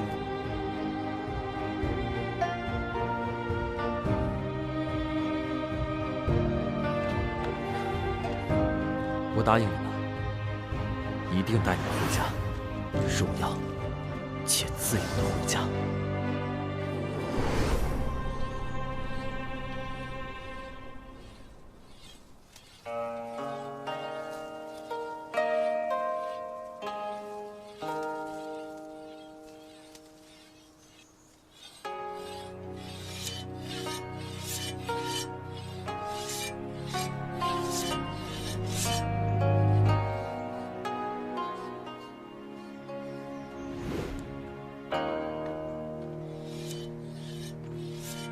师父，不是说无事莫要来打扰我吗？这一次弟子前来，有3件事要禀告。讲。第一件，谢不谢回来了？回来了。人呢？他说有个东西要给师父看。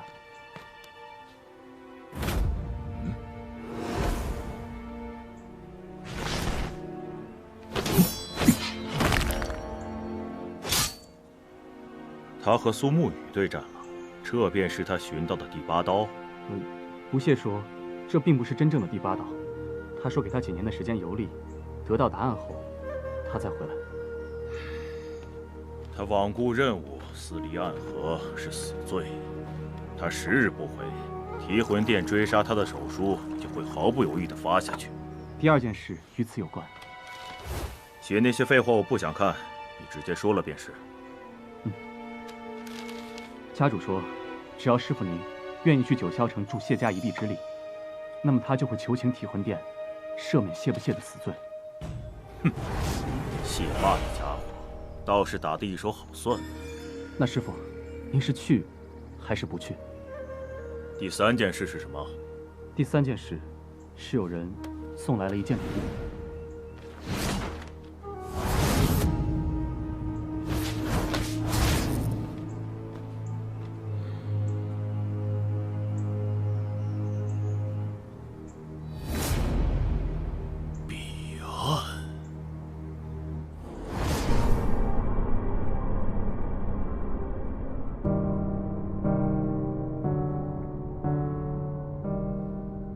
此事的发展似乎已经超出了我们最初的预料，我们需要动手干预了。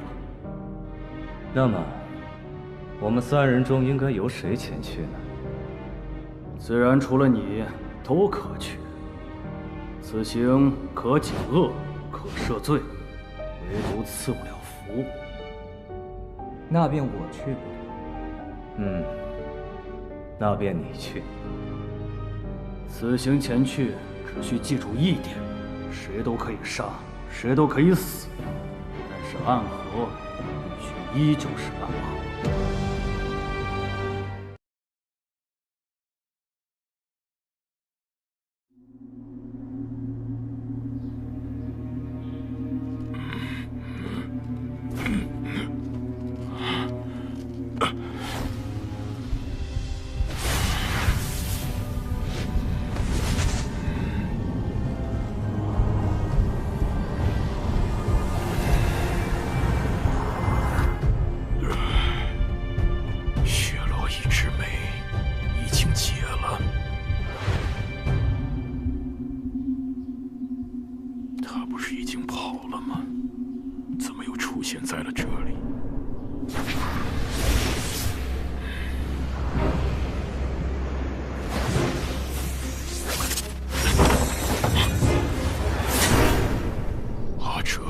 许久不见了，大家长。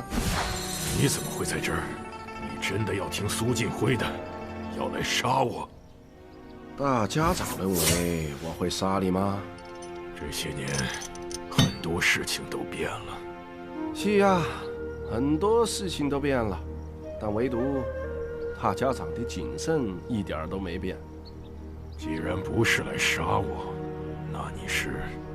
我女儿说，收了人家的钱就要把你医好，所以冒的办法就来了。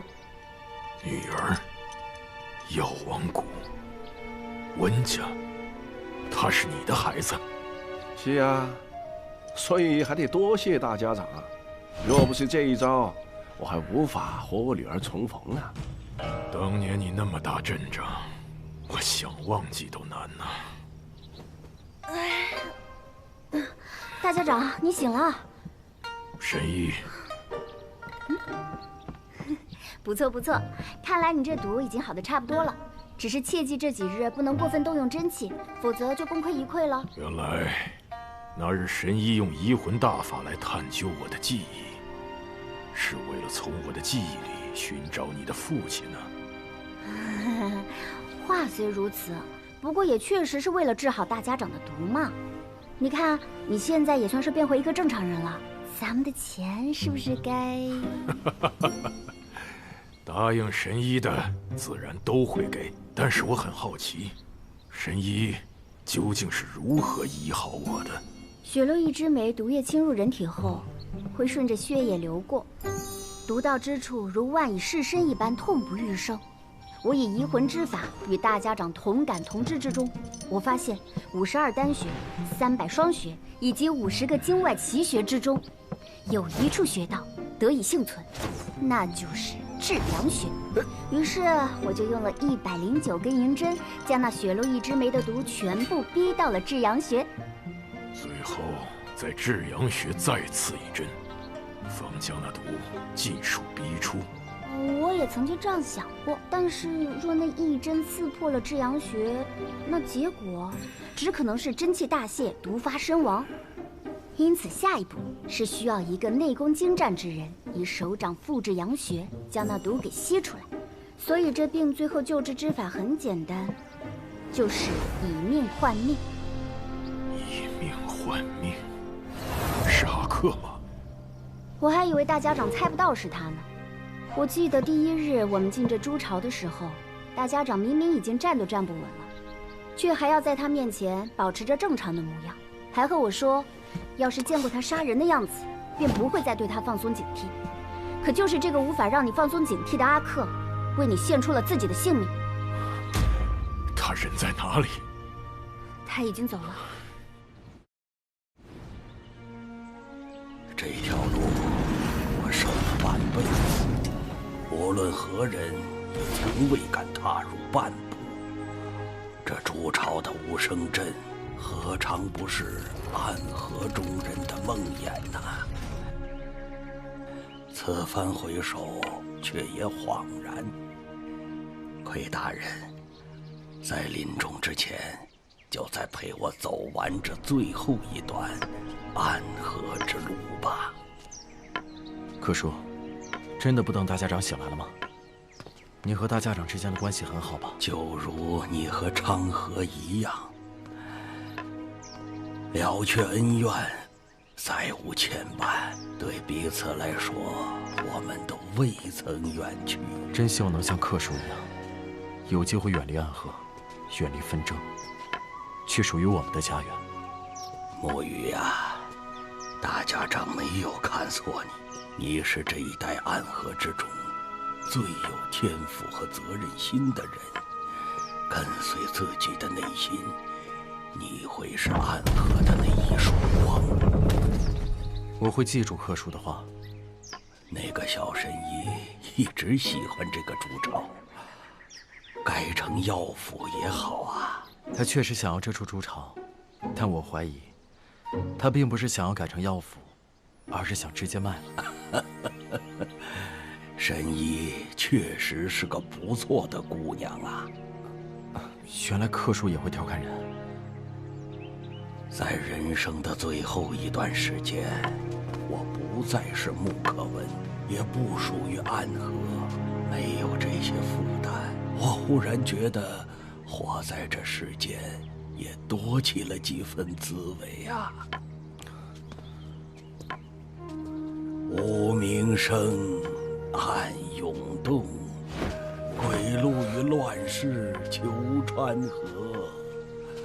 天策引，德性百家于此，他归去。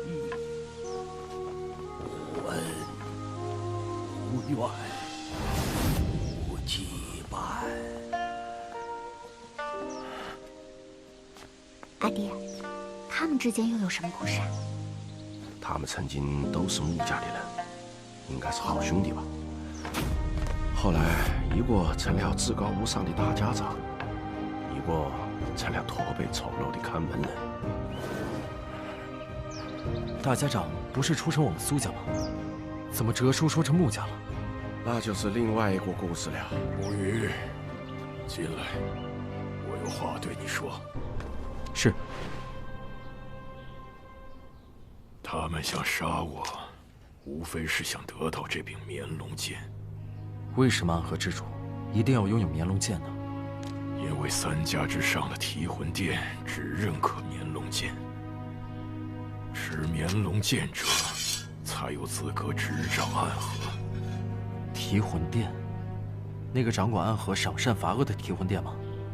提魂殿可不仅仅掌控着暗河的赏善罚恶，他还负责分配3家的杀手任务，以及掌管着暗河所有的财富。而绵龙剑，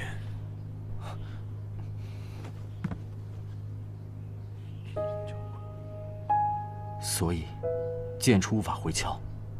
这一次3家尖锐进出，必定要得到一个结果，而结果就是重新选出一位大家长。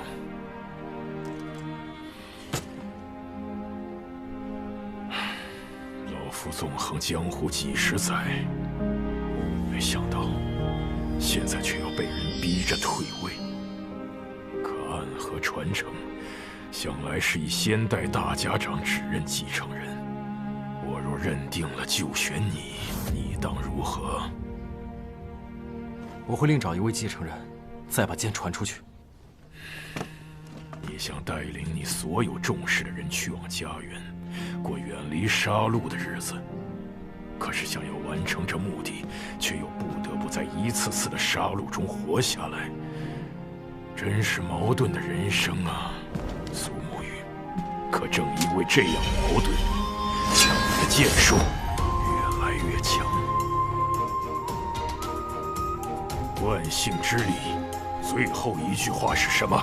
从此之后，你我皆是血亲，三姓同宗，生生世世都为家人。虽是血誓，却也终究抵不过权力和利益。你认为三家家主中，谁可担当此任？谢家家主谢霸，刀法绝世，性格好，颇有大将之风，但过于冲动鲁莽，不是领袖之才。穆家家主穆子哲，武功深不可测，心思亦是深不可测。统帅暗河不在话下，但是他性子过于阴沉了些。而苏家家主苏晋辉，是这几代苏家家主中最得人心之人，性格沉稳，赏罚有度，是沐雨觉得最适合继承绵龙剑之人。你推荐苏晋辉，不只是因为这个吧？听说苏家把苏昌河监禁了，你想在传绵龙剑的同时，以此为筹码，换出苏昌河？三家家主的性子，大家长比我更明白。至于昌河，就算没有绵龙剑，我也一样会去救他。很好，带上绵龙剑去找苏晋辉，就说大家长之位传给他了。可你需答应我一件事。你说，若最终别无选择，请握住绵龙剑，即大家长之位。但我还是希望你可以有选择。若连苏沐雨都别无选择了，那暗河的末日也将来临了吧？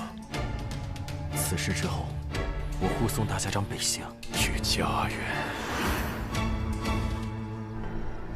神医果然名不虚传，我感觉我身上的伤已经痊愈了。伤到筋骨至少要调养100天。苏沐雨进去这么长时间了，怎么还不出来？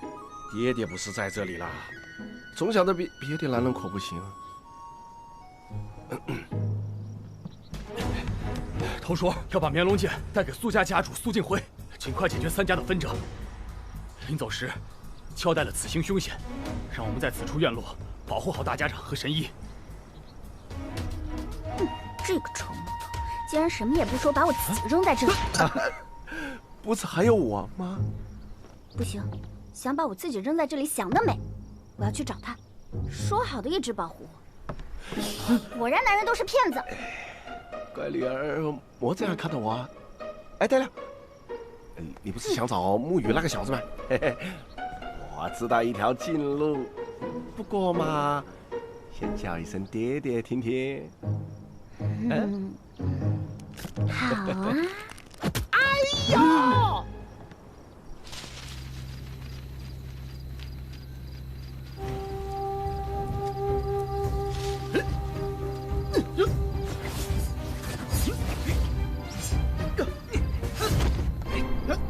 家主，华清啊，回来了。家主，他们这是……也不知道是哪个混蛋散播的消息，说是繁华死了，肯定会另立新的少主，都在积极表现呢。师兄尸骨未寒，他们怎么会轻信这种谣言？就怕是有人刻意为之啊！哎，华清，今日怎么这般狼狈？回家主，昨晚雨夜我去了趟苏家，看到苏昌河受伤被软禁了。家主，苏沐雨真的会拿绵龙剑去救苏昌河吗？哼，他苏沐雨不过是个无名者，有什么资格拿绵龙剑？更何况，就凭他苏昌河也配？启禀家主，苏沐雨带着绵龙剑出了朱巢。你说什么？苏沐雨带着绵龙剑出了朱巢？是，看方向，应该是朝着苏家去的。通知穆家，就说苏沐雨要传剑苏家，此时便是我们夺取绵龙剑的最佳时机。是。家主，为何要通知穆家？哼，穆子哲不是也想要绵龙剑吗？那就得出一份力呀。华清，谢家弟子由你统帅。是。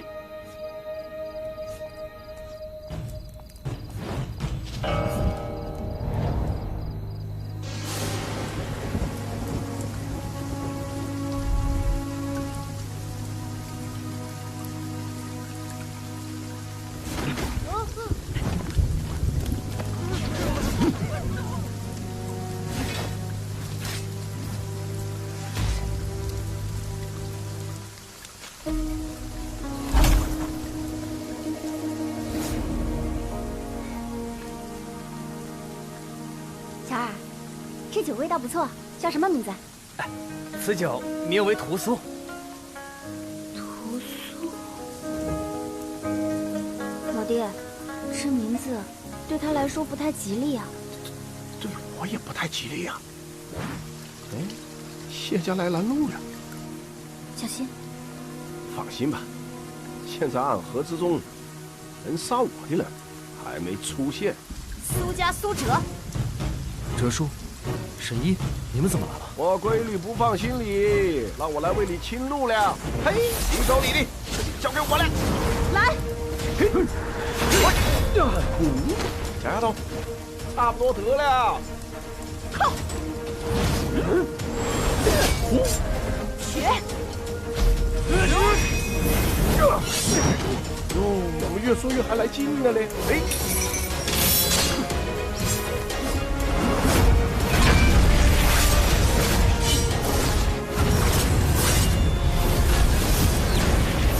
来下苏哲，我去找苏沐雨。丫头，先打赢我再说吧。一起上，你留下绵龙剑。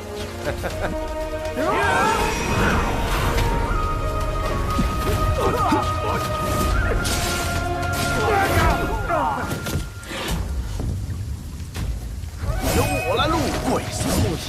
哎，我不管绵龙剑为什么会在你手上，既然让我遇见了，那就把剑留下吧。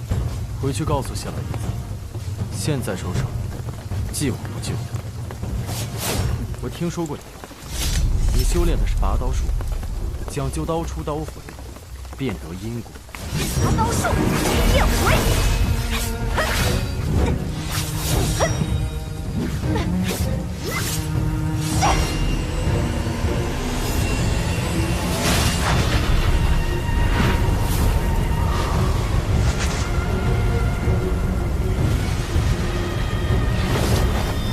可只退不战，剑呢？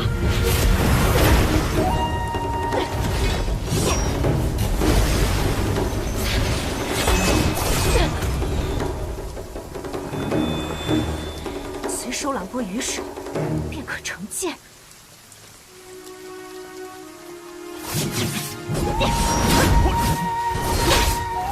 小沐雨，往前行，不必回头。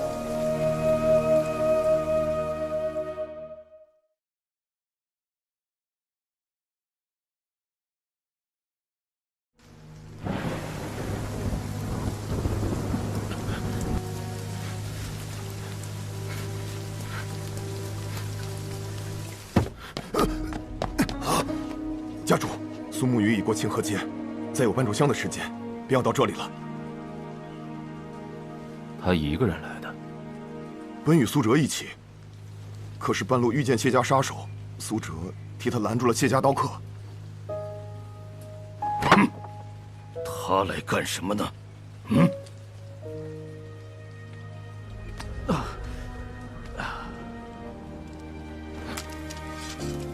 苏沐雨拜见家主。等了许久了。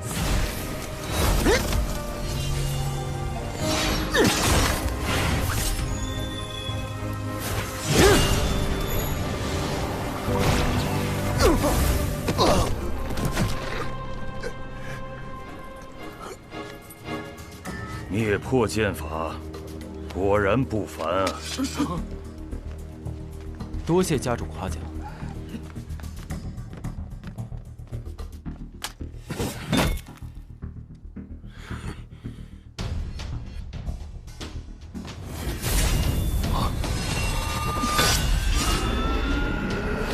炎龙剑，大家长身上的毒已经好了，他让我带绵龙剑来此，交给苏家家主。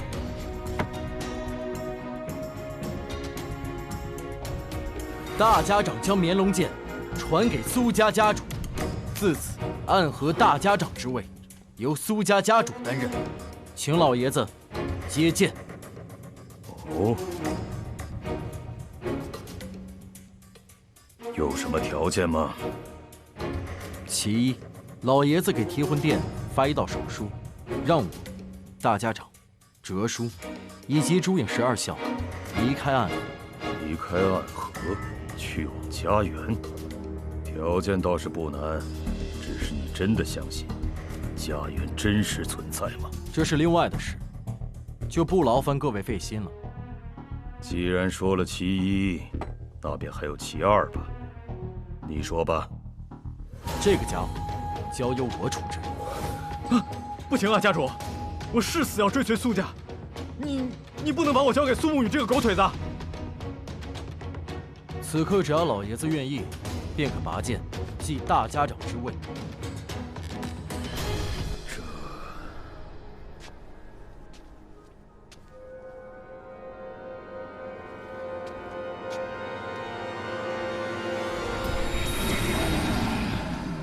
好，家主，现在不是执掌绵龙剑的最好时机。是啊，大家长这是在考验我呀。毕竟只是握住剑还不够，还得活着走出九霄城才行。你不拔剑，那么就由我来拔吧。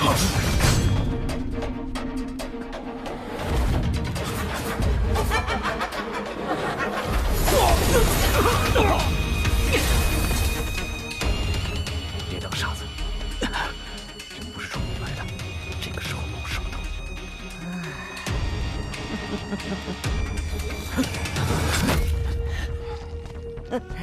什么人，敢来我苏家放肆？好大的一颗光头啊，真像是一颗卤蛋。你找死！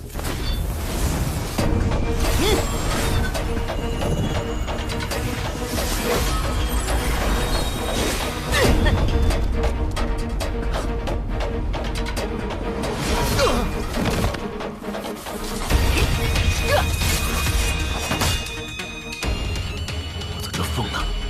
怎么把他放出来了？此人是谁？穆家穆慈灵，当年从大家长那儿偷了炎魔掌的秘籍，自己偷偷修炼，结果把自己练得人不人鬼不鬼。这件事儿在穆家闹得很大，后来便被关起来了。卤蛋，你叫什么名字？苏家，苏志奇。不错，死前还敢如此大声说话，确实有志气。哎呀，有些人的名字一听就取得很潦草，是注定要被杀死的人。不过有的名字就不一样了，譬如苏继辉，这名字听起来就很难杀。生见慈灵，死见阎王。10年前我便劝穆子哲杀了你，他不愿意，说将来或许会用到你，却没想到他说的用到竟是这个目的。单凭你一人想杀我，未免有些可笑。能不能杀，试过不就知道了？什么？好快！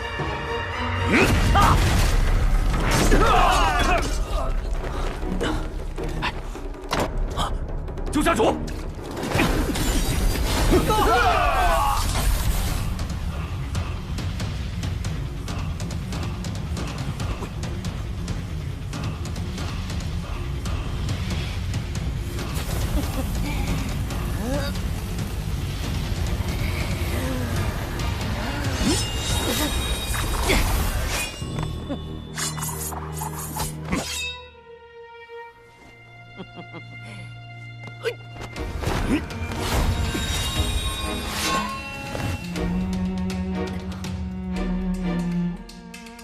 再厉害的武功也有它的破绽。当年我们三人合力制住你之后，我便想过如何单独破你的研魔掌。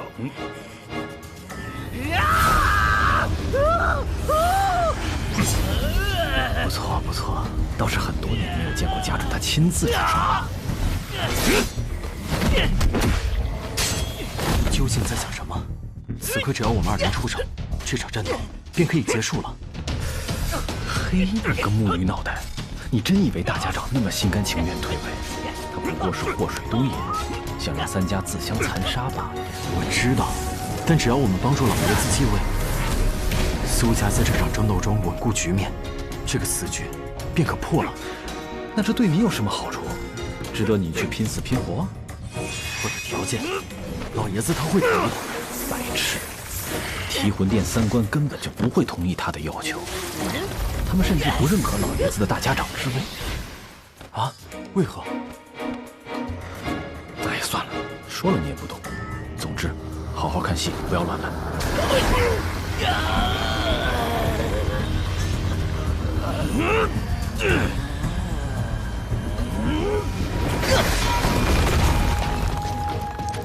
哇！走走走，出去看看。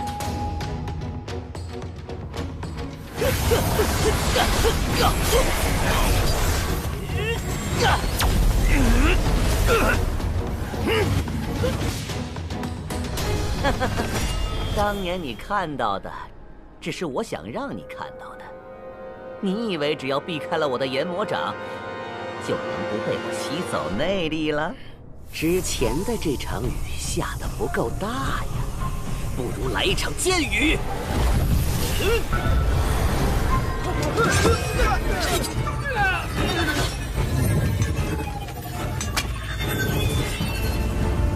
哦，苏家还藏着位高手啊！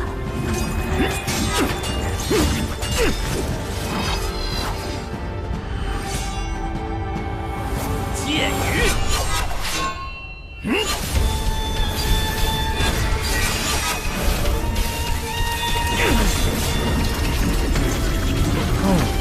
这一招和你的18剑阵倒是有些相似啊。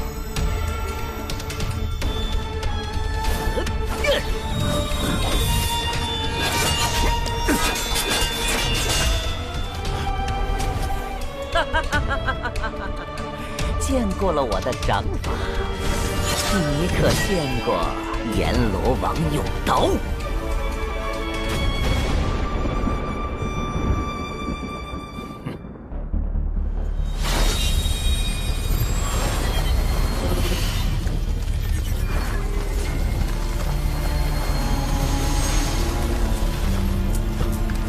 来了，老爷子的寒霜剑气，这下精彩了。可惜了这场好戏，缺了谢家一方，有些遗憾了。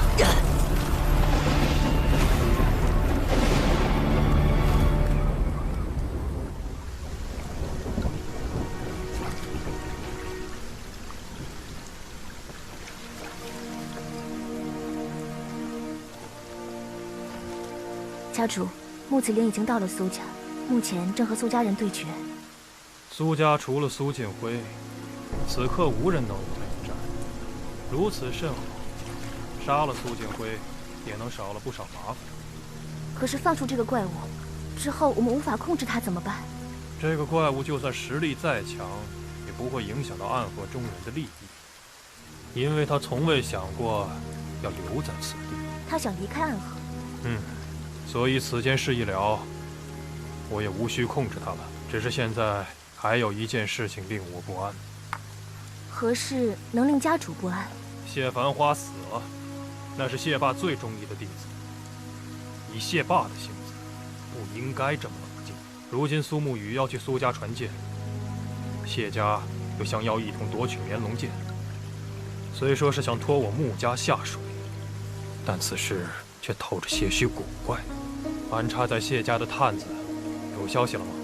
回家主，暂时还没有。让他们务必盯紧。是。家主，谢家还有底牌吗？有，只看那个人是否愿意出手了。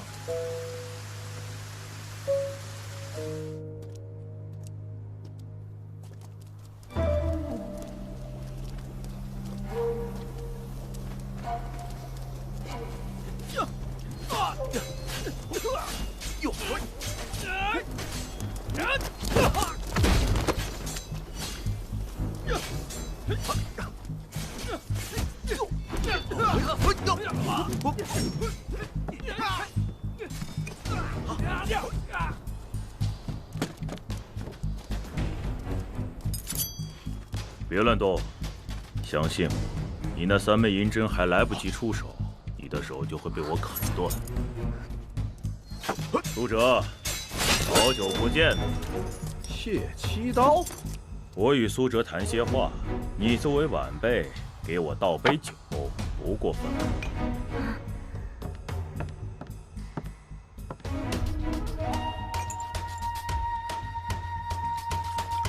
不要耍花样，否则我会杀了你。怎么敢耍花样呢？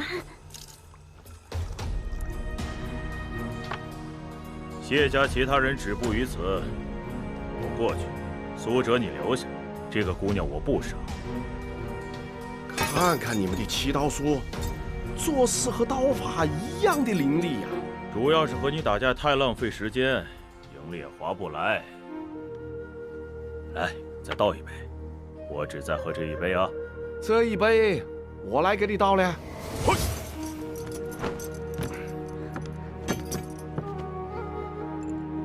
哎呀，没想到七刀兄这般闲云野祸之人，也会来趟这趟浑水。这九霄城进了可就难出了。人在江湖，身不由己。那人在暗河呢？人在暗河，是不得超生。此人便是谢家刀法第一的谢七刀，吓死个人了。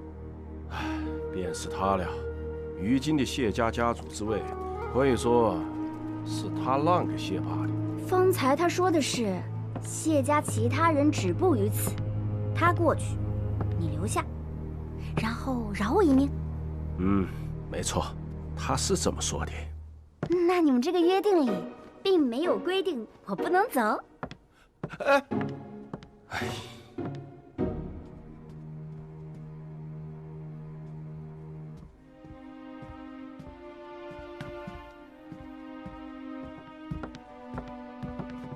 四成，大家长房间内的阵法都布好了吗？已经布好了。头儿还没回来吗？没有。神医和哲叔跟着头出去，也还没回来。头儿独自去苏家传剑，肯定会被3家盯上。可是，头儿让我们12校守护好大家长，不得去找他。是啊，如今我们12校军事有伤在身，朱朝的守备力量也很薄弱。若是再分出人手，如果此时3家都盯着绵龙剑，那么朱朝暂时就是安全的，头儿那边才是最危险的。好，那咱们就兵分2路，我去找头儿。哎，不同，我去吧。我们也去。那我和阿虎去吧。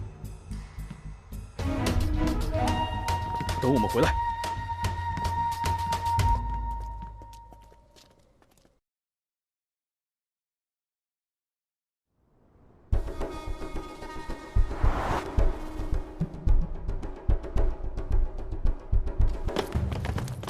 虎哥，当心点！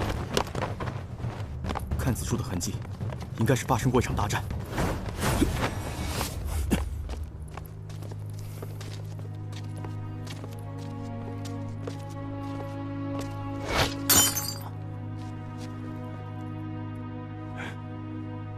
哲叔，你俩快去苏家，保我女儿。哲叔，丫头，你够了！我只是让他们去帮我找女儿，和七刀兄的约定中，又不包括他们新来的。你要拦他们，别怪我不守约。你们快点，谢七刀也去苏家了。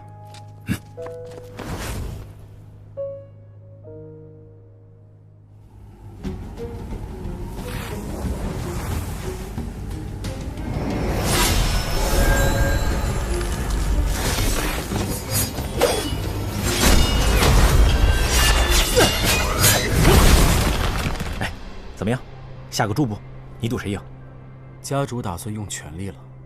穆慈灵就算练了炎魔掌，但毕竟根基不深，时间一久，必败无疑。哼，倒是有几分意思。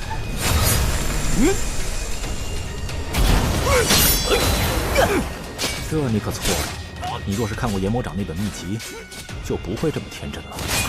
那可是疯子一样的爷子，哪分什么根基深不深的？你看过？没有，我只是听说的。在《西行游记》话本之中，那孙猴子用棍画了一个圈，从此任凭圈外鬼神纷扰，圈内便是一方安稳的小天地。唯一不同的是，那孙猴子的圈困住了人，而我的圈随人而行。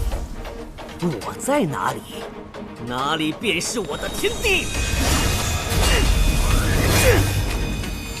炎魔掌功夫，一进一层楼，登上8层可见天地，而登上9层也是天地。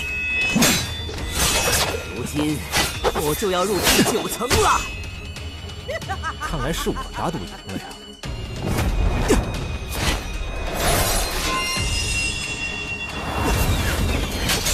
18剑阵。一个没留神，还是让这小子冲出去了。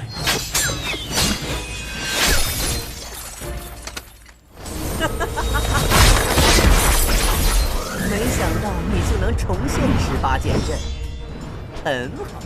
当年我曾恨不能与苏家高手苏18一战，没想到被封进棺材这几年，苏家便有了重现这18剑阵之人。你的话太多了，比昌河那家伙还要啰嗦。我困于那红棺中多年，自有那说不完的话，拉不完的架。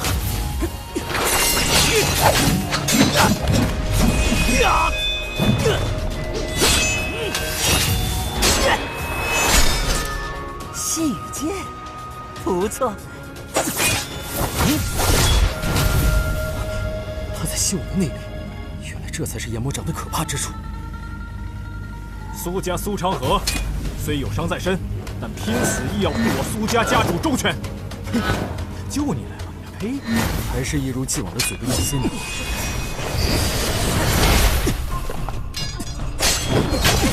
这小子的伤果然是装的。你的寸指剑比以前更强了。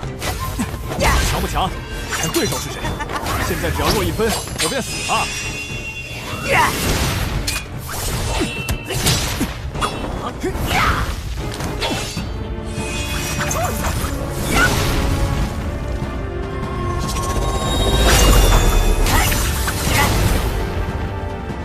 不错，二位的剑法都值得我一战。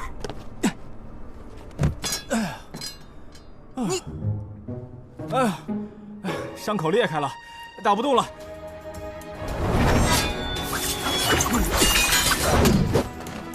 照这样下去，没完没了了。还真是没完没了了，因为又有救人来了。堂堂苏家，被一个穆慈陵逼到了如此境地，真是够丢脸的。齐刀叔来了呀！这下可热闹了。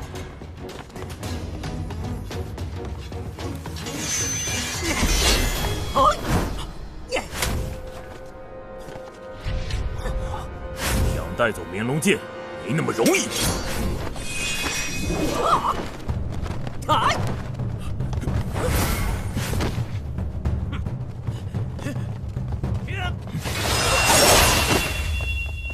穆家贼人，哪里跑？做什么？糟糕！方才我中了一式研魔掌，一点功力都用不出了。你说你一点功力都用不出了，那压住我，不让我走的这千钧之力是怎么使出来的？研魔掌便是这样的武功，能稀释对方的功力，并可以在瞬间反噬对方。你以肉掌接他的研魔掌，没死便是万幸，但你接下来的日子也不会好过。那道真气会在你的体内乱窜，你压不下去，便是筋脉寸断而亡。剑锋一折，苏家家主算是废了。家主，沐雨，回去转告大家长，绵龙剑我没能握住，辜负了他。所有苏家弟子，收剑。号称3家最强的苏家，看来是要放弃了。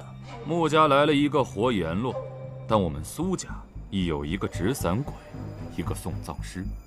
只可惜，纸伞的有了新身份，而送葬的还不知道要为谁送葬。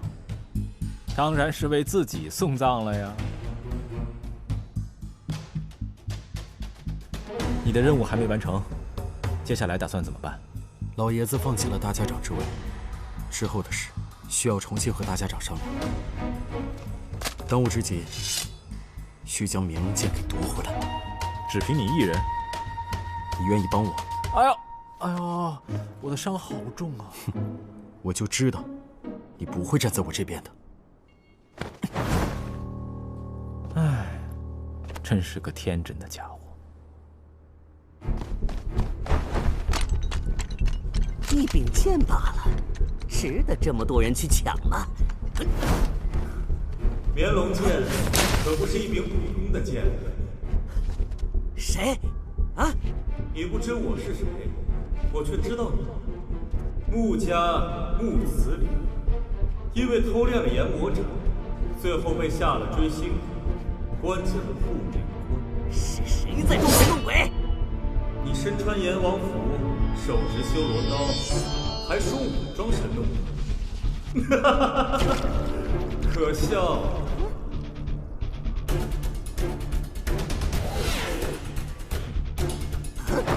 呀！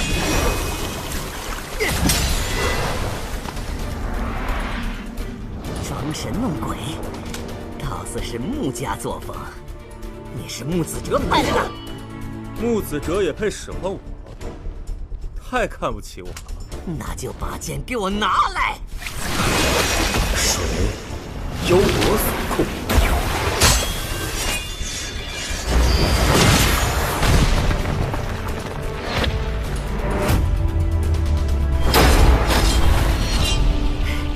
见了鬼了！有了这么个厉害的角色，我强柄破剑就这么难吗？抢剑从来不是难事，难的是如何握住这柄剑。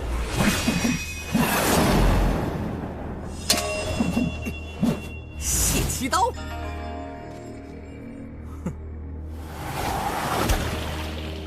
堂堂暗河，被一柄剑左右，可笑。奎里斯，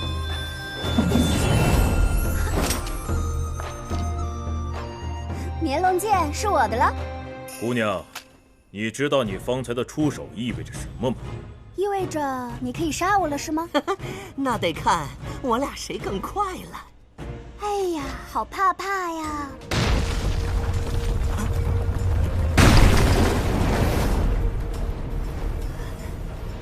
这是什么？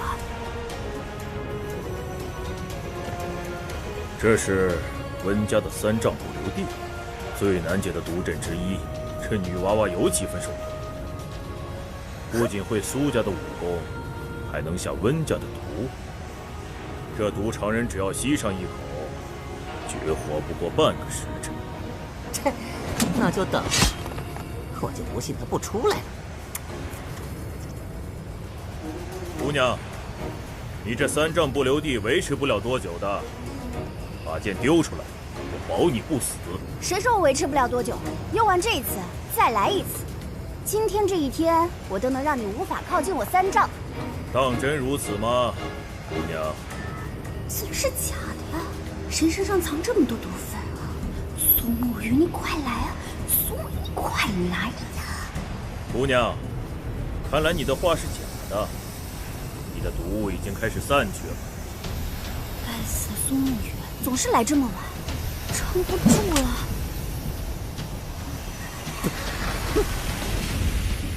剑给你们，方才说的要作数啊！别杀我，别杀我！这么漂亮的小娘子，谁舍得杀呀？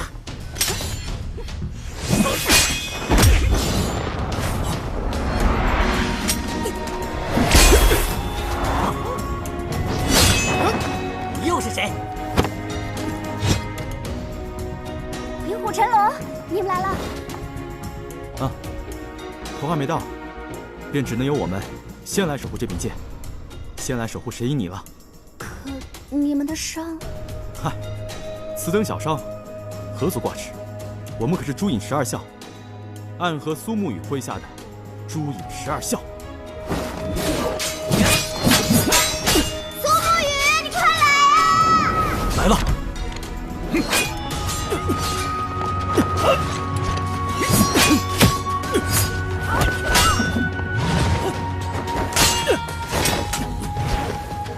陈龙，头来了，带剑去见他。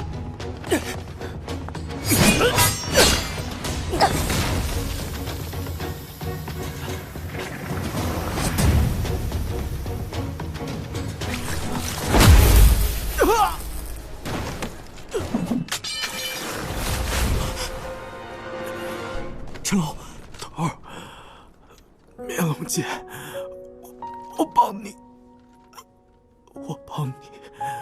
护住了。陈龙，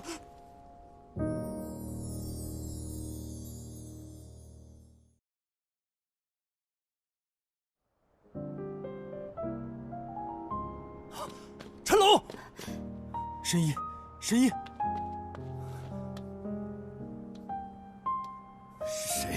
是谁动的手？我明明已经拦住那2个人了。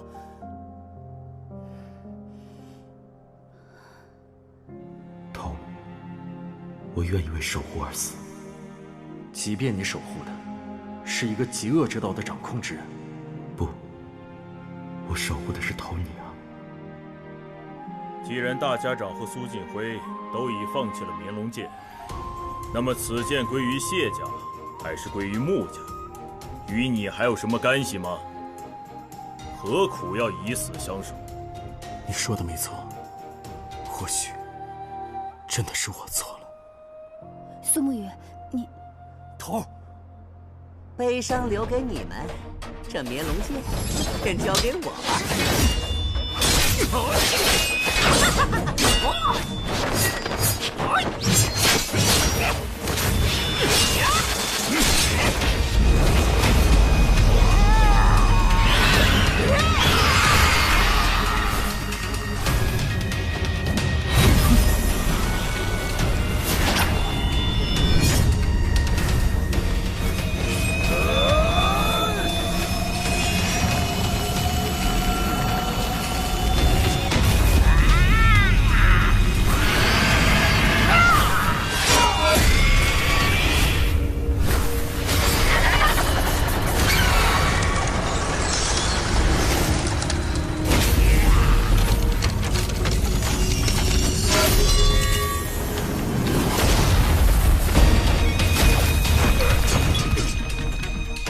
再来抢走啊！从我的手中。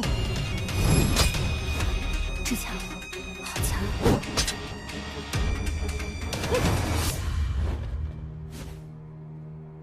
真不追吗？不追了，我们带陈龙回朱巢。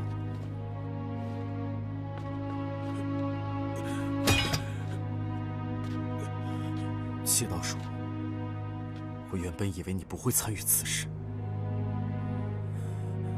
去问你那该死的兄弟吧。他难道说的是长河？神医，银狐，咱们走吧。真不追了吗？那是成龙拼死夺来的。那柄剑已经被人调包了，是假的。假的？假的？陈龙拼死抢回来的剑，居然是一柄假剑，是谁将剑换走了？应当就是那暗中出手之人。你们回朱巢，我去寻那人，我杀了他报仇，抢回真的绵龙剑。疼！朱隐十二小自从跟随你的那天起，便立过誓言，为你而死，不是悲剧，而是荣耀。如今陈龙已死，就让我前去为你夺剑。银狐，属下在。随我回朱巢。这是我的命令。面若平湖，而心有惊雷，这是大家长对你的评价。只是此刻的你，心中的确已不是平湖，而是一滩死水。现在的你杀不了我。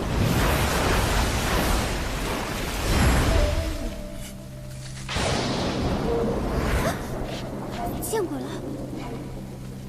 银狐，照顾好陈龙和神医。你是谁？我们曾经见过很多次。你是提魂殿的人。聪明。那么你可否猜猜，我是提魂殿的哪一位？提魂殿三关：天关赐福，地关赦罪，水关解厄。如今此处这般混乱，想必是水关前来解厄。跟聪明人交流就是省事儿。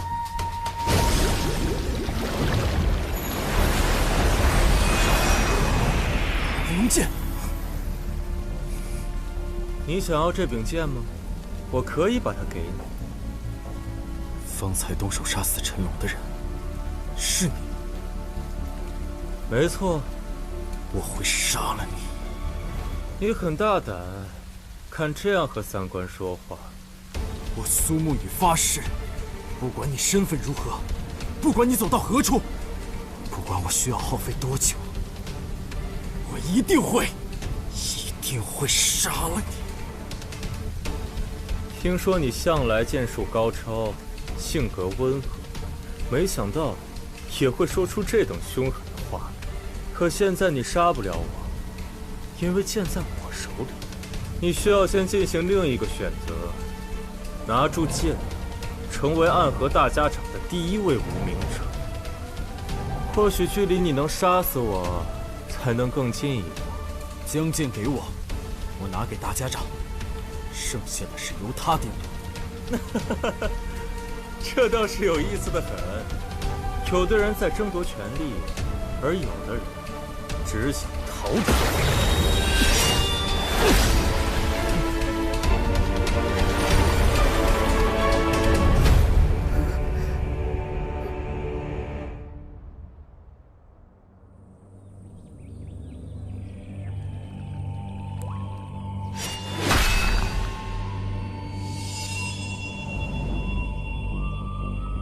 不必惊慌。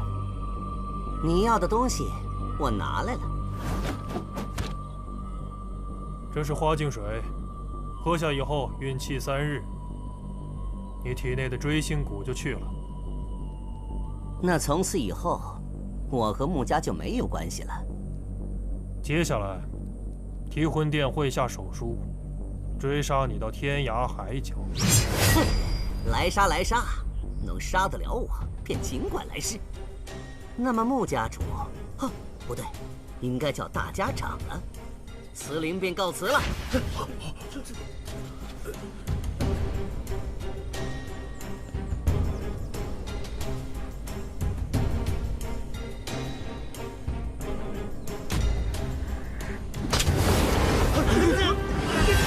告诉苏家和谢家的人，炎龙剑已被穆家所得，即刻返回宗门。是。一个人都别想从这里走出去。谢奇刀，如今绵龙剑在我手中，我已是暗河的大家长。握住绵龙剑还不够，你要有命活着将剑带回宗门，拿到提魂殿三关的面前。等他们承认了你的身份，你才是暗河的大家长。但你走不出九霄城，甚至你走不出这间院子。哼！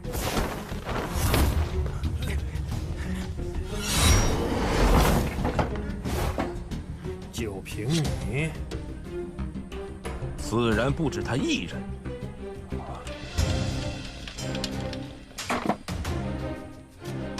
谢家有长刀56柄，求一把剑，就是不知道穆家家主愿不愿意给。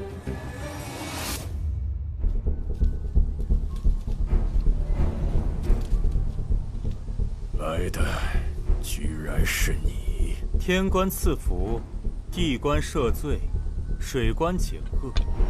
如今暗河混乱如此，自然是由我来消灾除恶。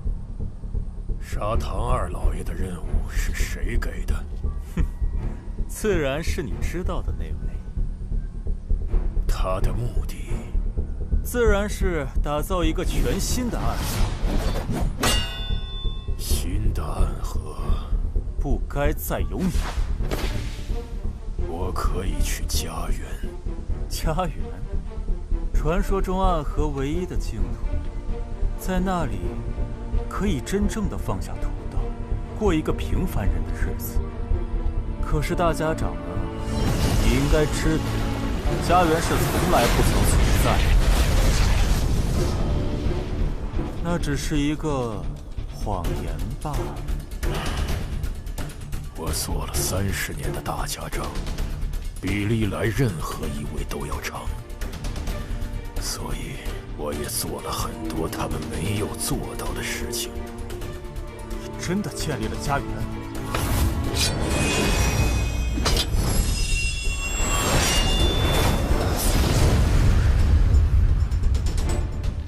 你们想用我的死血洗出一个新的暗河，可我觉得，只有你们的死，暗河才能有新的未来。螳臂当车，不自量力！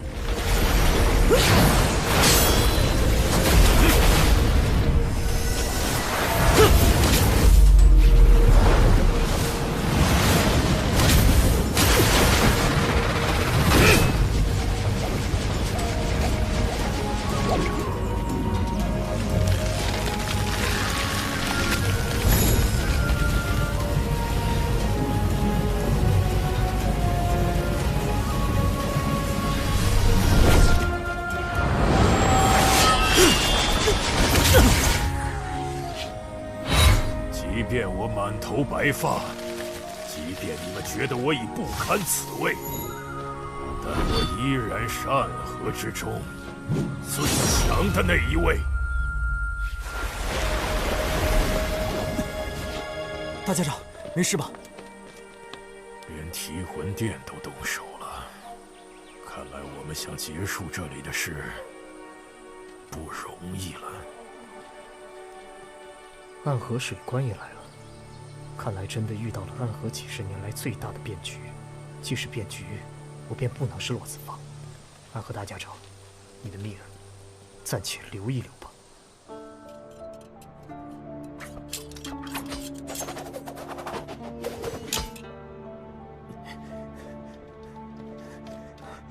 绵龙剑被穆家夺走，谢家派人把穆家围了起来，形成了相互对峙的局面。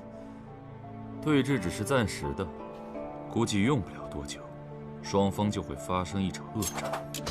苏瑞为什么没和你一起回来？我们的行踪被谢家发现，苏瑞被杀了。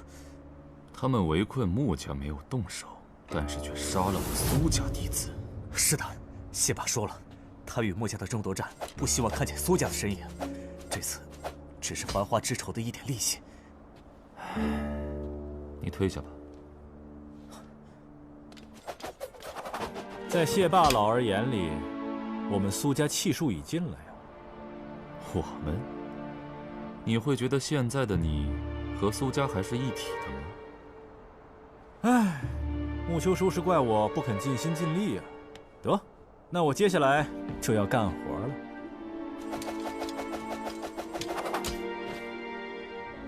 家主不让任何人进去。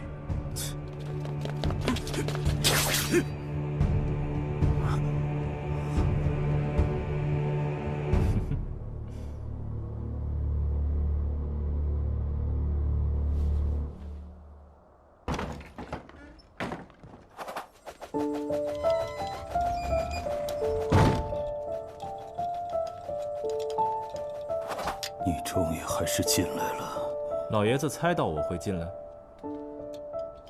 毕竟你很像我年轻的时候，野心与胆识都在。你以前被我压着不敢冒头，如今看我锐气已失，自然不会错过这个机会。老爷子高啊！你想要苏家家主的位置，哼，可惜你是个无名者。苏沐雨身为无名者，没有继承大家长的资格。你也一样，没有继承苏氏家主的资格。被小瞧了呀！原来在老爷子眼里，我还只是个争权夺利的小人呢。不可否认你很强，但很可惜，苏沐雨是你的软肋。这样的你，是无法担任起苏家家主之位的。苏家家主，在你眼里或许是个很高的位置，可在我苏昌河看来，那就是个屁。我要做的，是一件暗河几百年来从未有人做过的事。我要实现的，是你们无人敢想象过的宏愿。我要改变暗河。你知道我为何给自己取名昌河吗？双日为昌，所以昌是指兴盛、明亮。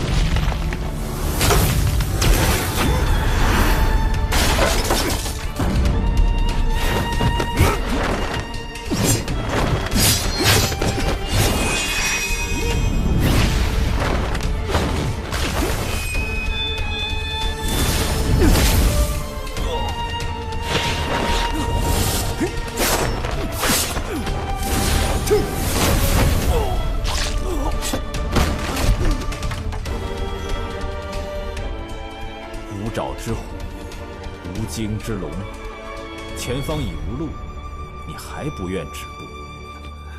身为杀手，没有胜败，只有生死。只要未死，便还有路。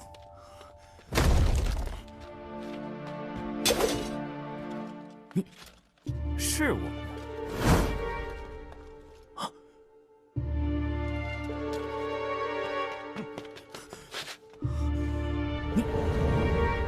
苏家人都杀了，你们这是要谋乱？发现的有些晚了呀。你居然……我居然也会研魔掌吗？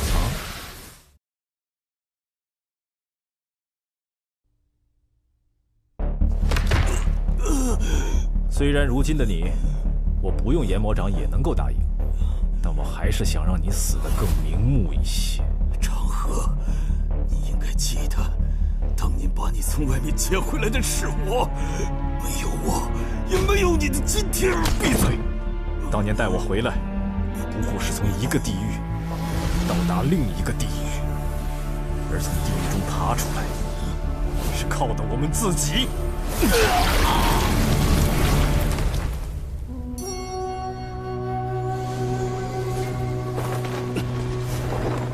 再见了，苏家家主。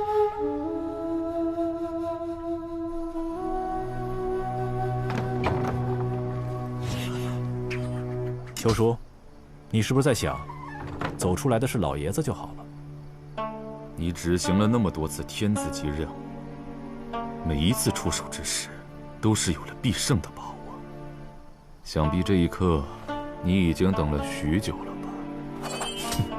秋叔很了解我呀，真是令人感动。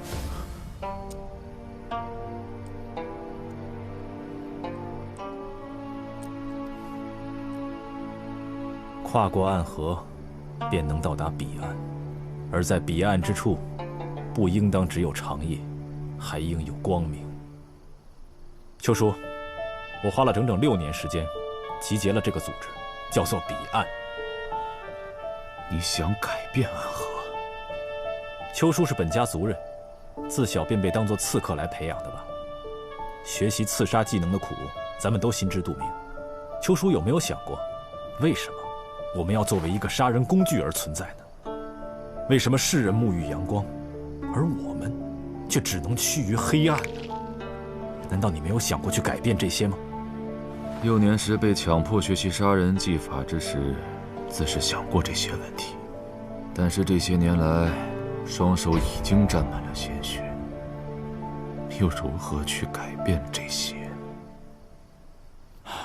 是啊，我没有将这枚戒指送予你，是因为你虽有觉悟，却早已丧失了勇气。然而，我们不一样，我们还年轻，按照小说话本的说法，我们还是少年。既是少年，便当不惧、不悔、不服。虽然我无法与你同行，但既然知道了你的目的，也愿意奉上自己的绵薄之力。你且附耳过来，我有个只有家主才知道的秘密，讲给你听。小心有诈。不妨，我信秋叔。他方才说的稳住。原来如此，我还想3家都撕破脸皮了，为何还守着那可笑的规矩？原来问题出在这里。谢了，秋叔。走。曾记得我说过要看看你的剑光，却没想到它是这么耀眼。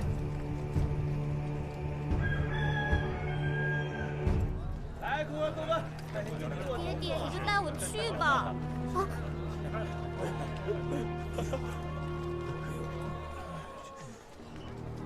我害怕。不杀他了？毕竟是秋叔，他方才说的那句话，也救了他。接下来，我们是去穆家吗？苏沐雨去哪儿了？他回朱巢了。那我们就去朱巢。难道是为了保护你的那位兄弟吗？当初加入彼岸之时，我们便一直在为今天做准备。你身为我们的首领，不应该徇私。你说什么？你想杀了我？这就是你所谓的新暗河？你给我听清楚了，以苏沐雨的性格，除非他死了，不然他是一定会将绵龙剑给取走的。既然他选择不追绵龙剑回到朱巢，那就说明穆司令带回去的绵龙剑是假的。也只有谢霸那样的傻子才会去拼个你死我活。你若也这么蠢，便去给他陪葬吧。既是如此，说清楚便是。长河，住手！另外，你有句话也说对了，苏沐雨，他的命，我还真就保下了。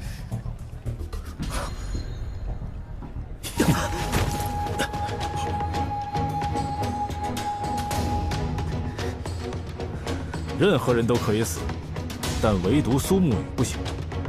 不行就是不行，除非我先死。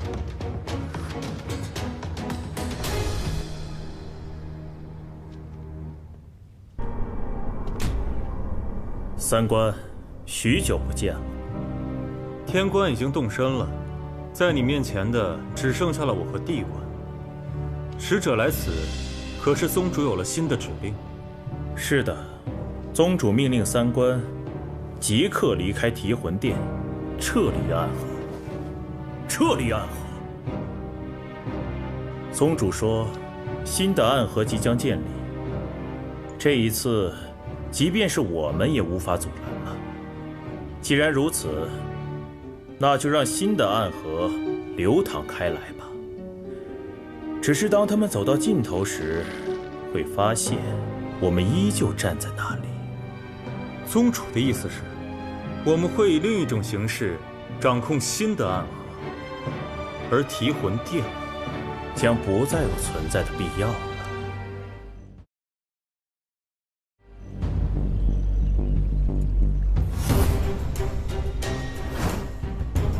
做了一天，腿都做酸了，你到底是个什么意思？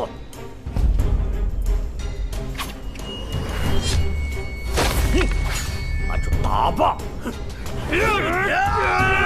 起阵，姑须。这家伙耗了这么久，是在准备姑须之阵。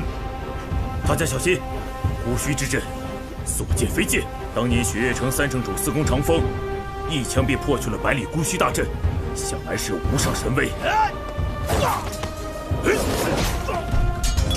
我一刀挥下，却只能见面前3尺清净。大家围聚起来，以背相抵，切莫轻易动手。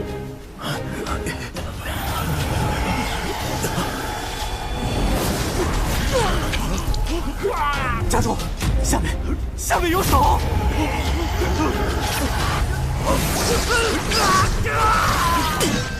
谢家众弟子，先驱邪刀舞！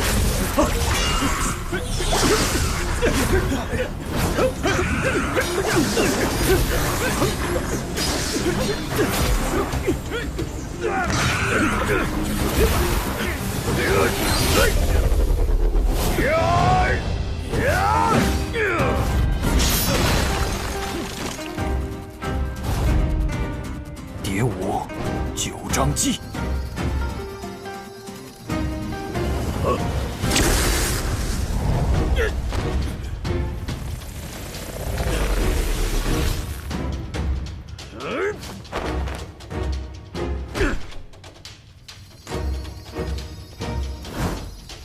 蝶舞，杀生不留尘，生问起，完毕。谢家的双生双死刀。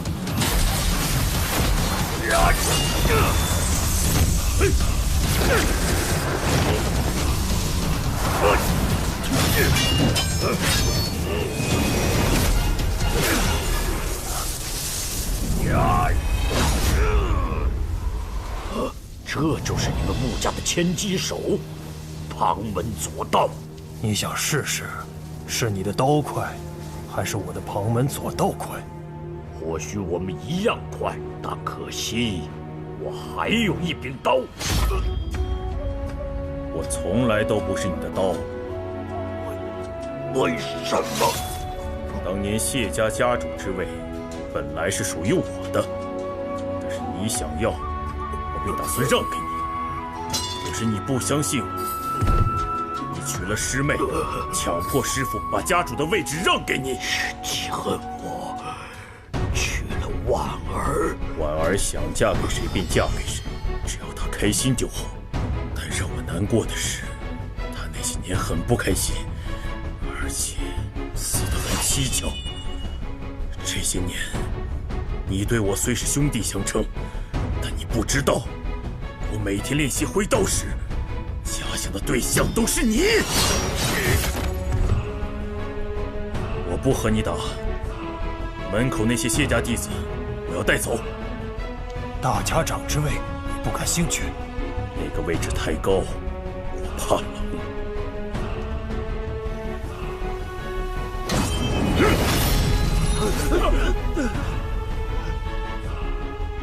谢霸已死，以后谢家由我谢奇刀统帅，有异议者出阵，与我一战。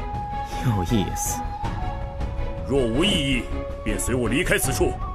大家长之争，自此以后与谢家无关。撤阵。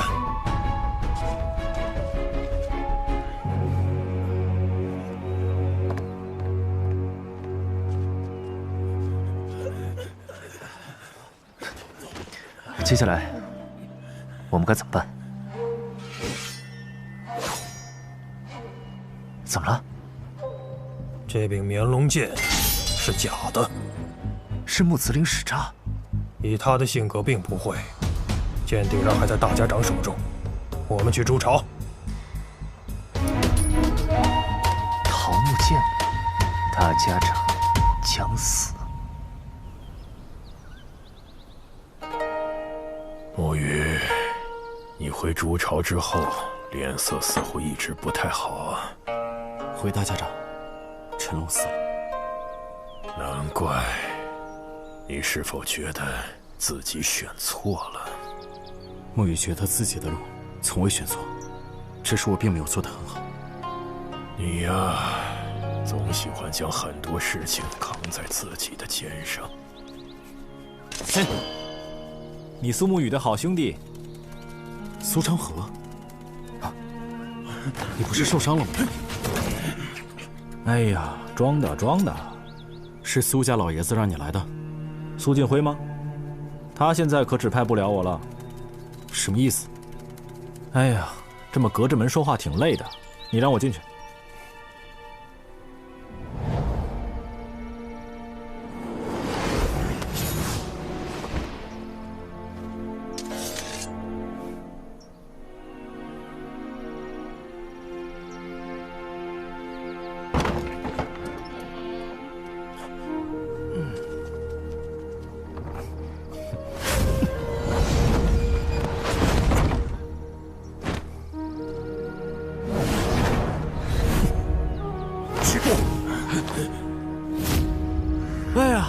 亲爱的大家长，我可总算见到你了。臭小子，来找我有什么事？我来问问大家长，你可不可以死了呀？长河，你是来说笑的吗？你觉得呢，大家长？大家长，你看我的这枚戒指，里面写着2个字，叫彼岸。这些年来，我在暗河之中，将这一辈最优秀的年轻人，都招募到了一起。我希望可以凭借我们的力量，到达暗河的彼岸。那里应该有光明，而不是长夜。不错的想法。所以，只有你死了，这长夜才算到了尽头。长河，我的好兄弟，我知道你也早就想改变暗河。可又不想沾染那些鲜血，所以一直勉强地用你的剑，来维系着脆弱而又可笑的平衡。如今好了，路我已经替你铺好了，就让我们一起走向彼岸吧。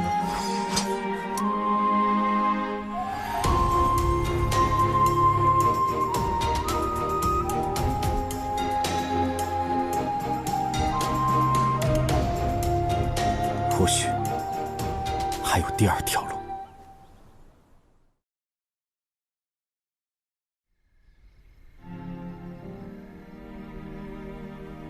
或许还有第2条路。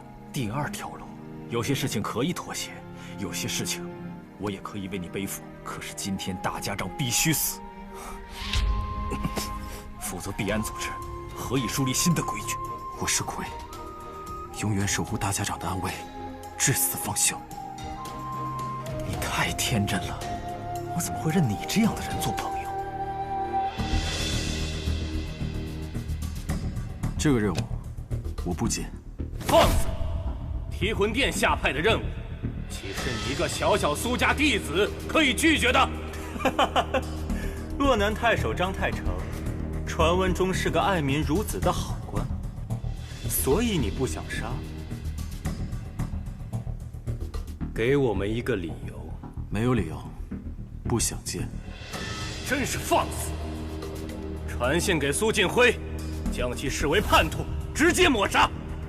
莫急莫急，看看谁来了。参见三官。苏长河，你来此何事？苏沐雨是我的好兄弟，他想给提魂殿一个他接任务的规矩。好呀，谁都能和我们提规矩了。看来提魂殿需要立一立威了。莫急，你且听他说。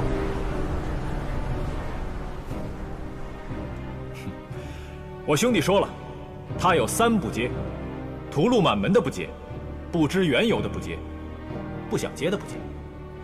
而我苏昌河来此，也立一个规矩。哼！你们2个初出茅庐的小子，不要以为这1年来杀出点名堂，就觉得暗河都是属于你们的了。和我们立规矩，大家长都没有这个资格。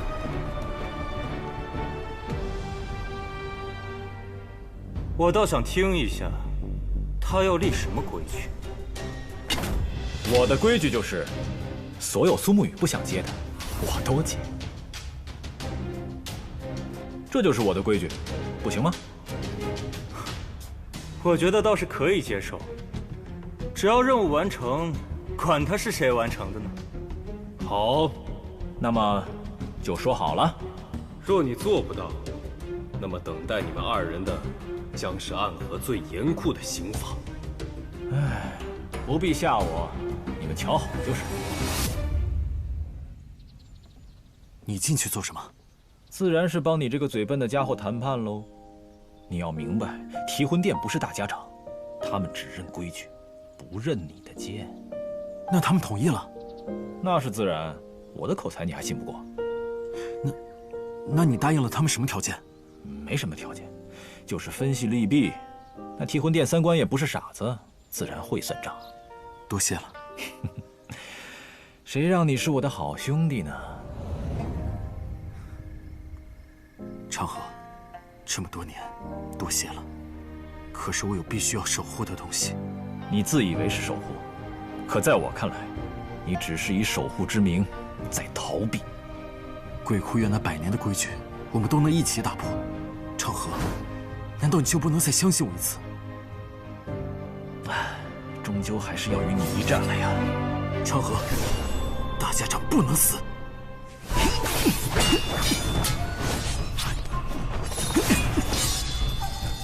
当年我说一起练寸指剑，这样身上藏10级柄匕首也没有问题，你偏要练18剑阵。18剑阵用一次就得收一次，今日你对那木子林已经用死了，如今光靠一柄细雨剑，你能赢我？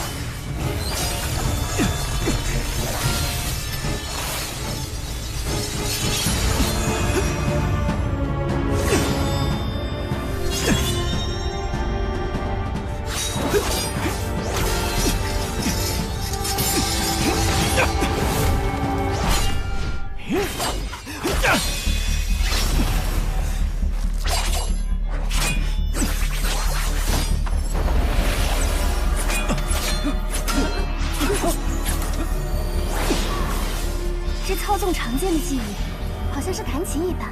的确是，因为苏18创立这套剑法，就是为了纪念一位善于弹琴的女子。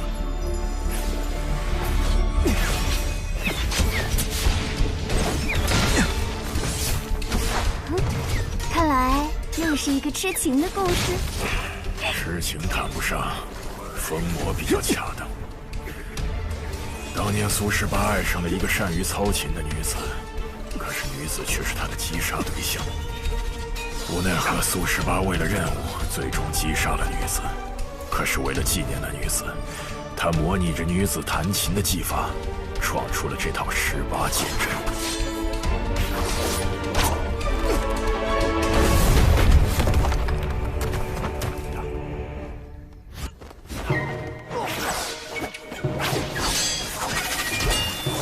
杀了心爱的人，然后为了纪念心爱的人，创出了杀人剑法。你这哪是疯魔呀？这分明就是变态呀！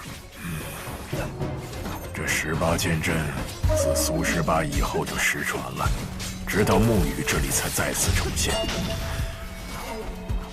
莫非白姑娘认为沐雨也是变态的人吗？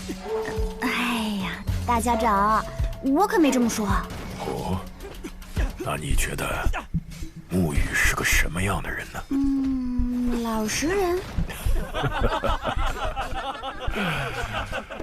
白神医，你可真是个妙人呢。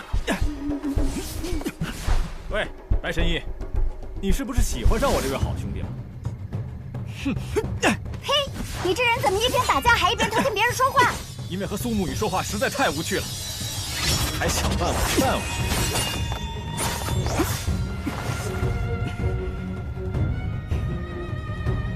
这18剑阵是我陪你练成的。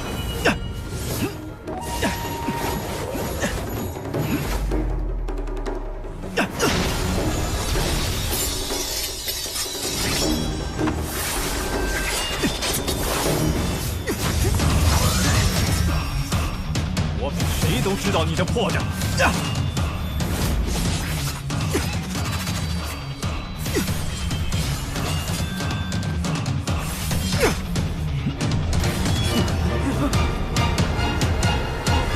平手。明知道此刻自己退也不是，进也不是，可还是什么都不做，什么也不说。你现在心里想的是不是，大家长不能死，苏昌河也不能死，除非你先死？ 他可真是把自己好兄弟琢磨得透透的。每个人做事都有自己的底线，但你的底线比我的上限还高，真是令人懊恼。我真的是懊恼了很多年。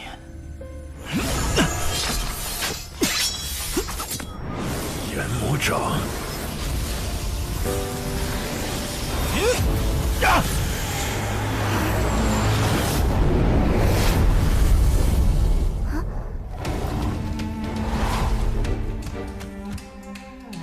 身在暗河，却想做一个好人，这很可笑。但是没有关系，你不想杀的人，我替你杀；你不想承担的罪孽，我替你承担。甚至你想离开，我也可以为你铺路。但唯独你死，我不能为你送葬。即使他们叫我送葬师。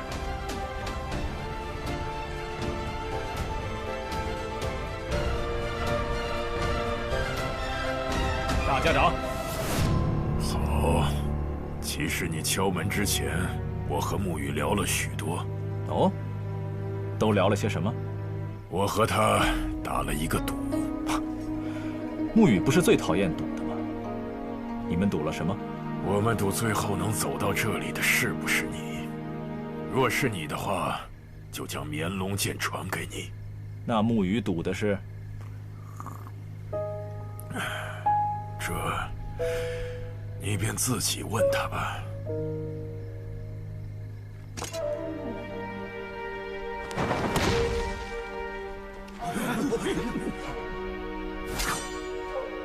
指尖刃，你是唐林月？你们可是要拦路？路我们已经让了，至于能不能进这扇门？ 就得看玄武使的本事了。我为唐门市而来，非玄武使。不是说了吗？没有我的命令，谁也不能进来。哼！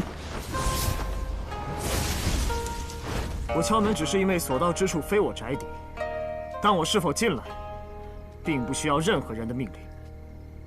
哦，竟然是连月兄。 我的雨墨妹妹不够好吗？你还到这里来？暗河大家长，我们终于见面了。天启城玄武使，久仰大名。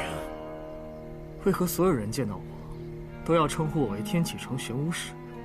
我已在朱巢之外徘徊多日，不愿动手，便是不想参与进你们暗河之事。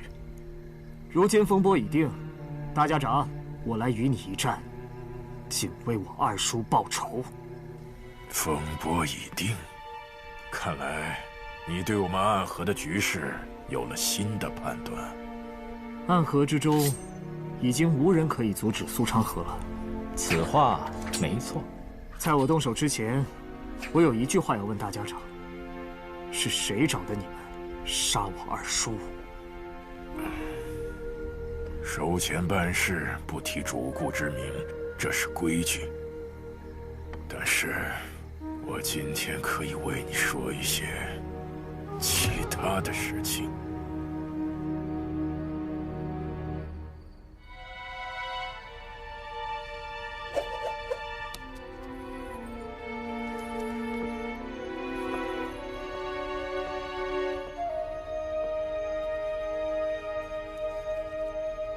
家园原来真的存在。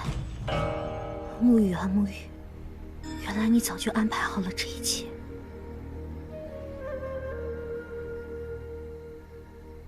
唐二老爷早已不插手江湖之事，但是在唐门之中却最看重你。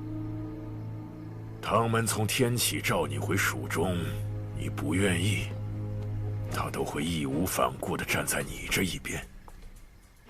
就是这么一个独自搬往孤冷地方独居的人，却受到了来自我们的暗杀，其中情有令人思量啊！原来是因为我的原因，感谢大家长告知连月。从你踏入天启城的那一刻起，你就不单单是唐门的唐连月了。我虽明白了，但我依然要杀了你，为我二叔报仇。既是如此，出手吧。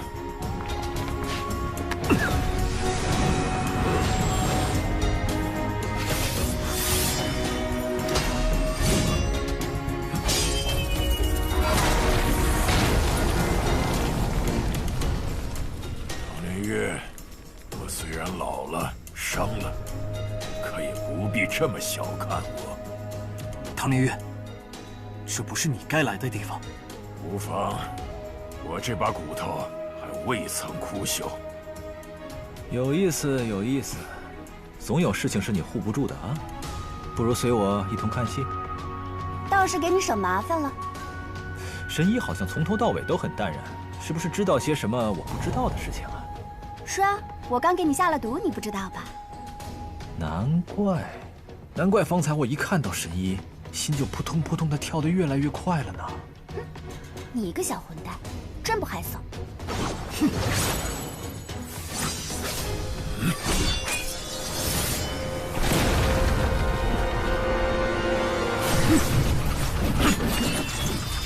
即便是唐二老爷与我对阵之时，也不得不用出万术飞花。你觉得你这般能杀我？好。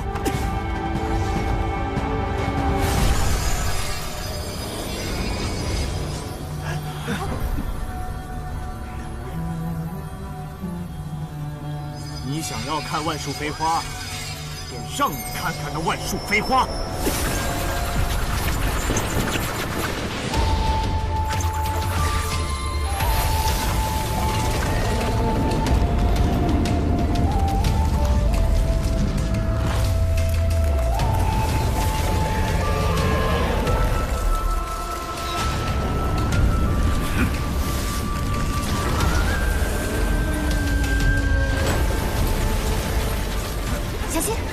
不必担心，唐连月是个死板到有趣的人。放心吧，伤不到我们。你二叔能以化为花，你却仍以银针作花，无法化天地万物为暗器，不如你二叔啊！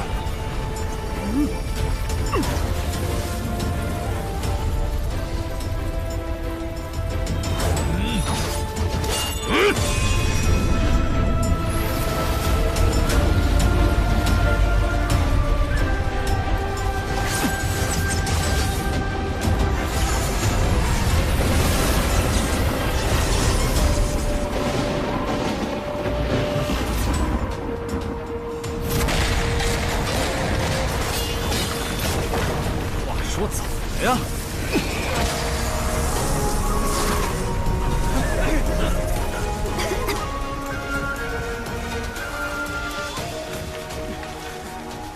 这银针之中藏着雷门的火药。大家长，烟这么大，说明大家长肯定没有被炸死。唐门和雷门不是素来不和吗？怎么唐门的暗器中会藏有雷门的火药？天启司守护之首是李新月，她的丈夫是雷门这一带的翘楚雷莫沙。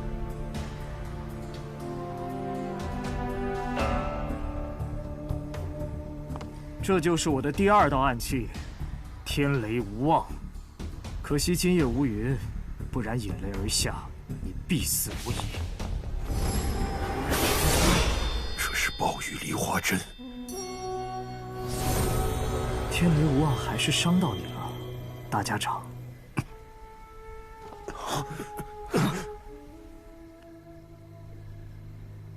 好浓的梅花香。看来雪落一枝梅的毒并没有解，如此我不需要动手，你也马上就要死了。即使如此，黄泉路上，还请大家长走好。大家长，大家长，大家长，大家长。想过今夜有趣，没想到竟会如此有趣。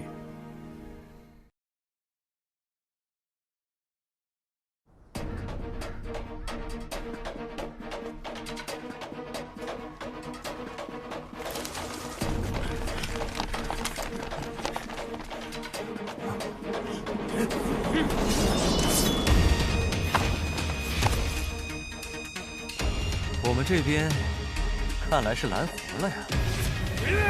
上！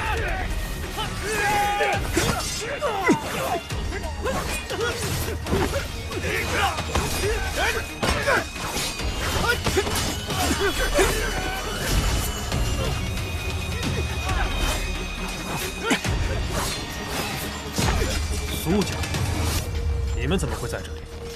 当然是等着送你们归西呀！苏家苏鸾丹，你一个二流角色也会站在这里跟我对话吗？二流角色，穆家主，那就来试一试我这个二流角色的剑法。上！大家长已经被你们杀了吗？你想的倒是美，我们杀了大家长，而你手握绵龙剑，顺利的继任大家长之位。你的话太多了。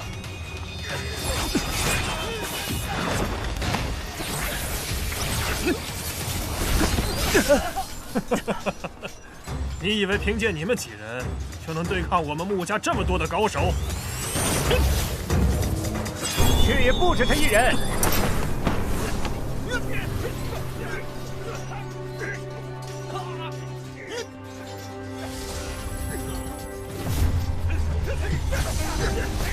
我也是将要跨向彼岸之人。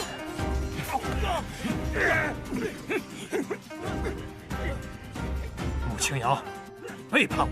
你忘了，我是无名者，你本就不曾把我当做过家人，又何来背叛一说？给我杀了他们！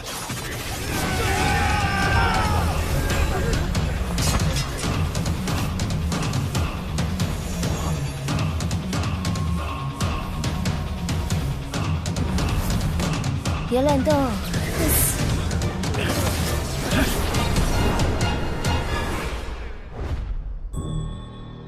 好啊，穆雪薇，你可是我从小看着长大的穆家人，你竟然……我们都是被这世间抛弃的人，唯有相互信任，才能到达彼岸。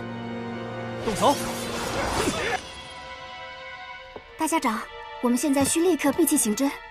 不必了，我能感受到我的大限将至，即便是神仙也无法逆转生死了。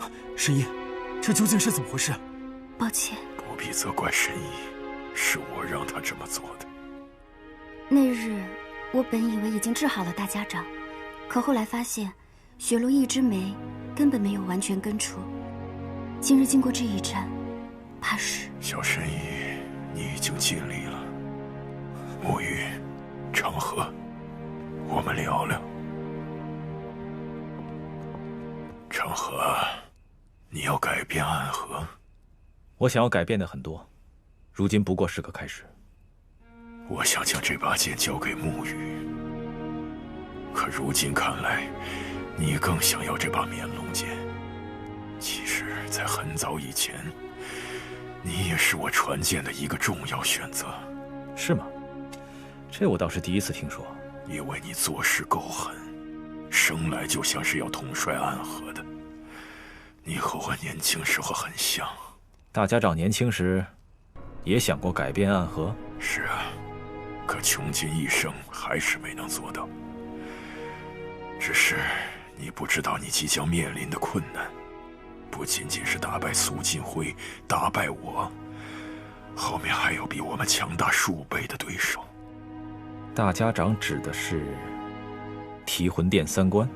提魂殿不过是他们设在暗河之中的傀儡罢了。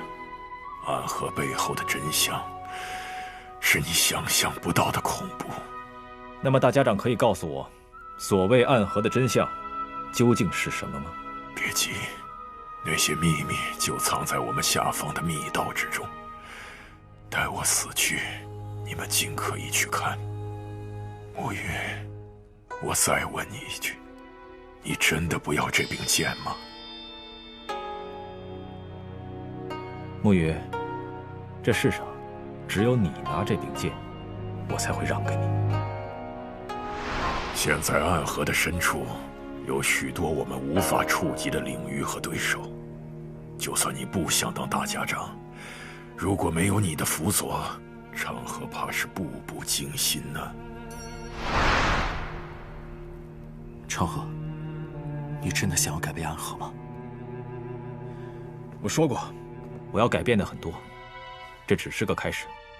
双日为昌，从我取名苏长河那天起，就不想让暗河永远生活在黑暗之中。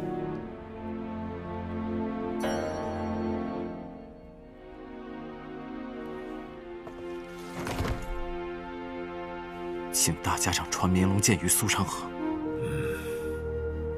那你就握起绵龙剑吧，成为第一个以无名者身份继任大家长的人。苏长河，恭请大家长赐剑。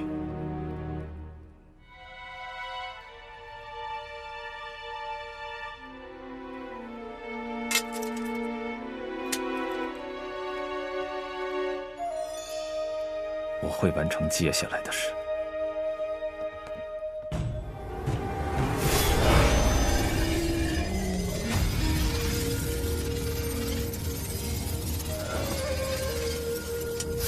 今日以后，暗河便没有送葬师。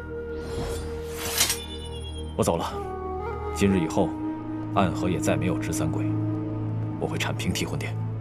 知道你一直想去家园，只希望每年秋日开花之时，我还能与你重逢一日，畅饮一番。暗河的人，若能找到暗河之外的良人，也算是得到真正的解脱吧。出去以后，你继大家长之位，我统帅苏家。唉，我看这个白神依旧不错，肤白貌美，身材也不错，虽然没有雨墨妩媚，却挺适合你的。再见了，沐雨。我们一起带来一个新的暗河，但我需要先和神医去往江南处理一些事情。好。沐雨，你真的决定留下来吗？我相信你的选择，也相信你可以做得比我更好。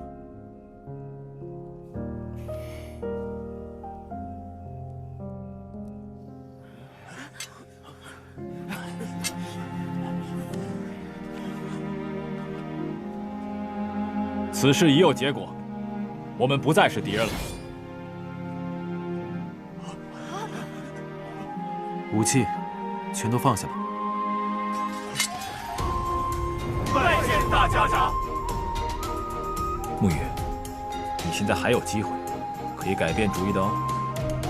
不用多说，我们出去吧。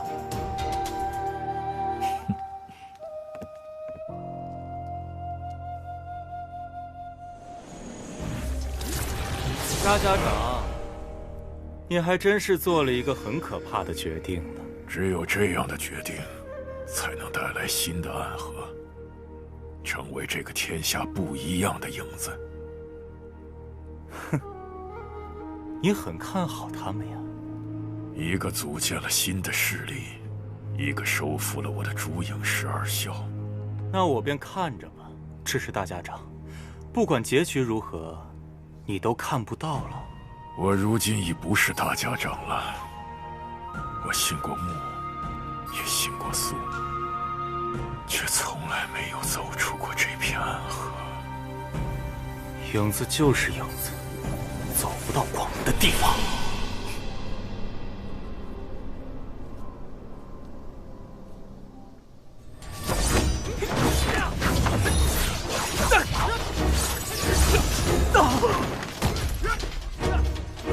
苏家、苏昌河得先任大家长认可，赐绵龙剑，即今日起继大家长之位。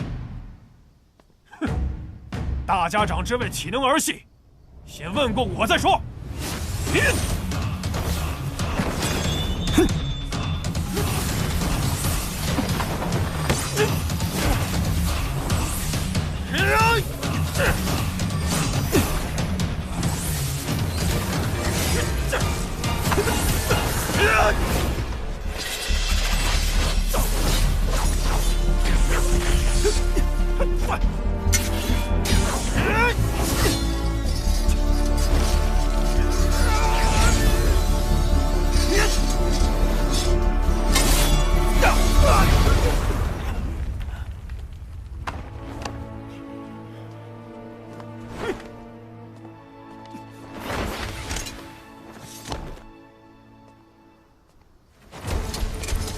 拜见大家长。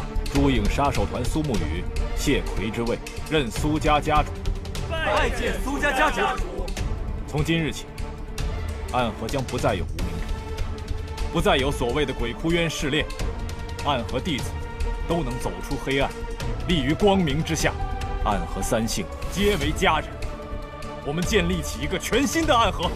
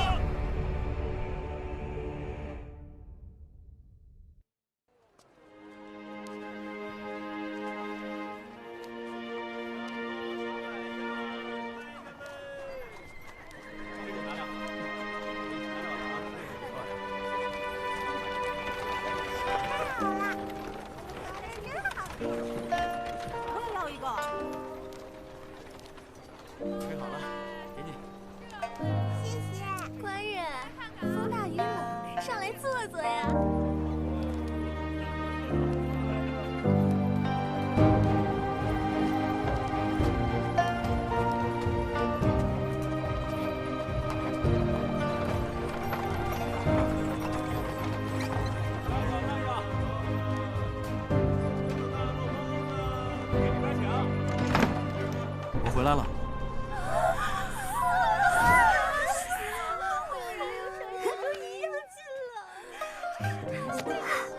还热乎，还热乎，太好吃了。神医满意就好。今日怎么人更多了？春日谷雨，风吹心动，易发病。发什么病？发春病。哪里不舒服啊？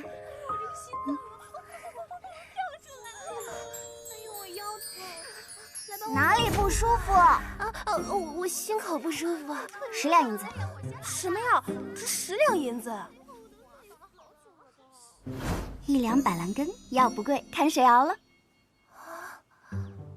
你去春望楼找个托儿相公聊聊天，也得30两银子吧？比得上我家这位半分容貌吗？不要，我就给别人了。我要的。兔儿，不对，苏公子，帮我熬药。下一位，我出100两，我要让他跟我睡觉。没有这个服务，最多让他喂你喝药200两。中，这不是钱塘城吗？怎么还有中州来的？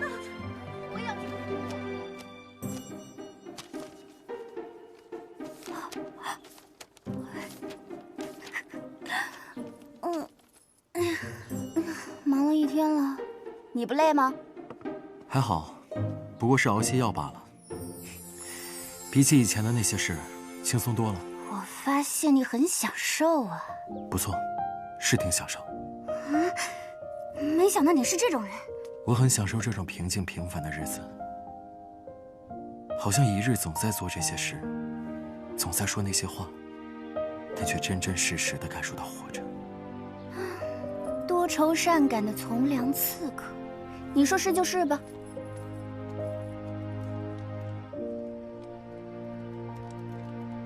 饿了吧？来，尝尝这个。我不饿。忙了一日怎会不饿？我昨日炖的那只鸡少了一味调味，今日改善了一下，你再尝尝。又是鸡？我还在隔壁王姐教我的基础上，用鸡汤烹煮了面条。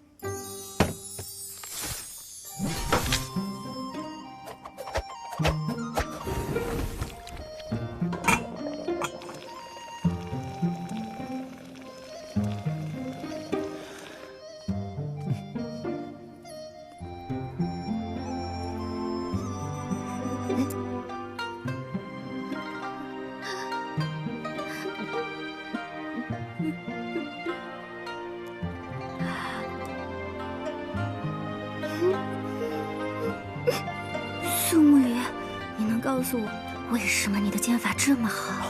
因为我面却做的这么难吃。那要不我再问问王姐？哎，苏沐雨，答应我一件事好不好？沈姨，你说。答应我，放过王姐，也放过我。多试几次总能成功的。练剑这样，做饭肯定也是这样。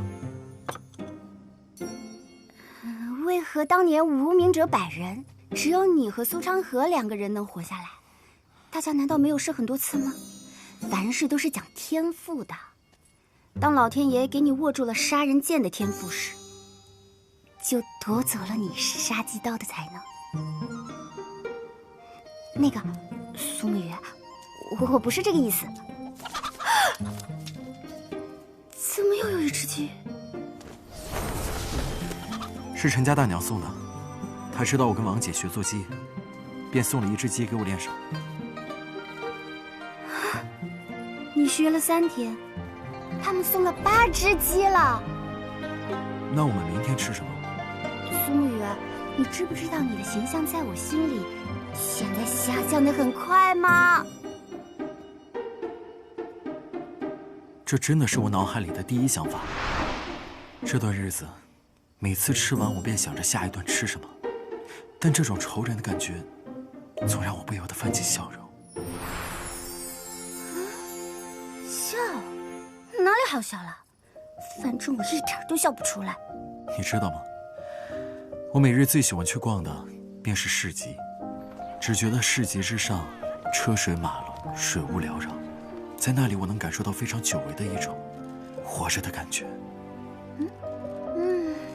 暗河大诗人苏沐雨。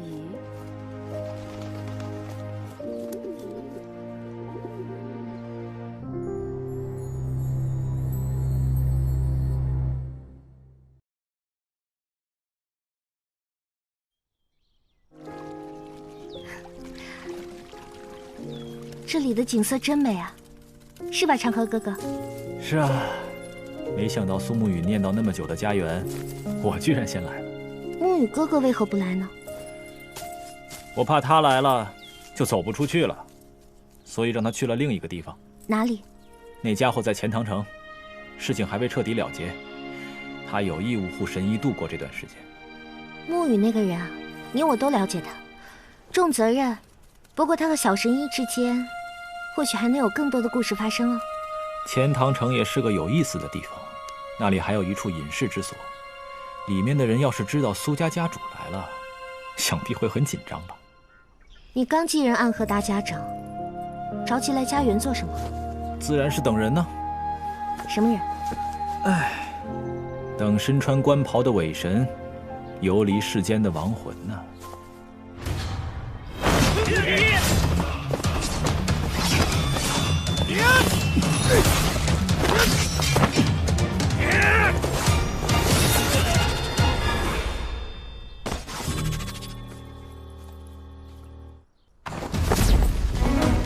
不愧是执掌绵龙界的新任大家长，你很聪明。你们想用家园来要挟苏沐雨，先过了我再说。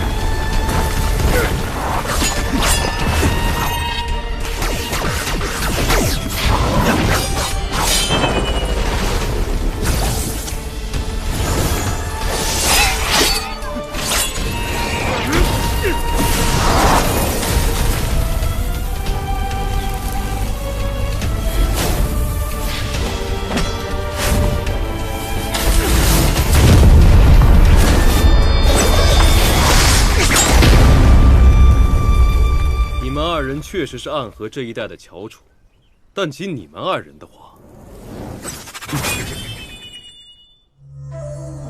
你们小看了我，也小看了这处家园。我身后的这座村落里，高手如云。我们可以进行一个谈判。什么谈判？我们可以允许家园的存在，但是苏沐雨得回到暗河。你和苏沐雨建立的新暗河，依旧需要受到提魂殿的制衡。可笑！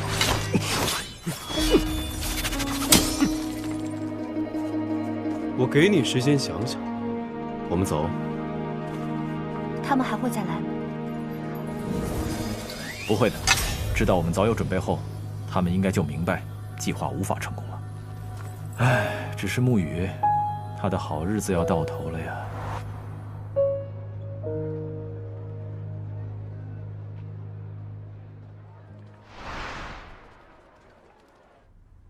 听说钱塘城最近来了2个有趣的朋友。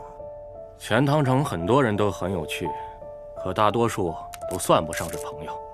那个女医者一来就治好了李员外的病，那李员外的病当初可是你看后都直言无药可救，如今却被那个年轻貌美的女医者治好了，岂不是很有趣？看来先生已经偷偷跑去见过了，知道是个年轻貌美的女子了。哎，不曾，是山堂前几日与我说的。那山堂可曾告诉你，这位女神医的身边跟着一个总是背油纸伞的男人？若真是那人入了钱塘城，可绝不会是我们的朋友。哦，那看来你得下山走一趟了。这，先生你不去吗？你先去，要是人家并无恶意呢？可人家要是有恶意，我怕是回不来了呀。这局已定，白子输了。既然谢贤侄说我赢了，那我便是真的赢了。谢师兄背着书箱是要走了？书我已经看得差不多了，要离开了。既然看了学宫中的书，总该为学宫做些事情。山下那人，我替2位去看看吧。谢贤侄可曾听过，暗河有一位随身携带油纸伞，喜欢雨夜杀人的杀手。持伞鬼苏沐雨，正是。看谢师兄这神色，莫非与他相识？有些交情。交情？谢贤侄在暗河之中，竟然也有朋友。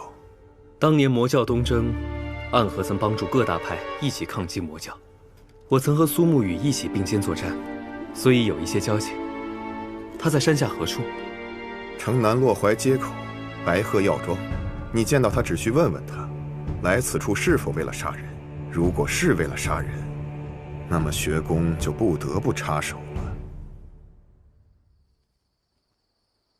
之前我就说过，苏昌和此人不简单，不然穆子哲、苏静辉这2个老狐狸也不会斗不过他。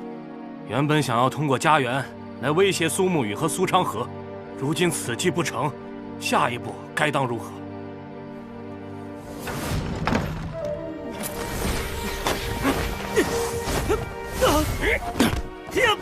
是你？是我。宗主说什么？宗主说，江湖之事便于此平息，接下来的事留待天启处理了。宗主要亲自出马吗？你们与新的暗河已经无法共存了，接下来宗主会亲自和他做一个交易。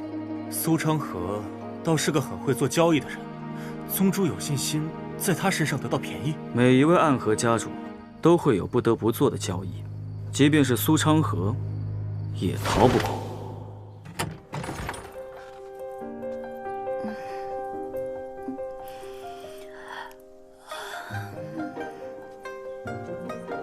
你怎么一晚上都没睡啊？信上说了什么？昌河和七刀叔达成了共识，七刀叔继任谢家家主之位，效忠昌河。穆家由穆清扬暂代家主之位，穆子哲还没有被找到，提魂殿在他们回去之前被烧了，什么都没有留下，三官也下落不明。苏昌河没有催你回去吧？他说时机未到，不用我回去。还是想想中午吃什么吧。又要吃？我不太饿，我还是不吃了。不过明天是锦月季1月1次的花剑日，有花剑饼售卖哦。花剑饼，锦月季的金字招牌。苏沐雨，你要是能买来花剑饼，明日不管你做什么，我都吃完，全部吃完。哦，此话当真？我药王谷的金字招牌立于天地之间，岂会食言？好，我一定让神医吃上刚出炉的花剑饼。好，开始今日的问诊吧。外面的那些人可是等急了。苏公子，我要快回去！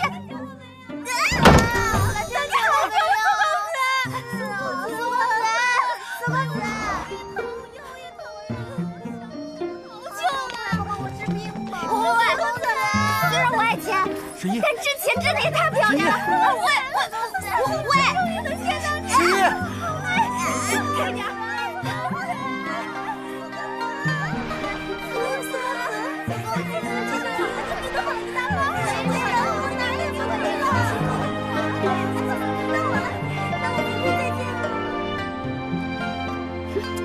果然，帅可以当饭吃。外面牌子写了，1日接诊30人，今日名额已满，想要看苏沐，想看病，请明日早些来。怎么是个男的？苏公子，魅力可以啊！谢先生，许久不见了，沐雨兄。这位白衣公子看起来也很是俊秀呢。看到我们吧，今日不看了，今日不看了啊！诸位拿好今日发的木牌，明日按照顺序再来排队。那明日见，好啊，我想你的。这位先生乃是身前书院的现任院监谢轩。如剑仙，您就是那个从来没有练过剑，但是第一次拔剑就拔出了剑仙之姿的如剑仙谢轩。久仰久仰，我药王谷神医白鹤怀新百草的小师叔。星耀王的小师叔？对，童叟无欺。谢轩见过白神医。如剑仙不用那么客气。想我与司空长风平辈，而司空长风乃是星耀王的半个徒弟。有理。如此推算，您足足比我高了2个辈分，所以给您行礼是应该的。谢先生来此，是特意来找我的吗？托一个前辈的请愿，想知道你来钱塘城的目的。不为杀人，那便无事了，告辞。我最近在学坐骑。坐骑？小鸡快跑！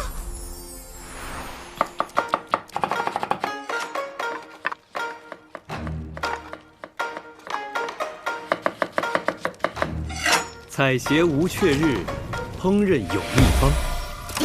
做菜如练剑，一窍未开，窍窍不通。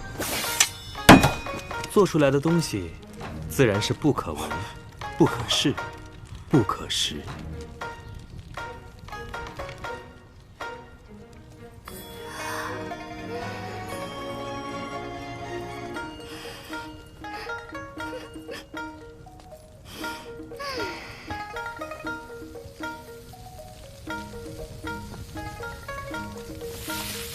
如剑仙，居然是一位厨神啊！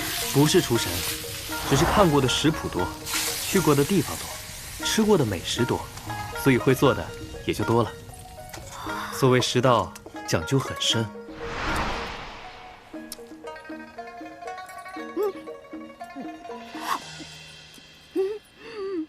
许久未见，不如小酌几杯。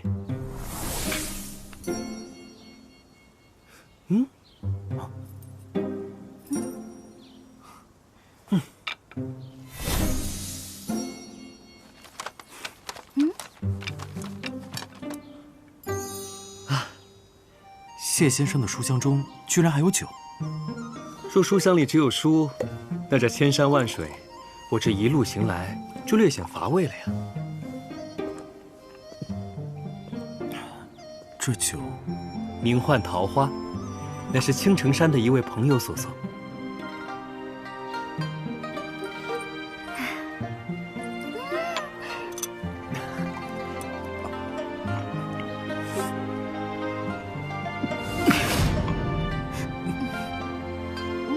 苏沐雨，你的脸怎么这么红啊？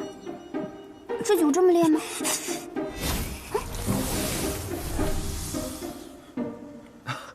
原来沐雨兄不能吃辣呀！你不能吃辣。我谢轩此生还是第一次见到有人用真气强行压制住口中辣味，有意思，有意思。谢先生，可愿意教我做菜？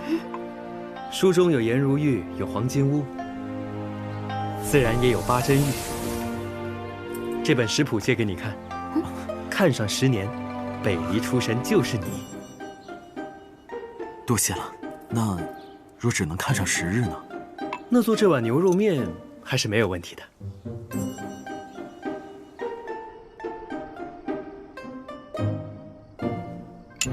上一次我们相见，还是在边境共浴魔教，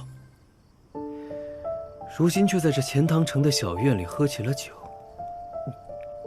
这感觉还真有点不真实。谢先生也觉得这一切很不真实。有一句话我不知当问不当问。我仍在暗河，只是这些日子暗河发生了一些变化。哦，可讲否？暗河有了新的大家长。谁？莫不是你？是昌河。怎么是他？真是个不好的变化呀。谢先生当年就不太喜欢昌河。我读过很多的书，走过很多的路，自然也见过很多的恶人。你的那位好兄弟，或许不是世间最恶的人，但绝对是世间最讨人嫌之人。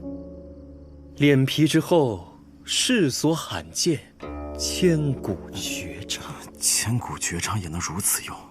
等他死了就能这么用了？堂堂如剑仙，竟然在背后咒人！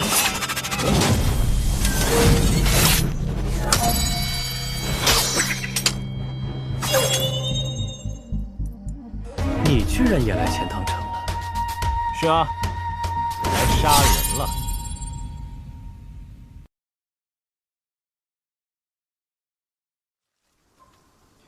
昌河，不要开这种不合时宜的玩笑。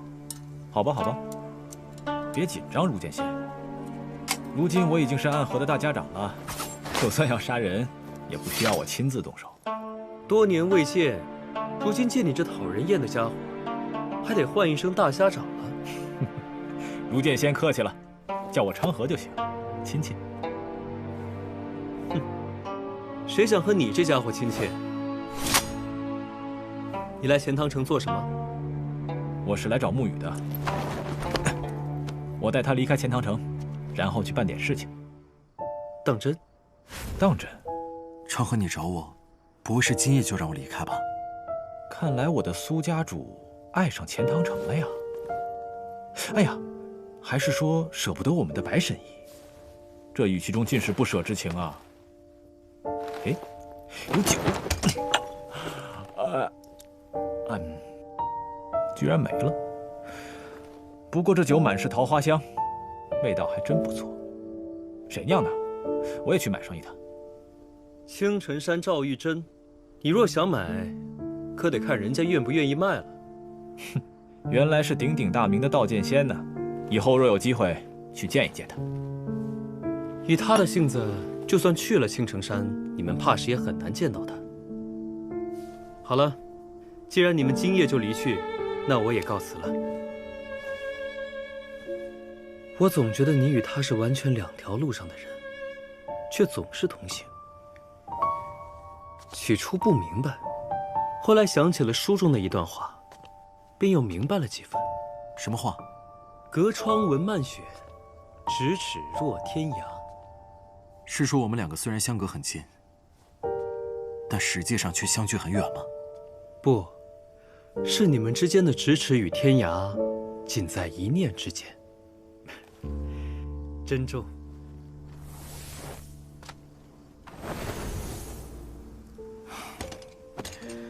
我前日才刚接到你的飞鸽传书，今日你便来了钱塘城，难道暗河之中的事情都已经解决了？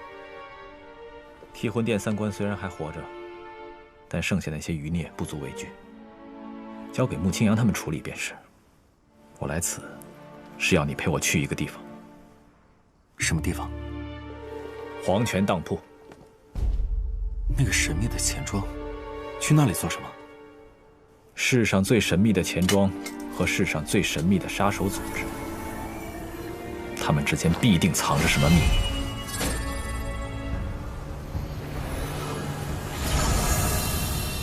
这也是为什么当初几位家主完全无视了暗河中的规矩，却依然坚持要抢到这绵龙剑才敢登大家长之位的原因。你在钱塘城的日子忽然就这么结束了，不会怪我吧？本就是幻梦一场，总该结束的。能否等到明早再去？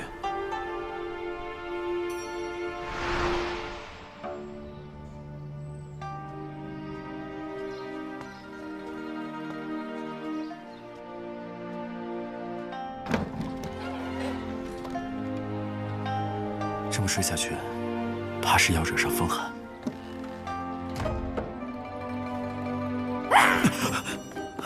神医，要吓死我！我一开始是睡着的，就是有什么香喷喷的东西进来了，一下子就把我熏醒了。锦月祭1月1次的花剑日才有的花剑饼。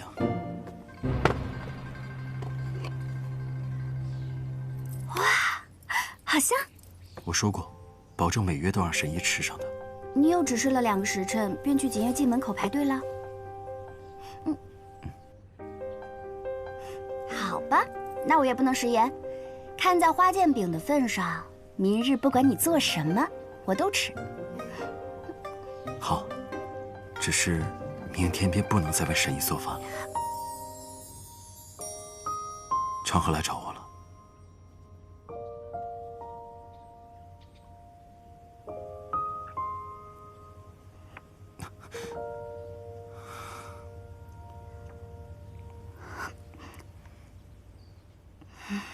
去吧去吧，你本来就有事要做，待你功成而归，呵怀药府在这里等你。钱塘城的所有女孩子们也都在这里等你。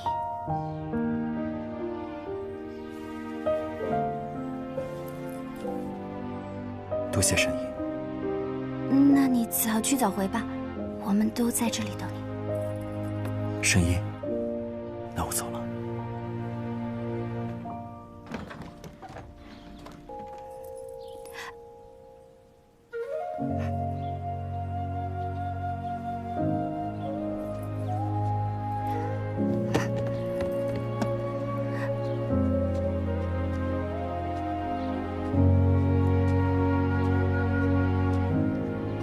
早日回来，做碗好吃的面给我吃。好。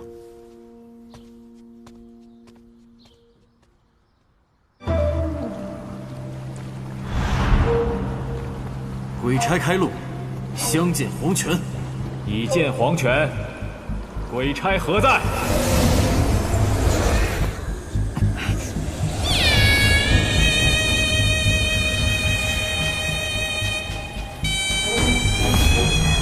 身高9尺，纸伞碧阳。黄泉的鬼差，身上果然是一股阴气啊！主人派我等在此等候许久了，暗河大家长。素闻黄泉的主人神通广大，居然早就猜到了我要来此。那便请大家长和苏家主上船。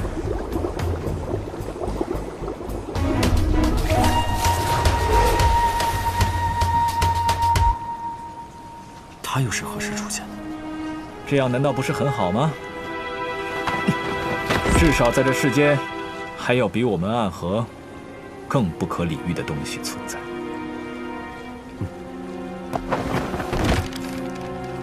公子便是这一任的苏家家主苏沐雨了吧？公子长得真是俊秀啊！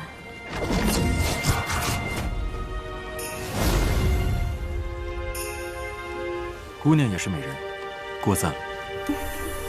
我也是美人呢。这样也是吗？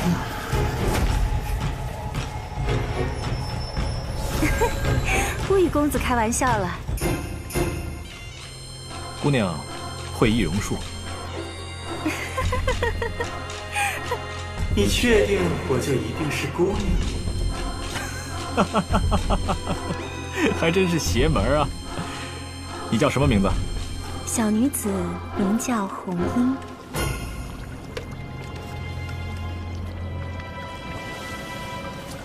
黄泉当铺到了。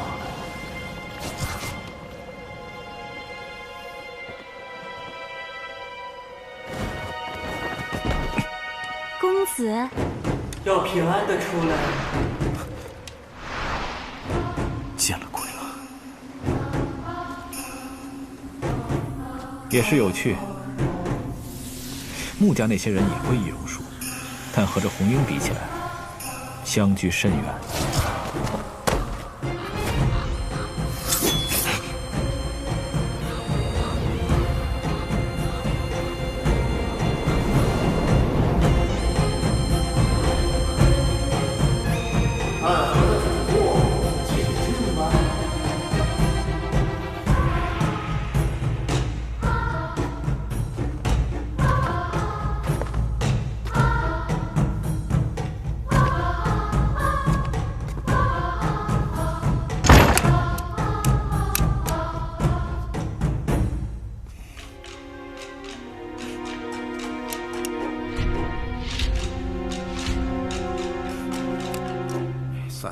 算不清楚了，不算了，把他们都杀了。掌柜所言可是当真？杀了，一了百了，死不认账。遵命。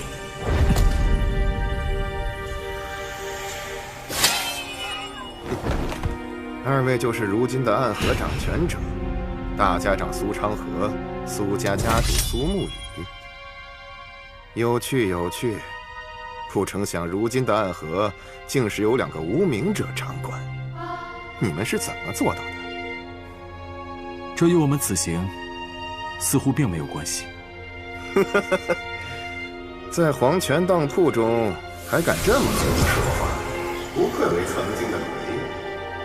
所谓魁，人中之龙，与我们是同路人。阁下便是黄泉的主人。哎。这话可不能乱说呀！我就是一个算账的，可当不起黄泉主人这4个字。你们要来看东西就来看东西，可别害我。不敢，掌柜的言重了。那便不废话了。掌柜的，你就直接带我们去看一看暗河的宝藏吧。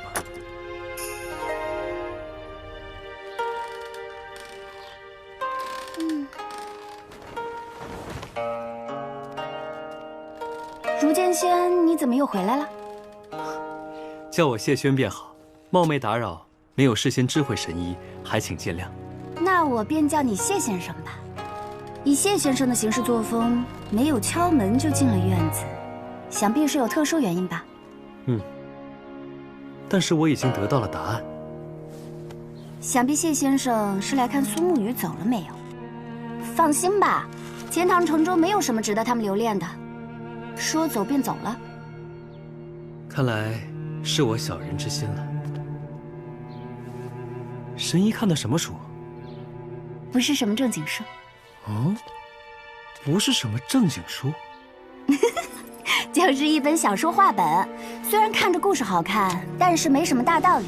对于你们读书人来说，算是下品吧。神医此言差矣。所谓的道理，从来都是自己悟出来的，故事只是一个媒介。既然姑娘说这个故事好看，那便是好书，可否借我一阅？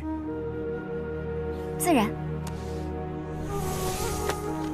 大秦末年，王朝崩塌，群雄崛起。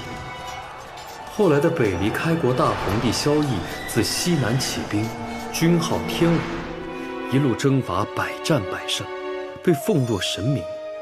但萧绎的麾下，藏匿于冲锋陷阵的天武军之后，还有一个神秘的刺客组织，名曰影。该组织专门负责一些刺杀敌方主将之类的任务，首领名易水寒，可以在黑夜中彻底隐匿行踪。杀人时若鬼魅现身，杀人后又能如烟尘消散。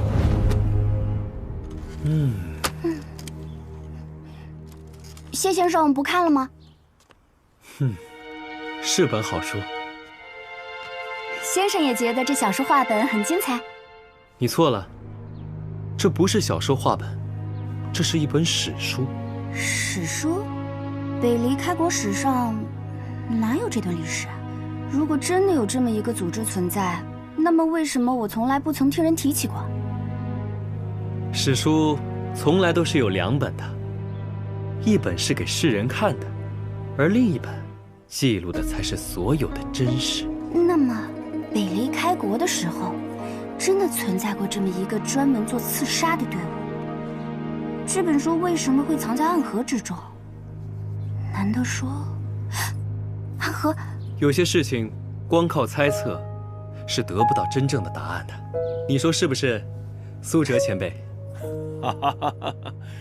许久未见了，如见仙。短短几日时间，就在钱塘城中同时见到了暗河最强的3位杀手。爹爹，我说乖女儿啊，你回钱塘了也不说一声。爹爹。是啊，这是我的女儿，漂亮吗？自然。女儿，你们方才提到的那本书，给我看看。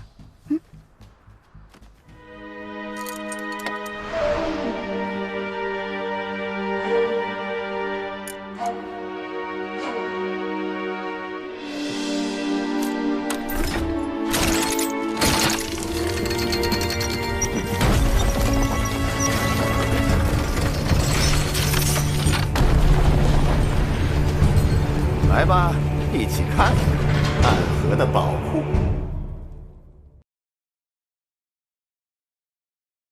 这便是暗河的宝库。听你的声音似乎有些不屑呀。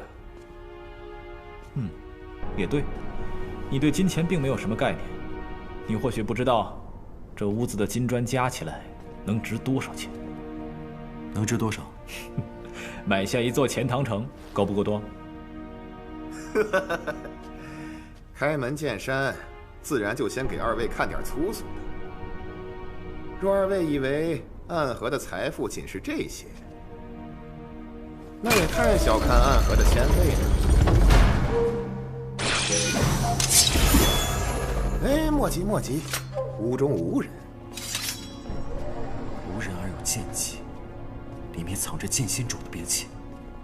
这里面的名剑大多出自剑心主、名剑山庄以及已经覆灭的无剑城，另有铠甲、长刀、弓弩，也都是山北鲁家这样的名门所制。你看那霸王甲，世间皆以为只有穆家藏有一具，其实你们暗河有一套一模一样的。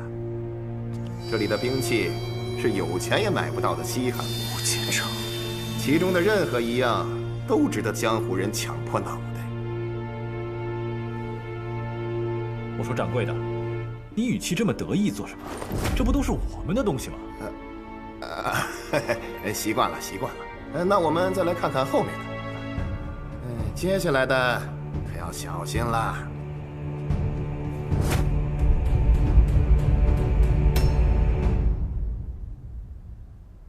我曾与雷门雷千庭一起参与了对叶鼎之的围杀之战，这些名字我曾听他说起过，都是雷门中最厉害的火药。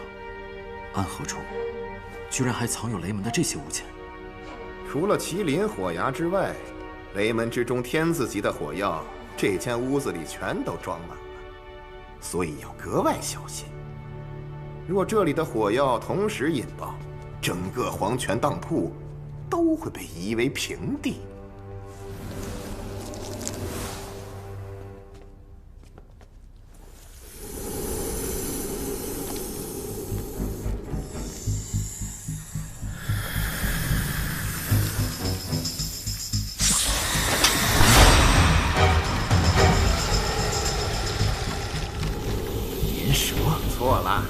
错了，我在穆家见过百毒谱，一模一样。这是绵蛇王，同时用了温家和唐门以及百毒门等一众独门世家的剧毒来饲养。如今这条蛇浑身上下都是无药可治的剧毒，只需要一滴它的血，就算是有30年功力的天境高手，也能轻而易举地放了。昌河，别乱来！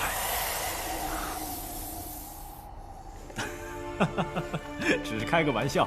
那么旁边这2个药柜呢？自然亦是天下奇毒。若我没有猜错，剩下的1道门中，藏有各类暗器。你很聪明，没错。接下来的这间屋子里藏满了各类暗器。除了没有唐门的暴雨梨花针、佛怒唐莲、孔雀翎这类秘传暗器外，其余的也是应有尽有。这院子中不止这几间屋子吧？还有接下来的那几间屋子，分别藏有奇门阵法之术、各重要城池的官家堪舆图等等。只要你能想到的，暗河的先祖们都已经将它们收纳其中了。所以，这便是暗河的宝藏。你看起来好像并不是很高兴啊。这是暗河传承100年才堆积起来的财富，只有拥有这些，才能将整个暗河运转起来。所以为什么说得到绵龙剑才能继承大家长之位？你以为只是一柄剑的象征？如果只有那3间屋子的金砖，或许我能这样认为。但是今日看到这些，我只有一个想法：若将这些带回暗河，暗河随时是一支军队，一支全天下最强的军队，所向披靡，神挡杀神，佛挡杀佛。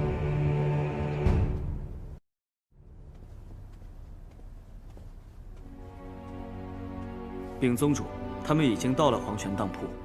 送葬师苏昌河，纸伞鬼苏沐雨，他们以为自己已经掌控住了暗河的秘密，可是他们很快就会发现，仅凭一柄绵龙剑，还是无法取走那些东西的。暗河，终究只是握在我们手里的一柄剑罢了。我们的人呢？到黄泉当铺了吗？他们此刻，应当已经见面了。我以为这间院子，只有手持绵龙剑的主人才能够走进来。前尘过往，你们自己细聊。不过我还是得提醒一句，这里是黄泉当铺。当年提魂殿中见到你们2人，我便说应该将你们都杀了。可我也说过，正因为他们危险，所以才有将他们留下的意义。而从最后的结果来看，或许当初杀死他们才是最好的选择。如今应当是后悔了。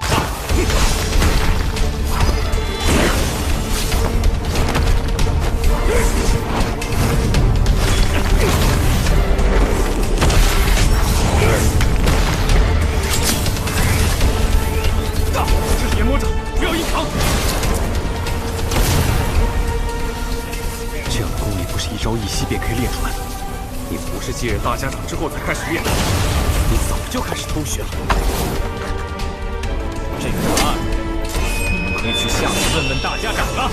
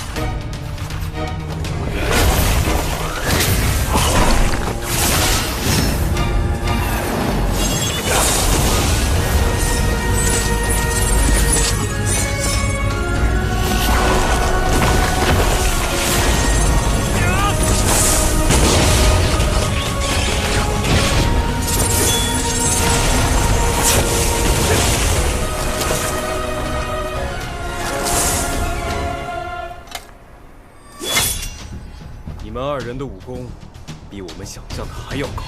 不要再说这么自大的话了。你们3人的性命，今日就得留在这里了。可我们今日来此，不是来和你们分什么死活的，我们是来……你我之间，本就该有一场死战。还记得你那手下的仇？他是我的家人，能和沐雨结下死仇，兄弟，你的路是走到头了呀。既然如此，那就……诸位，还是儿小了。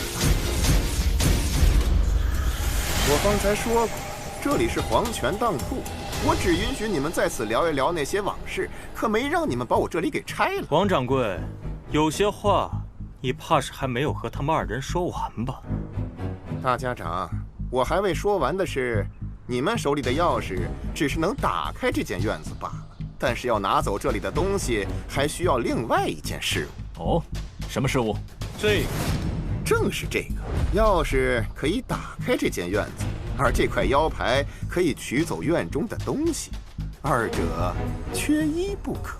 哦，难怪提魂殿3关始终能够凌驾于3家之上。我知道你在想什么，你太小看我们，也太小看黄泉当铺了。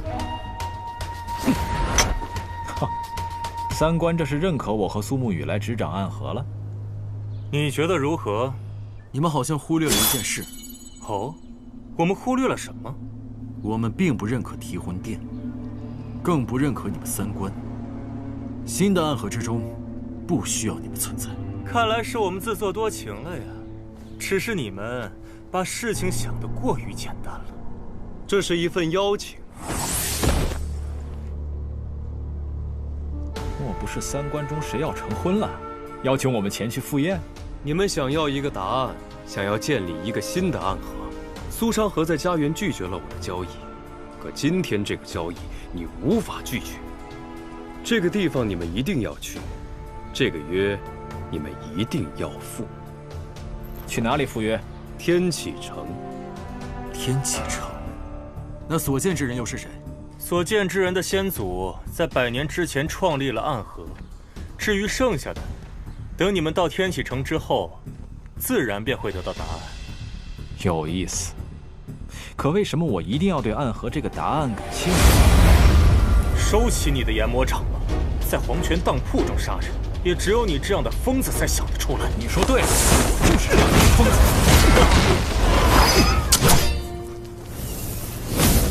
你说的约我会去赴，你的命也先留下，还是让沐雨亲自来去吧。要不，你现在就动手？这是不把我们黄泉当铺放在眼里。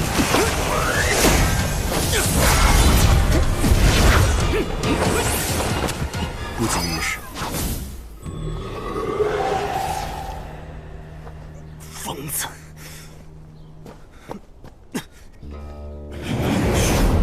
我知道这是你的地盘，可我还是会发疯的哟。抱歉，掌柜。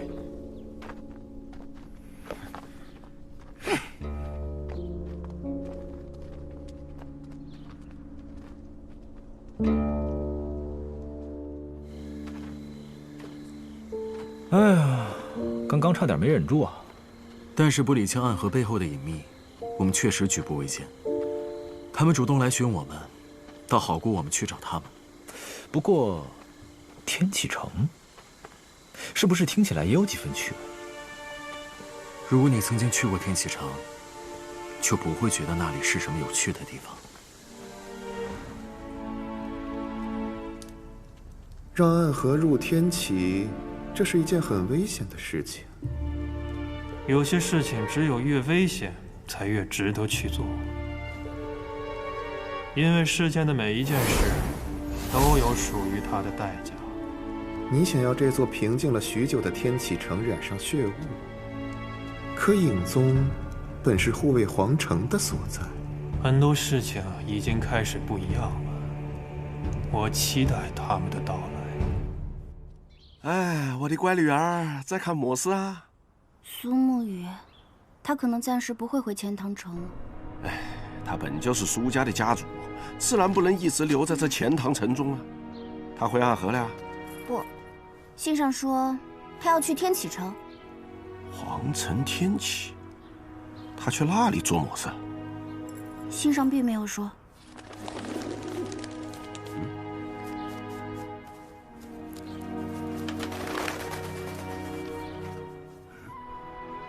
看来我也要准备动身了。皇城天启，阿爹，你去过天启城吗？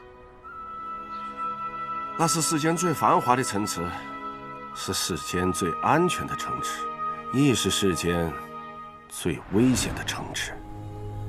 世上有2个戴恶鬼面具的人最可怕，一个是我，白小堂之主姬若风，另一个便是他了，暗河的魁，人中之鬼。